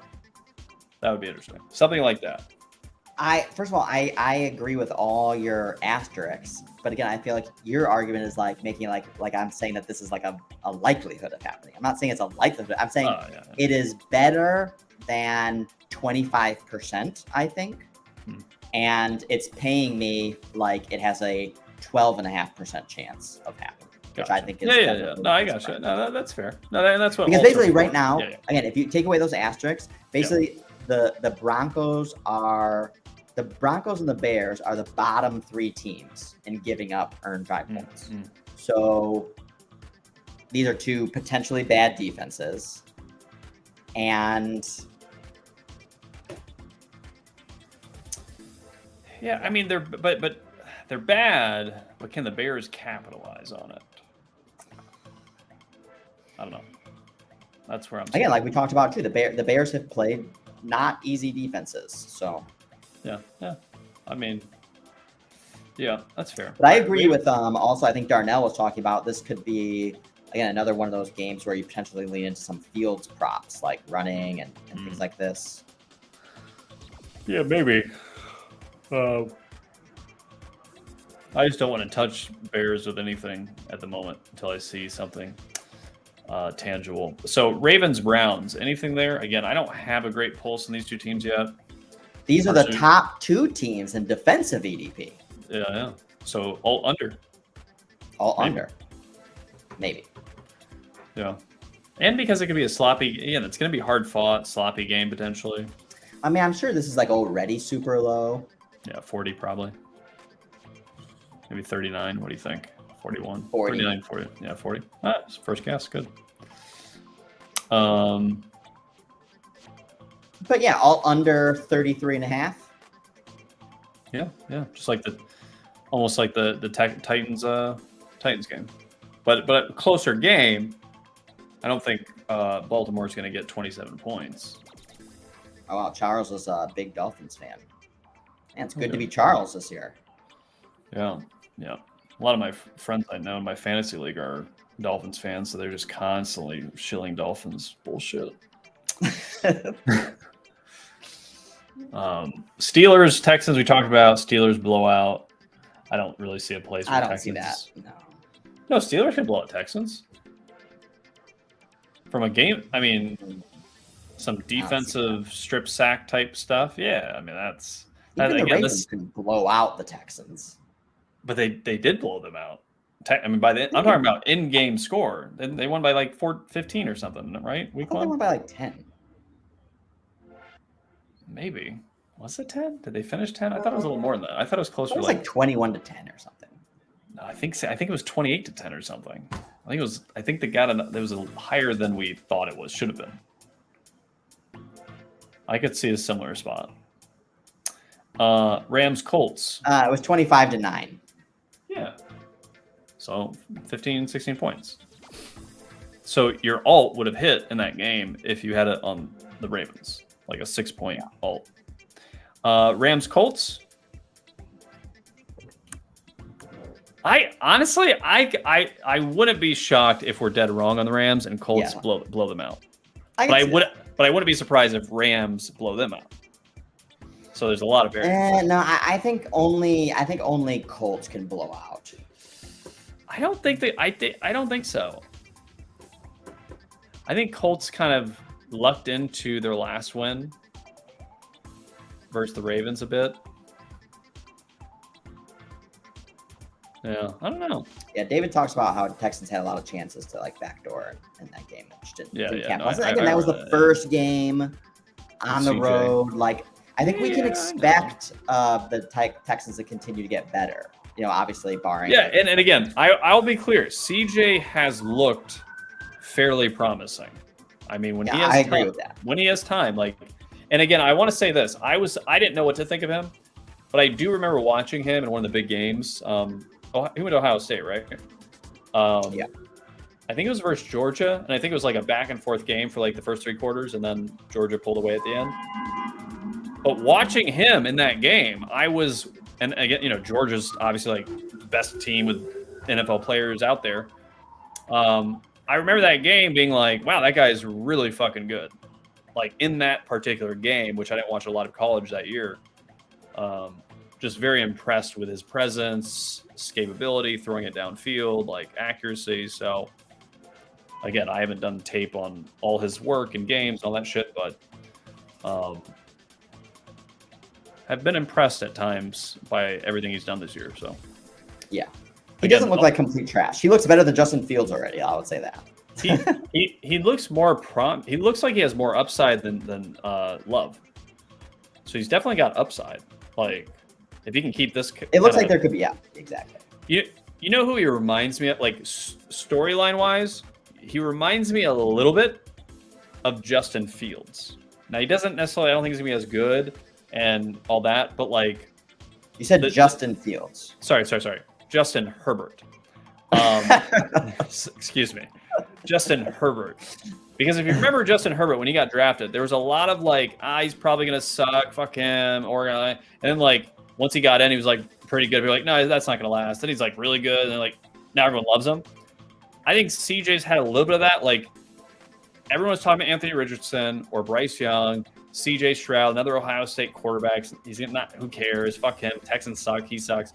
Like a lot of what I was picking up on the last 6 months, but after watching the tape on all 3 guys, the best passer right now, like for an NFL starting team as a starter, is definitely CJ Stroud. I mean, he looks like an NFL quarterback. Bryce Young looks like not an NFL quarterback, at least not yet.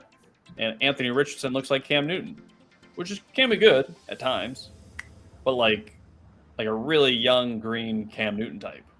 So yeah, that can be good for a while if you build the right team around him. But I don't know. CJ looks like he could be like a legit, like top 10 quarterback at some point. Actually, also, I think that's a good point on Richardson. I think, yeah, I'm comfortable with doing Rams. Yeah. And his offensive play scripts is very vanilla. Everything, like it's comprehension of dynamic play calling. I don't think it's going to be a strong suit in this rookie year. So it's like throw the ball there, and then if you can't find anything, run it. Like I think that's their game scripts. Bucks Saints. I think Saints. Actually, also too, the more I think about Browns, I think I do like Browns. Yeah.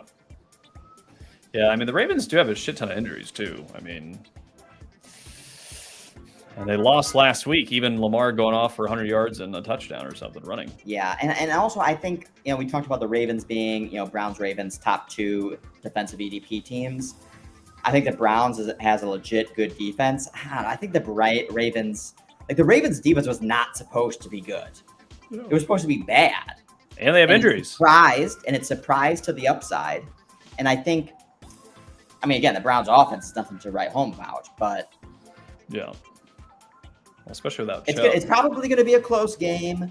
Could be a field goal game, but we're getting under the field goal. If the Browns think they're good this year, shouldn't they trade for Jonathan Taylor if he's healthy? I would. Might as well. I mean, I guess it depends on what they're asking for. So Yeah, true. Yeah, I think Chubb still has another year. But anyway, so what do you think about Browns for the top 5? Just the more I think. I mean, it's tough. It's tough. I mean, again, those division games in that division feel very, very ugly. Like the Steelers game. Everyone's like, "Oh, Steelers should have lost that game to the Browns." Like, well, they didn't, because it's the Steelers Brown. Like, that's just how the fucking game's gonna go. Well, it's like the Baltimore, like even with the injuries, all stuff, and because they dealt with injuries last year, and it's just like because they're so well coached, they kind of like outperform. Yeah, exactly. And that's and again, they know these teams. Harbaugh's got to be one of the top 5 coaches in the NFL. He's just so consistent. Yeah. So, yeah. Bucks Saints. Any alt scenario you like? I like the SGPs in there. If like Kamara's back. Oh. And and word on the street is, from what I was researching during fantasy time, is he really took the offseason to like get back to being a little stronger, a little more into the season, let's say. Actually, probably because he hate the Saints at 3.5. Yeah, Trying to scare you off with the hook. Yep. The issue is though, it's not gonna be a popular pick. No. And it's not even about Winston for me. It's just the Saints defense owns the Bucks historically, and like the same. That's true. But also, I think Carr is not. And the reason Lattimore and Evans always fight, right, is because Lattimore owns Evans, and it pisses him the fuck off. And so they just. Would you do Evans under? I mean, they might both get ejected because they just fight every time. Well, that'd be a great under then. It would only do an under. You cannot afford to do an over with those two. So, and Saints at home. I mean, these teams really hate each other. Like it's like a Packers Bears. Like they built that animosity over the years. Like they just hate each other. So.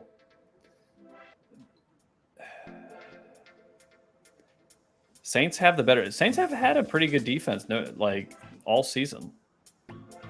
Yeah, actually. So, and also the Eagles, and because that was like one of the big things when they were playing the Eagles last week. It was like, oh, this is going to be the first like decent defense that the Bucks have played, or that the Bucks have played. 11 points. That definitely showed.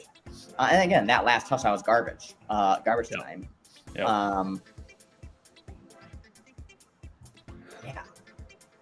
Yeah. That would definitely be. I think you're right. Off market. I think the way we have to think of it too, by the way, and you I haven't even heard about this Kamara stuff. Well, you brought up a great point though. Is we have to remember to reframe our thinking when we're talking about contests versus sports betting. Because sports betting, if we're just if we're just picking spreads, you're going to go what? If you're really good at it, 57%, 60%. That's not going to win the contests. You can't win the contest going, I'm a good sports bettor. Here's my Fezzik 60%. That's not going to win the sport contest. The variance has 72%. Fezzik does not hit 60%. No, but I mean, even if he did, like good years, 60, 62% in a good year. You can do it in a good year. Yeah, and in our best year, we hit 62%. But like 62.5%. But you know what it got us? $0. So being a good bettor, right, a good handicapper, yeah, it's good for betting, for your unit strategy if that's what you're doing. But for the contest, we got to play the variance. Like you got to be willing to say, this is a contest pick, not by being dumb and choosing stupid ass lines that make no sense and blah blah blah. But so I think you're right. I think the variance, I don't see a situation where the Bucks blow out the Saints. They're injured in the secondary. Their defensive front's not really doing as well as I expected them to do. Baker's, he's Baker. If he's playing a good defense, he's not going to be great. They can't run the ball against a good front. The Saints have a good front. Winston, of course, he wants to beat the Bucks. So, and he's got the weapons. Yeah, remember I don't want an emotional Winston. An emotional No, Winston. but one thing we should admit about Winston is remember this. When he had Deshaun Jackson, Mike Evans, I think Chris Godwin, right? And like Fitzmagic came in. Well, the year before that, he threw 30 picks, but like he was crushing it the first 5 weeks, right? He had like 5 touchdowns too and stuff. So he's got the weapons, right?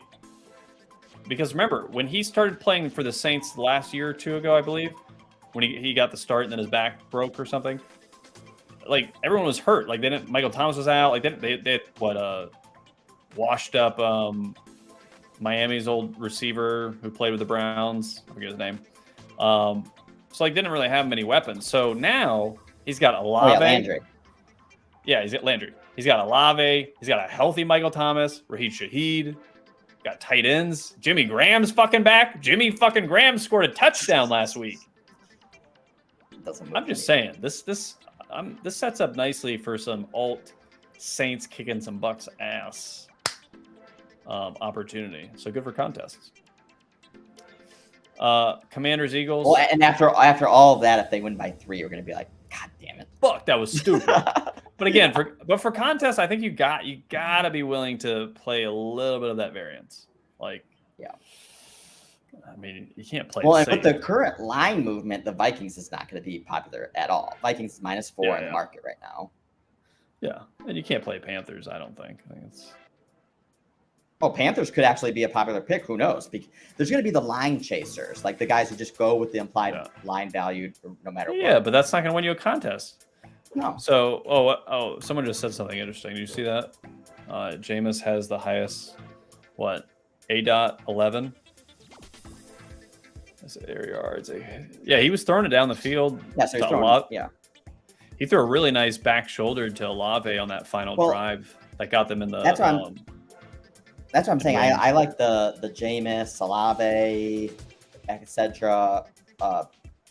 DFS props, SGPs. I like this angle. I like it. Little Jameis, Olave, Michael Thomas overs. He targeted Michael Thomas and Olave the most last week. Yeah, go to whom he should. And again, if Jamal Dean's banged up and if Carlton Davis is still out. Oh yeah, plus Shaheed. He's got weapons. I love Shaheed. Everyone, Judah. Shaheed is Judah's favorite player. Yeah. I can see this alt. I think some alt Saints love could be again, fun. for these reasons, also I do think like if you wanted to be off market, I think that the Raiders is a team that's going to be like unpalatable for most because of. That's a good point. Hoyer? The headline stuff. Because you got Chandler Jones saying McDaniels basically put out a hit. I'm on Raiders. No. We talked through it. I'm on Raiders now. I'm back. Okay. I just took a little detour, checked out the scenery. And people aren't going to like Rams either because Rams is +1.5 in the market right now. I don't give a shit. +1.5. I eat +1.5 for breakfast. Fucking stupid. It scare me. I mean, well, so all right. We actually made a great point. Rams Colts. We actually said I could see it being a blowout one way or a blowout the other way, which I think it could be blowout Colts. Yeah. Hold on, which shows us that this the alt scenarios are very likely to take place because we don't actually see it being what the line is. I see it as very likely it could be a blowout Rams. No, I think Anthony Richards could have 3 turnovers. Stafford has 4, passes for 3 touchdowns. It's like a 27-13 game.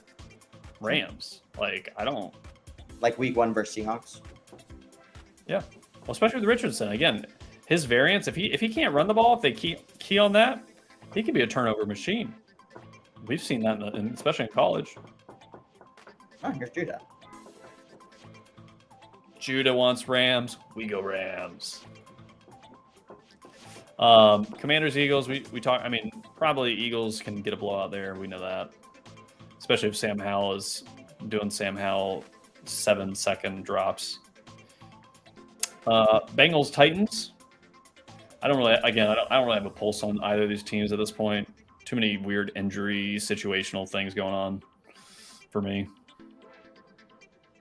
For Bengals Titans, yeah, It's weird. Just weird teams right now. I mean, I really don't like the Titans, but I mean, the Bengals are not at all explosive right now. They're second to last in percentage of drives with an explosive play. I mean, that's like, so you could either say that is like, wow, it's going to revert back to like who they typically are, or I don't know, there's something else going on here. The myth, the legend. The SGP god is here. I tuned in hearing Rashid Shaheed, and that's all I need. I love it. Rashid Shaheed. I love that name too. Rashid Shaheed. Rashid Shaheed. No one knows how to pronounce Rashid. it. Wait. Say it. Rashid Shaheed. Oh shit, Rashid Shaheed. Oh, that's even better. What were you saying? I was saying Rashid Shaheed. Everyone does it. Rashid Shaheed. I actually, give me a second here. I have a token of my appreciation for Rashid Shaheed. Rashid Shaheed. You can do it. Rashid Shaheed. I always thought it was Rashid. I guess I didn't even pick up that you were saying that, Zach. I didn't either. I mean, you always are making up people. You're always making up names with people. So I might just have to call him like Rafiki or something. No, he's already got such a cool name. There's no point in making a silly name. La Porta Party. Oh shit! There he is. Oh, his favorite player. I told you it was his favorite player. There it is. Rashid Shaheed jersey hoodie. That's like right. Custom made. They actually sell that. Basically, when I signed up for PointsBet, I got a bunch of money to the Fanatics store, and there's Rashid Shaheed. To be honest, I when I bought this right before week 1, did not realize that he was number 22 because he was 89 last year. Oh, and I was like, ooh, something's a little off here. But now we forever can memorialize and remember the great Rashid Shaheed with the little jersey hoodie. I think it's one of my better purchases. Rahid Shaheed or Rashid Shaheed. All right. Rashishi. All right. Rashishi. Has it been on stream for too long? Yes, we're getting tired. Yeah. Raiders chart. Oh, wait, we said Raiders chart. Patriots Cowboys.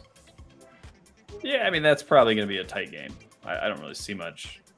Maybe Cowboys pull away, but I think Patriots have as good of a shot as anybody to win that game. Probably a toss-up in the end. So what are you thinking, Judah? We are just basically going through some games, evaluating them obviously from the Circa Millions perspective as well, but also sidelines of as an ancillary, like if you want to make alt line bets of like which type of scenarios could potentially be more explosive. So that's right. That's right, Josh. I am ready to dispel the Shaheed gospel. Shaheed. If not a Circa play for me, but probably my favorite alt spot's going to be the Texans. I think everyone is saying like, oh, who's going to play offensive line for the Texans? Yeah, I even saw Zach said this. Like, yeah, that narrative is like fully baked in. Everything you can say about that matchup should also apply to the Steelers. That's number one. Right, like the Steelers have maybe the worst line in football so far. The Texans have done a great job engineering pressure. There's a little handy chart of like quick pressures faced, quick pressures generated. They're in the exact same spot. Like, what if CJ Stroud's good? This is an extremely beatable secondary. We've seen Brock Purdy exceed expectations. We saw Jimmy Garoppolo throw for 325 yards last week. If you can kind of the returns kind of diminish when your offensive line is already so bad, right? When CJ Stroud is already barely ever throwing from a clean pocket, like no defensive line just by virtue of playing in the NFL is going to he's not going to be under pressure 90% of the plays. That just doesn't happen. So the difference of going between 70 and 75 is already priced in, and he's produced. I think that's a great. I mean, honestly, I'm tempted with Circa just because think the gap that's being priced in of like 4.5 points is kind of absurd. And I don't think the Steelers can take advantage of the weaknesses of the Texans D. But certainly a spot I'll be betting on the alts of, Texans 5.5. Maybe I'll be building some mini same game parlays with Stroud, maybe some, deeper out ones with like Tank Dell and Nico Collins. Like, hey, maybe those guys are actually pretty good. They produce really, really well. I mean, they're not huge names, but at a certain point, you keep putting up big performances, you might have to buy in. That's certainly one I'm looking into. The Rams are also a favorite, and that will be a Circa play. I think I kind of share Zach's view. Like, Anthony Richardson's not particularly good right now. He can do a decent bit scrambling, but that also is kind of a matter of how many sacks he takes. It's just a tiny sample, but he's taking a sack on like 30% of his scrambles. And when he escapes those sacks, he's dynamic, but he can't really do the basic things right now. Give him a clean pocket, he's been absolutely dreadful. And I think the market is kind of pricing in the 2022 Rams when I think this team looks a lot more like the 2021 version. Right, like we've seen Matthew Stafford play with good weapons, and it kind of like sounds crazy, but like Puka Nacua, really good. Like you don't have 100-yard games by accident back-to-back weeks. Tutu Atwell has always been a darling of a bunch of my metrics. It's great to see him play well, but like I'm ready to accept that like McVay, Stafford, and this court can kind of play well, and I want to be attacking Matthew Stafford's in games in which his opponents are not exactly striking fear. Like I'm not worried about the secondary. And one macro, Judah, to add to that is let's take us back 2 weeks ago. Like obviously everyone thought the Rams were not good this season, but I think we've all changed our minds that, oh wait, they have Stafford, they have McVay, they have undervalued weapons. But the Colts, like, weren't they supposed to be like a bottom 3, bottom 4 team? Like, and has that 6.5 wins? Has that really changed? I mean, like, has anyone upgraded the Colts? Like, oh no, they're a top 18 team or something. Like, and I feel like that's what this is priced at. I mean, like, I think the market has. Yeah. But are they right? Yeah, no, I think that's exactly the point, which is like the fundamental question at this time of the year is like, how are you pricing in your offseason priors with what you've seen so far? And that's the perfect framing, because like I would have been the first to tell you, like, I think the Rams are a great bet to finish as one of the worst teams in the league, because I saw it as much more of the 2022 version. But like, I'm much more willing to cling to that prior of like past success of McVay and Stafford than I am like, what have we seen from Anthony Richardson? Nothing. Like, great. They beat a Ravens team in like a weird, first of all, a game they should not have won. Like Justin Tucker, Matt Gay hit like 4 50-yard field goals. Justin Tucker, missed one that he would usually hit. Like, all the right cards kind of needed to go in their favor to come out on top. But like, we've learned nothing about this team. Nothing. Ravens 22-15 on the. Yeah, like exactly. In that Houston game, I mean, Richardson had, before he got concussed, had those 2 early runs for touchdowns. One was off a turnover that was a 15-yard immediate run in for a touchdown. So like he didn't show us anything from like a quarterback position where he actually has to throw the ball. It was kind of like a scripted few out plays, good run, touchdown, turnover, touchdown, and then the game script was, from what we've seen. Minshew. In the tiny sample, what we've seen of Richardson when he has to pass, it was not great, right? Like bad pick right off the bat. In that Jacksonville game in week 1. I'm totally with you. I'm not ready to kind of back off my offseason prior for the Colts, and I'm fully ready to kind of be like, the Rams could be legitimately good. Also, in our preliminary. That's the other point, is like, the defense has no talent outside of Aaron Donald, but like, they have not been a train wreck, and it's not by virtue of the opponents they faced. Like, the Seahawks are a good offense. The Niners are a good offense. They have not been just kind of steamrolled. That's a good point.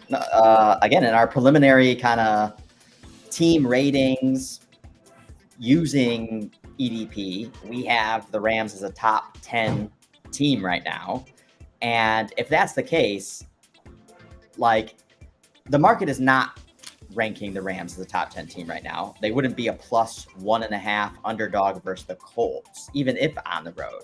If the Rams are a legitimate top 10 team, this should be Rams -3. Yeah. This is I think, a perfect framing. would it shock anyone if the Rams were a top 10 team come week 12? I think it's in the range of possibilities that everyone would From agree. what they've shown, from what they've, if what they've done so far, they can maintain, and it's not noise. It's not like some weird kind of short-term blip and whatever. The thing is, they haven't even played necessarily easy teams. Even I mean, they played the Bengals, the Niners, and the Seahawks. Yeah, that's all the playoff teams. Yeah. But that's almost the point. But just like from what we know, would it be at all surprising if this would it be surprising if this team's like a wild card and wins a playoff game? No, like we've seen this game before. Would it be absolutely shocking if the Colts are a top 10 team? Yes. Like nobody thinks that. Nobody expects that. And I want to play that outside. Yeah. I don't believe in saying this is my best bet or a game of the year, but if I did, this would be one, I think. Wow. Just FYI. I don't. I mean, I hate doing that. So but I'm just saying, like, is your game of the year going to make a great spot? Yeah, Rams. Yeah. Okay. What about the? Do you have a take on Seahawks Giants? It's such a good live betting game. I don't want to do a pregame. Nice. Okay, I'm definitely happy to pass on that. Actually, what do you think about Bengals Titans? Ooh. Or pass? It's so weird, right? Weird. It's a weird. So did you see again? Like one of the things that was very surprising: Bengals bottom 2 team in percentage of drives with an explosive play. Total like inverse of what it was in years past. Not getting anything going. Yeah, I mean it's like pretty clear where the drop off is coming from, and it's Burrow at this point. The areas in which he's succeeded in the past, he's not this year. He's not healthy. It's as simple as that. He's not. Like when guys are getting close to him, he's throwing it into the ground. It does not have the same pocket awareness pocket awareness is not the right term. Pocket mobility that he's had in years past, and like he kind of eliminates a lot of the playbook. I also think like there's no threat of the run for Cincinnati. Like you're not afraid of Joe Mixon beating you. Like teams are happy to just be like, we don't need to spy on anyone. Burrow's not beating us in the pocket. Like let's rush 4, drop 7. Yeah, I think Darnell's a good point with like the Titans defensive line. It's certainly a mismatch. And I think what's keeping me off this game is like, I would not be totally shocked just by virtue of how talented these receivers are. Like the Titans are extremely susceptible to like deep passes. And it would not shock me if like they do connect on a couple of those of just like, you get one-on-one coverage. Burrow doesn't need his legs to make a good throw. You hit on a couple of those and the total can fly over. The Bengals can kind of cover the spread just by virtue of those couple of throws because I don't think that the Titans offense can get much going. But if you like look at it from like a median projection standpoint, it's like all signals are pointing to like now is the time to sell until Joe Burrow can get healthy. Yeah. Well, I mean, if this turns out to be similar to like a Titans-Chargers type game, and I think the Bengals are certainly not as... Yeah, there's a huge difference between the Bengals defense and the Chargers defense, right? Like the Chargers defense is especially for a quarterback like Ryan Tannehill, who like can produce, assuming the context around him is okay. Like in any other matchup, because his offensive line is so bad, because his receivers are so bad, like that's going to kind of hurt the offense and they're not going to be able to produce. But like if you go up against a defense that just invites you to have open receivers, like Tannehill can succeed in that. That's not the matchup. I think it's going to be like a real struggle to get to 20. I think this could be like an all-under type game because for sure. Ooh, an SGP under maybe. Yeah, and if this is going to be low scoring, then this is going to be Zach, I'm curious what you think here. This sets up as one of those weird kind of game scripts where, because I don't think the Bengals are going to have success at all running the ball nor passing, you could end up with like a lot of stalled drives and a lot of attempts from Burrow, which like even last game against the Rams, like he had like 50 attempts. Would not shock me if we get like a 17-14 type game script where like Burrow completes 25 passes and you can get like overs on certain players like Chase and Higgins and unders in the game, which the like books are not going to price at all as correlated. Obviously, like if you get like an alt, Jamar Chase, or even if you bet like a 9 reception, 100 yard, take it with the under, that might be some serious leverage. I'm curious how you you think about that. That's interesting. No, I like that a lot. Especially, and like we see, the Bengals buy Burrow so much, they're completely okay letting Burrow throw it 50 times a game. Like they're not trying to have a balanced attack very much if they don't, So to your point, playing those receptions overs, maybe yards under, and playing some unders to kind of correlate it into a better leverage price. I like it. I mean, again, I recommended the Titans Browns alt unders and running yardage unders last week. So if Titans get in a similar kind of game script, yeah. What else do you think, Judah, are like in your preliminary top 5 for Circa right now? Yeah, the Jaguars. It's got to be the Jaguars. I don't know. I don't know if you guys talked about that. I think the Dolphins are a really interesting play because I think people are going to kind of be scared off it, but like every signal in the world. I don't know. Why do you think people will be scared off? I don't think people will be scared off. I think the Dolphins is going to be one of the more popular picks. You think so? Yeah, but I'm not against it. I like Dolphins, but I mean, again, unless people try to galaxy brain themselves out of it and think they're being clever by taking the Bills. Yeah, this is also. I mean, that's kind of what I anticipated. Another one I'm definitely on, and this is very unlike me, but it's screaming value to me. It's the Cardinals. Like the market has not clung off the prior that this is the worst team in the NFL, and they're just not. Like how many games do we need? That's what I was trying to. So we talked about this a little bit, and what we were saying was Zach was saying a little bit about like, oh well, this is like buying high on the Cardinals, but it's like it's not because they're still plus 14. Like, I mean, in all the EDP metrics, like the Cardinals are average at worst in pretty much everything. Yeah. And yeah, I think to your point, the market is still hugging as this team is tanking and that they're one of the worst teams in the NFL. No team has made more money this season than the Cardinals. Not that we've capitalized on it.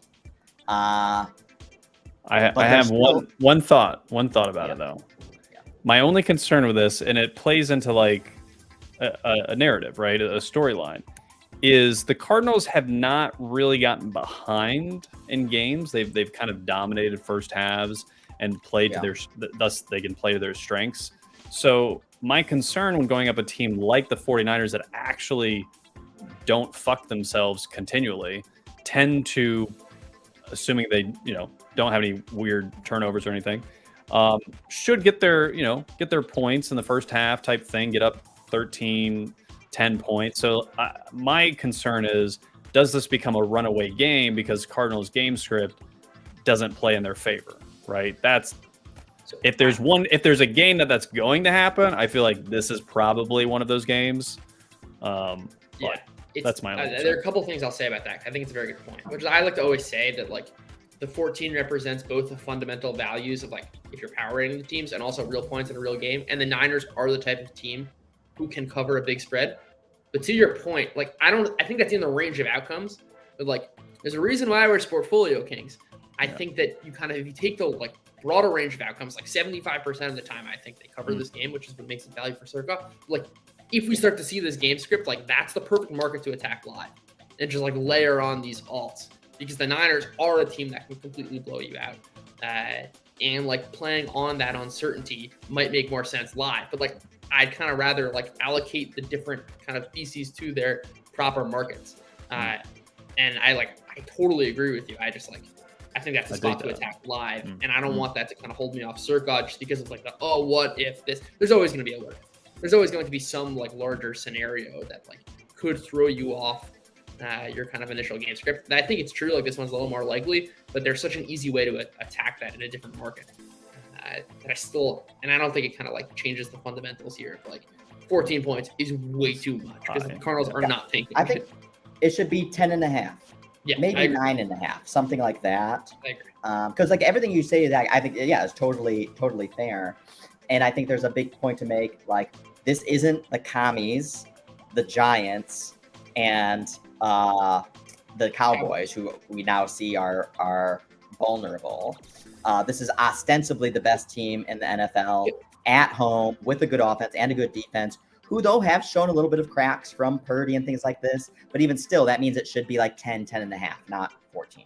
That's I think also the point is that like there is no dominant team in the end. Like there are huge question marks for the Niners. Like we're going to eventually get a Brock Purdy just complete fuck up game. Like he's going to throw a bunch of bad interceptions. Like his the turnover where you can see it. It's gonna happen. That's going to happen at a certain point. They're not like infallible to like these sorts of games where like the Chiefs don't cover spreads, but they're always going to be in games. Like there is like unless you hit the like complete nutso game script, like where they're not in it, they're always there. We don't like there are faults for the Niners. Like 14 is just it's a lot. It's a lot of credit. Yeah, it's a good point. Very good point. Okay, so what else? I mean, I think I got a bunch there. Right, we got the Rams. Well, so you got Cards, Rams, potentially Jags. I mean, I like the and Jags. Dolphins. I don't want to bet the Commanders. I don't hate the Vikings. Okay. I don't hate the Vikings. I think the market's going to be kind of. Everyone in the chat likes the Vikings. Oh, interesting. I was going to say. Well, I mean, I think. But hey, our chat is sharp. I'm not saying it's like that's what I was gonna say. Our chat is sharp. I wasn't a derogatory. Our chat, I think we've cultivated a nice little group of. It might be a little bit of a selection bias considering they know our EDP numbers really like the Vikings. I think the general public is going to be a little more cautious and also kind of see the Vikings are not gonna be a popular pick. They're 5 in the contest. They're 4 in the market, heading to 3.5. Exactly. So they're gonna. And that's why I love it. It's like who cares about 4 and 5? Like, does that matter? No. Bryce Young is bad. I mean, like he could be good, but right now he's not very good. It's gonna be Young Dan, I think. If it was Dalton, I would not like this 5 at all. Yeah, that's a good point. And I saw a little bit of I thought Carolina's defense was probably a little better than the market was pricing in until they got absolutely shredded by the Seahawks. I don't mind the Vikings. What makes me a little nervous on it, when we were originally talking about this, was I was just bringing up how, like the Saints started to cave there at the end, but even still, like basically the Panthers had shown like they're capable of like orchestrating garbage time bullshit. And it's like, do we think that the Vikings are competent enough to stretch this game out far enough to where, I mean, are they going to win this game by 17? Yeah, we haven't seen that type of game, but I think that the Vikings it might not even matter. Yeah. First off, it's been true. The Vikings offense has been absolutely dreadful every single year of the Kirk Cousins era with huge leads, like crazy drop-offs. But if Bryce Young is not capable of putting together good drives, I don't care who the opponent is. Like at the end of the day, if your quarterback's not making the basic throws, I don't think you're going to be able to come out comebacks. I also in as much as the narratives do matter, like the Vikings know everyone's playing for their jobs here. Yeah, for this I think team, Darnell or Josh was talking about how Flores blitz packages and all this stuff could really frustrate. Bryce Young as well. Yeah, for sure.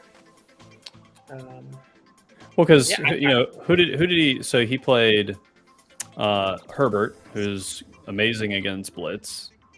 He played Eagles, which just basically countered with like a dynamic run game with an amazing offensive line. And he played, obviously, the Bucs got a little fortunate, first game of the season. Definitely got fortunate. So, I mean, how bad? I know we know the Vikings defense is bad, but like, I honestly don't think it's from a schematic standpoint is bad. I think Brian Flores is doing the best he can with the talent he has. And so it's not going to be a coaching problem versus the Panthers, right? So to your point, it's kind of like, okay, bad defense, good coaching versus bad offense with bad player, like with an inadequate quarterback. So to me, the Vikings may actually have a little bit of an edge on defense because of that, because they have a coaching advantage defensively with Brian Flores and what he likes to do. That I think the market assumes Vikings have a terrible defense. And it's like, well, it's relative to like the matchup, the situation, who's the quarterback, like, can they take advantage of the Vikings defense? Yeah. I think what Dan's saying is like if the Vikings do shoot themselves in the foot, is Young capable of taking advantage? I think that's just a more articulate way of trying to present the case I was before, which is like exactly. And Zach, I think it's what you're saying. Like Bryce Young is not the type of quarterback to take advantage of all the flaws we're mentioned. When the Eagles play the Vikings, they can kind of like. And by the way, the Eagles passing game was awful outside of two huge plays. Like it was just but they have the capability of kind of switching to a run-centric game plan, and they dominated from there. Yeah. Okay. And the Vikings offense has been great. So that's like 4 or 5. But anything? What about Ravens Browns? No strong view. No, I lean Browns. I like the under in that game. That's what I like. Yeah. Well, we were talking about all under and Ravens Browns. Top 2 defensive EDP teams back to back. Yep. And I mean, also like explosive. You want to talk about explosive drives, both teams if you like plotted the graph of like how good you are on offense on the X and how good you are at preventing explosive plays on the Y, like both teams are in the top left, meaning teams who cannot generate explosive plays, but do prevent them. That's kind of important in talking about totals because like you can have a bad offense, but like you have some explosion and like you hit on 2 explosive plays and that kind of like tilts the game script. That's kind of unlikely in this spot, I think. I mean, look, I looking at the slate, I'm going to end up, I think, on the Texans. And I know it's going to be unpopular. Yeah, it definitely will. I don't hate it because like Vikings is going to be unpopular. Texans is going to be unpopular. Rams is going to be unpopular. Definitely Rams. As I'm saying it, like of the like conviction like tiers, like Rams has got to be number 1. Always a dangerous thing to say, but it's true. Well, I feel like your number 1 conviction plays throughout the season have been pretty spot on so far. But yeah, I mean, obviously. Oh yeah. What about Saints? Because we were talking about we like Saints. Yeah. I like Saints in an alt scenario too. Me too. So that's probably what I'm gonna lean into. I think it's a fair price. Yeah. Well, because it's going to be one of those things where it's definitely not going to be popular again. Like the 3.5s, unless it's a very powerful, potent team, people don't pick it. And people aren't going to pick 3.5 Jameis Winston potential led Saints. Yeah. It's not a team I necessarily trust to cover margin. Yeah. But actually, from a coaching schematic standpoint, they seem very conservative. I do like that Kamara's back. It should open up the offense at least a little bit because now they actually have like a playmaker in the backfield that can do things. Assuming he's rebounded from his like downhill decline, which again, his off-season workouts and what I've been reading up on him seems to be on a rebound mission, which every player says, but. So I think last, Raiders, Chargers, and Patriots, Cowboys. So like, because we like Patriots, and I know like you're very anti-Patriots. I feel like in general. So like, where do you lean on that one? I like the Patriots in good spot. I think that's the right spread. I think 6.5 is a little too much. Like I'd probably make this line at like 5.5. But I also can kind of see how this game gets. There are a lot of angles where I think this game gets out of hand. Like there's a huge mismatch between the Cowboys defense and Patriots offense, both in terms of like the Patriots' inability to separate against man coverage, which the Cowboys are going to play. Like the Cowboys corners have a huge advantage over the Patriots receivers, and then couple that with defensive line, offensive line mismatch. I'd be concerned about the Patriots' ability to move the ball.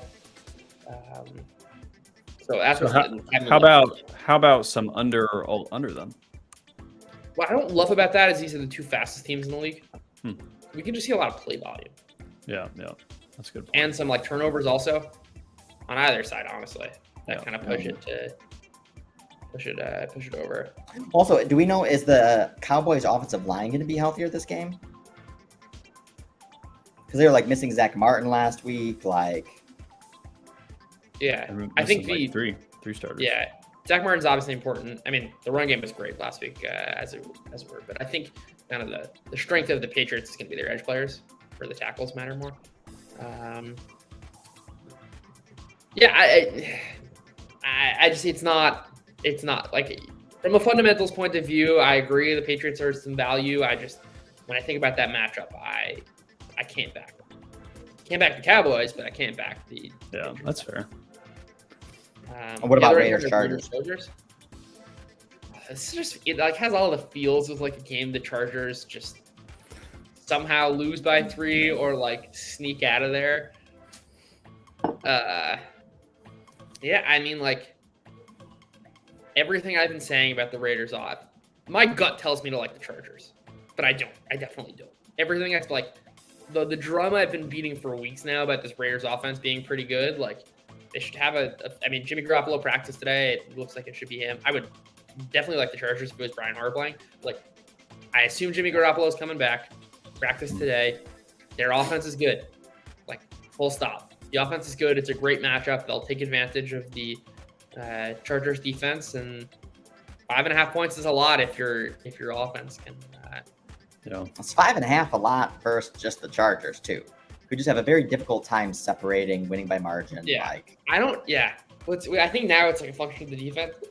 Like I think in past years, I mean, the defense wasn't great, but a lot of times it was just this conservatism. I'm less worried about the conservatism. I think the offense is going to like keep scoring and keep remaining aggressive. Like that's a Kellen Moore thing. But this defense is so bad that any capable offense, frankly, any non-capable offense, the Titans are just going to score on the Chargers. Makes me like the Raiders. I don't love backing the Raiders. I don't. Yeah. But see, I feel like for contests, and this is just like a fundamental view, is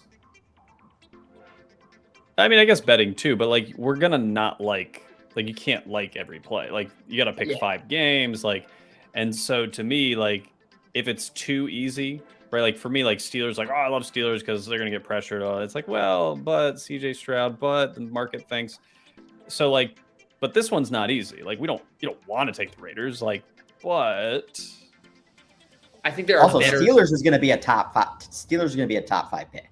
Yeah, like I'm ready. Steelers is -2.5. It's -3 in the market right now. So that's like a huge difference. The contest loves catching that half point off a key number, and the narrative is so strong on everything that you talked about, Zach, about just Houston offensive line, all the stuff I'm fading. Tomlin. Yeah, you're right. It'll probably be the number 1. Again, I don't know if that makes me want to take the Texans, but I think that makes me like not want to. And I know, Brett, you've liked to use this in years past as some signal. I definitely wrote up as my like top alt play the Texans. What has some signal? The things that I write up as like my top alts have tended to make good Circa picks. I think the Rams are my number 1 conviction play, but the Texans is the one that I wrote up as kind of my alt play. I can kind of see it really backfiring. Like I would have shocked me if the like kind of narrative that everyone's just like trotting out there, the offensive line, like TJ Watt is like 6 sacks. No, it would not shock me. But I really do see. Well, again, because there was like the Colts game, for instance, where like they just couldn't hang.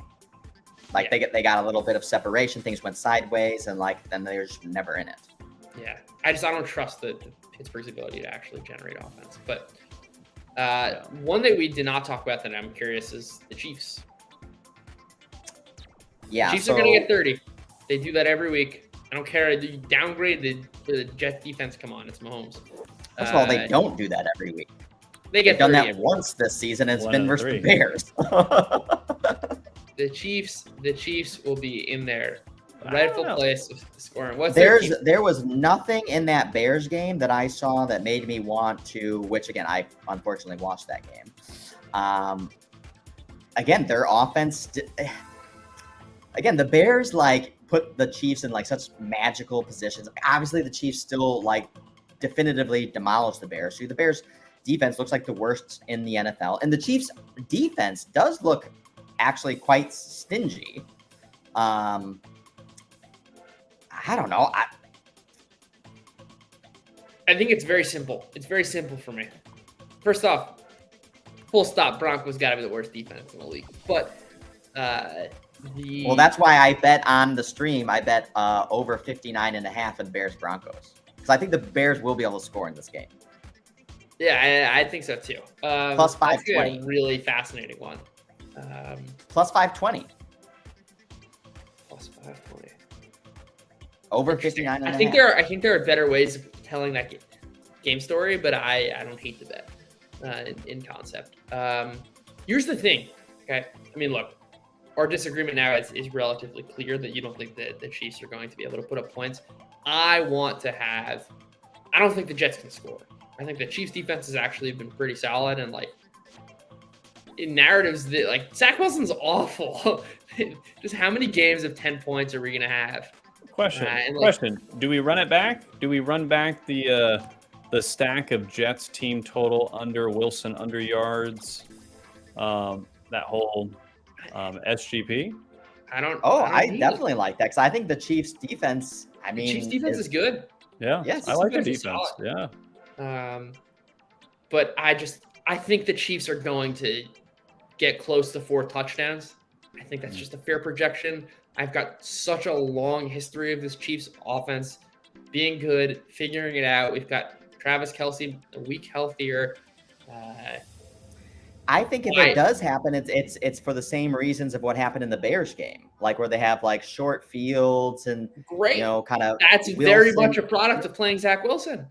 Sure. But what I'm saying, but I'm saying it's not because of the Chiefs' offense, though.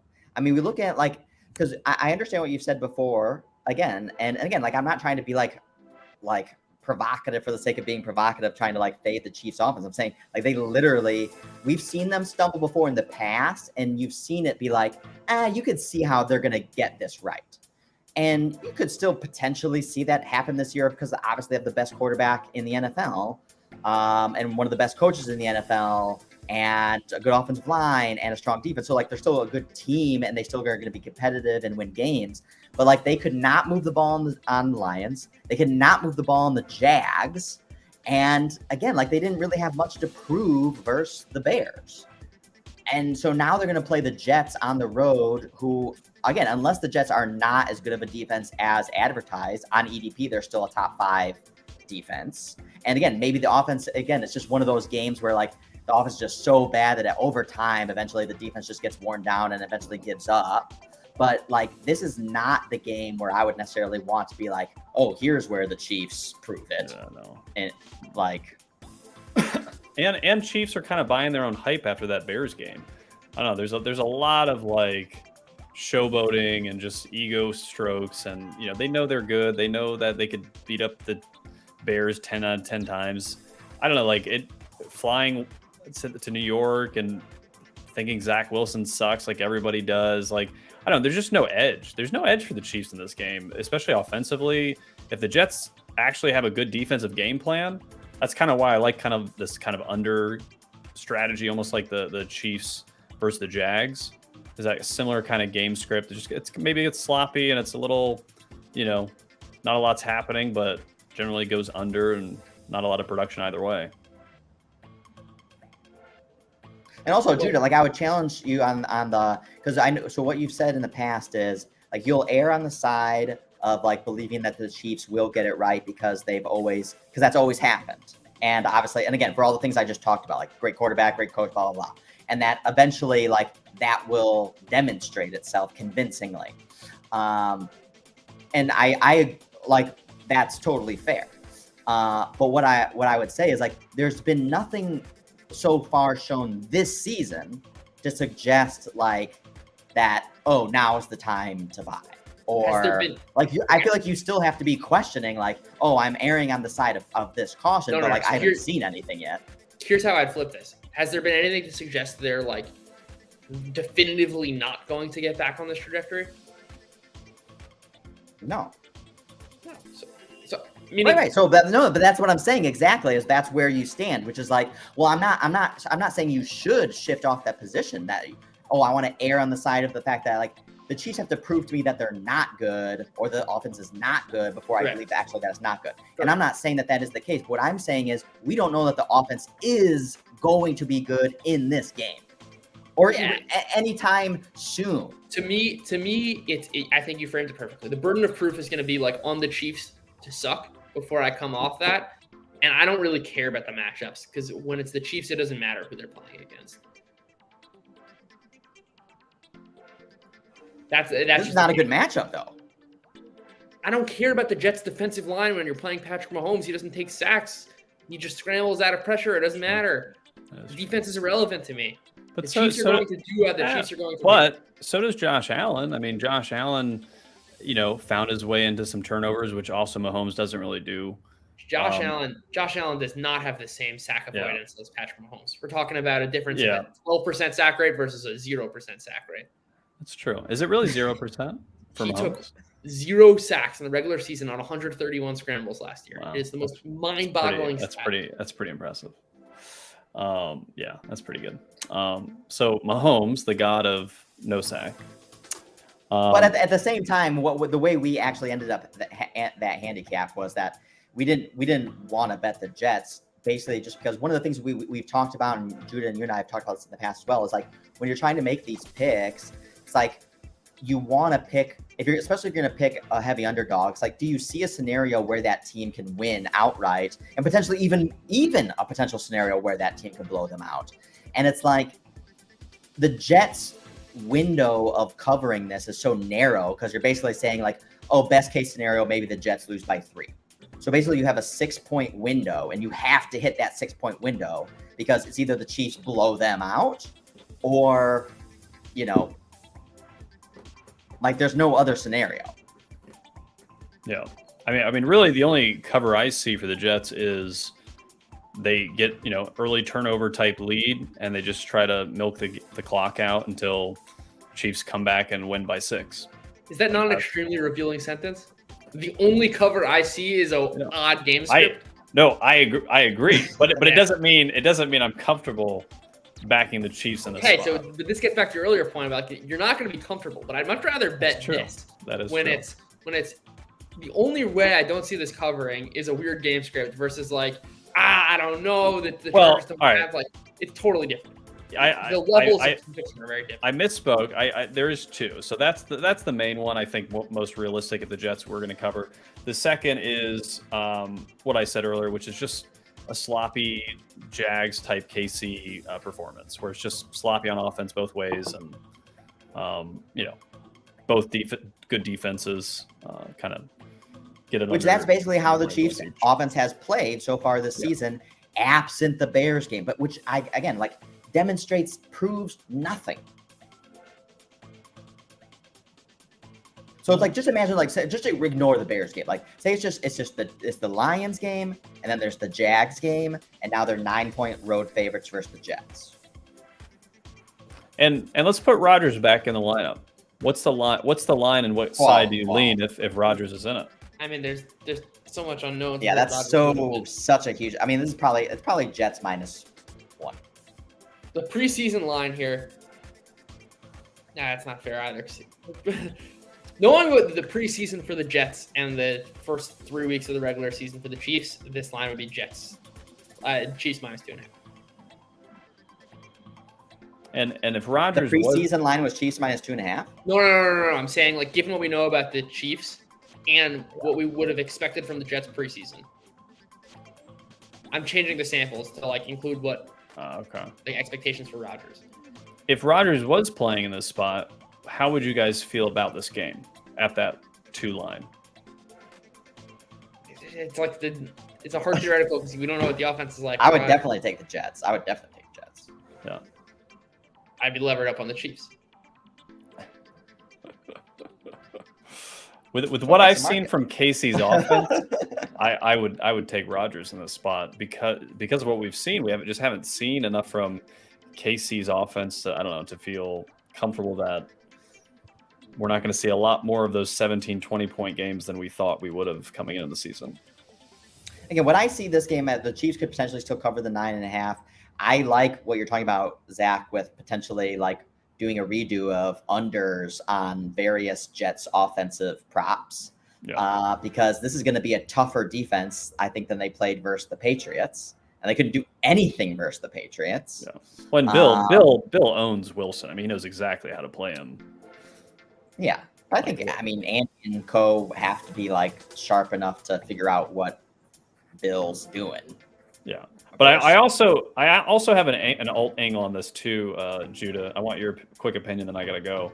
Is there a world that Zach Wilson now knows officially with the signing of Trevor Siemian that like his time is running out, like he's about to be done if he doesn't kind of just say fuck it, roll the dice, gunsling it, like don't be scared, like.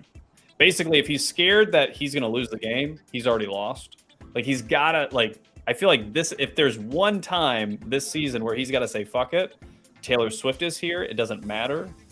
I got to just go with it, chuck the ball to Wilson on one-on-one down the field. Like, whatever he's got to do to give him a best variance to be successful moderately would be this game. Or does he just melt just like he always does?